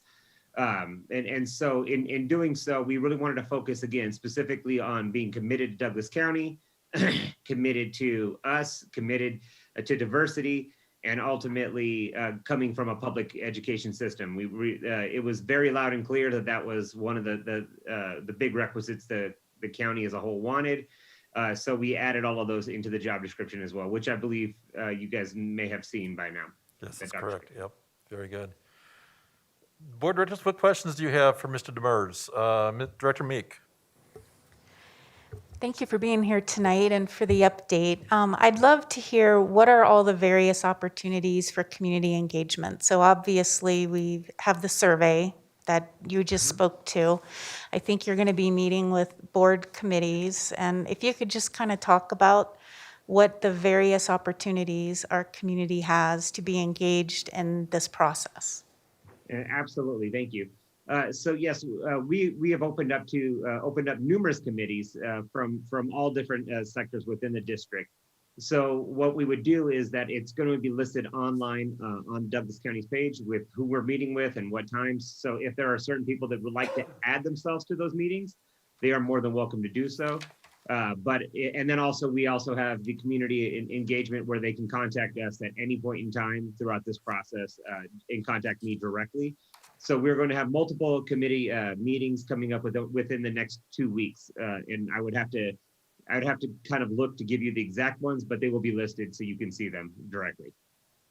So as Director Meek said, all our board committees, Tim has committed to meeting with and engaging with. So I know you've already met with our Fiscal Oversight Committee, I believe. Tomorrow is with our Long Range Planning Committee and a special advisory group like we've heard from DC, SEAC, as well as our Gifted and Talented advisory group as well. So as Tim has said, we do have those listed, and if you are interested, please let us know. But we really felt like during this phase, certainly we wanted our committees that have worked so hard for this board to be involved in helping provide him some feedback regarding the screening process. Director Meek, do you feel like you got your question answered, or was there more to your question? You pondered that? Okay, all right. Directors, are there other questions for Mr. Demers regarding the process or kind of our next steps forward? And I do want to just capture, I know there was some confusion, Mr. Demers, on national search versus regional search, and certainly I know we had a public commenter tonight that was very emphatic about interim superintendent wise, and should he decide to apply, we certainly are open to internal candidates as well as really any candidate that wants to apply for that posting across the nation certainly has that ability to do. I think there was some confusion that when we said we were focused primarily at a regional level, and like you said, a commitment to Douglas County, that there was some confusion out there that we were excluding people that might be out of state, and that's not the case. We certainly, the postings for this position certainly it's posted on all different sites that typically are, these positions are posted for out-of-state people just as much as the internal. So I don't know if you want to comment on kind of how that national search versus a regional search looks different, but I know we had some questions about that. Absolutely, yes. So to answer your question, yes, as you mentioned, the search is national. So when we are reaching out to candidates, we're reaching out nationally. We're reaching out regionally, obviously, but we're also reaching nationally. All the job boards that we posted on are national positions, not just strictly regional positions. And of course, we would more than welcome having the opportunity to speak with anyone who's local or has been recommended from anywhere in the district or region. We would be more than happy to speak with them as well. And obviously anybody who's already has a tie or commitment to Douglas County, again, we would love to speak with them as well. So to answer your question, yes, the search is not going to be just strictly regional. It already currently isn't. Many candidates we're already talking to are not in the state of Colorado or not in the region. However, we are committed to making sure that they are committed to Douglas County and not just Colorado when they come here for interviews. Very good. Director Meek, go ahead. So, Mr. Demers, I serve as the liaison to our District Accountability Committee, and there were a lot of questions, obviously, on the superintendent search. And one of the questions that comes up pretty frequently in meetings, we're one of the 4 largest districts in the state looking for a superintendent right now. How would you answer how we are really approaching the search to ensure that we are able to be competitive in that process? Great question, and believe it or not, I get that question a lot so far. So the answer is this: the reality, and as I mentioned before, the candidate that's going to be great for DPS or Cherry Creek or Jeffco is not going to be the candidate for Douglas County. And so the way we're focusing on is describing the benefits of Douglas County School District and Douglas County as a whole. And so when we're talking to candidates, we're not really looking for the specifics that they're looking for in the other districts, which I'm not trying to be coy. I'm very familiar with what they're looking for in their searches as well. And they are not the exact same type of search that we're looking for here. So I'm the candidates we're talking to and the candidates that we find to be finalists will not be the same candidates. They will not be interviewing at Jeffco and DPS and Cherry Creek as well. They will be interviewing for Douglas County. Have we run into candidates already that have said that they are reaching out to DPS and the other school districts as well? Yes, absolutely, we have.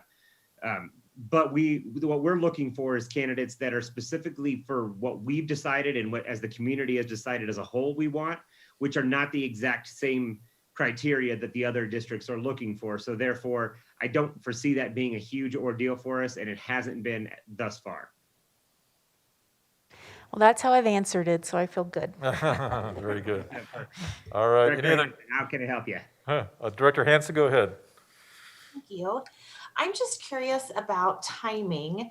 I'm assuming, and maybe less so after your last answer, but I'm assuming with the number of leadership positions in education open in our neighboring districts and all over, quite frankly, the United States, that there's going to be a window of some some form of upset the fruit basket where there are a lot of changes. And I'm just wondering if we have a general guess as to when that window will be, and just want to make sure that our timeline matches with that. Yeah, great question. To answer your question, I don't foresee, I don't feel that same situation in talking to candidates. I don't feel that the candidates are under pressure or under a time frame in which they feel like they want to respond to us. We've had a very great strong response so far on everybody that we've talked to. And so for me, I think that as a whole, we're not running into any issue as far as timing or I don't feel there should be any problem whatsoever meeting our time frame that we discussed. Bless you.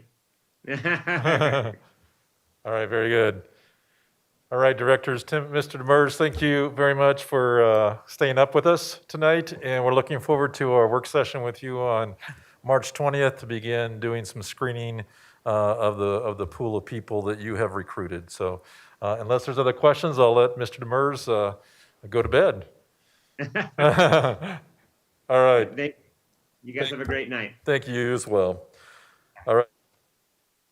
As always, agenda planning this Friday at 10 o'clock, and I will hand the baton over to Vice President Holtzman for Vice President items. Right, thank you.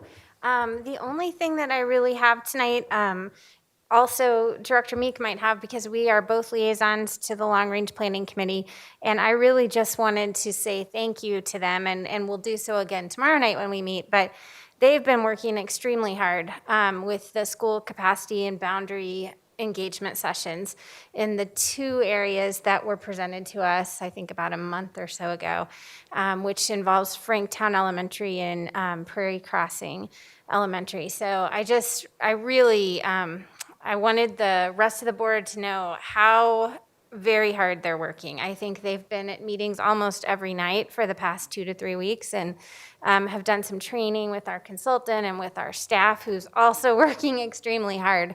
So just really wanted to thank them and acknowledge them publicly. So Very good. Well said, Director Holtzman. Any other director items at this time that need to be shared? Other directors? Going once, going twice? All right, with that, I will entertain a motion to adjourn. second. Motion made by Long, seconded by Holtzman. All those in favor say aye. Aye. Aye. All right. Have a good evening, everyone.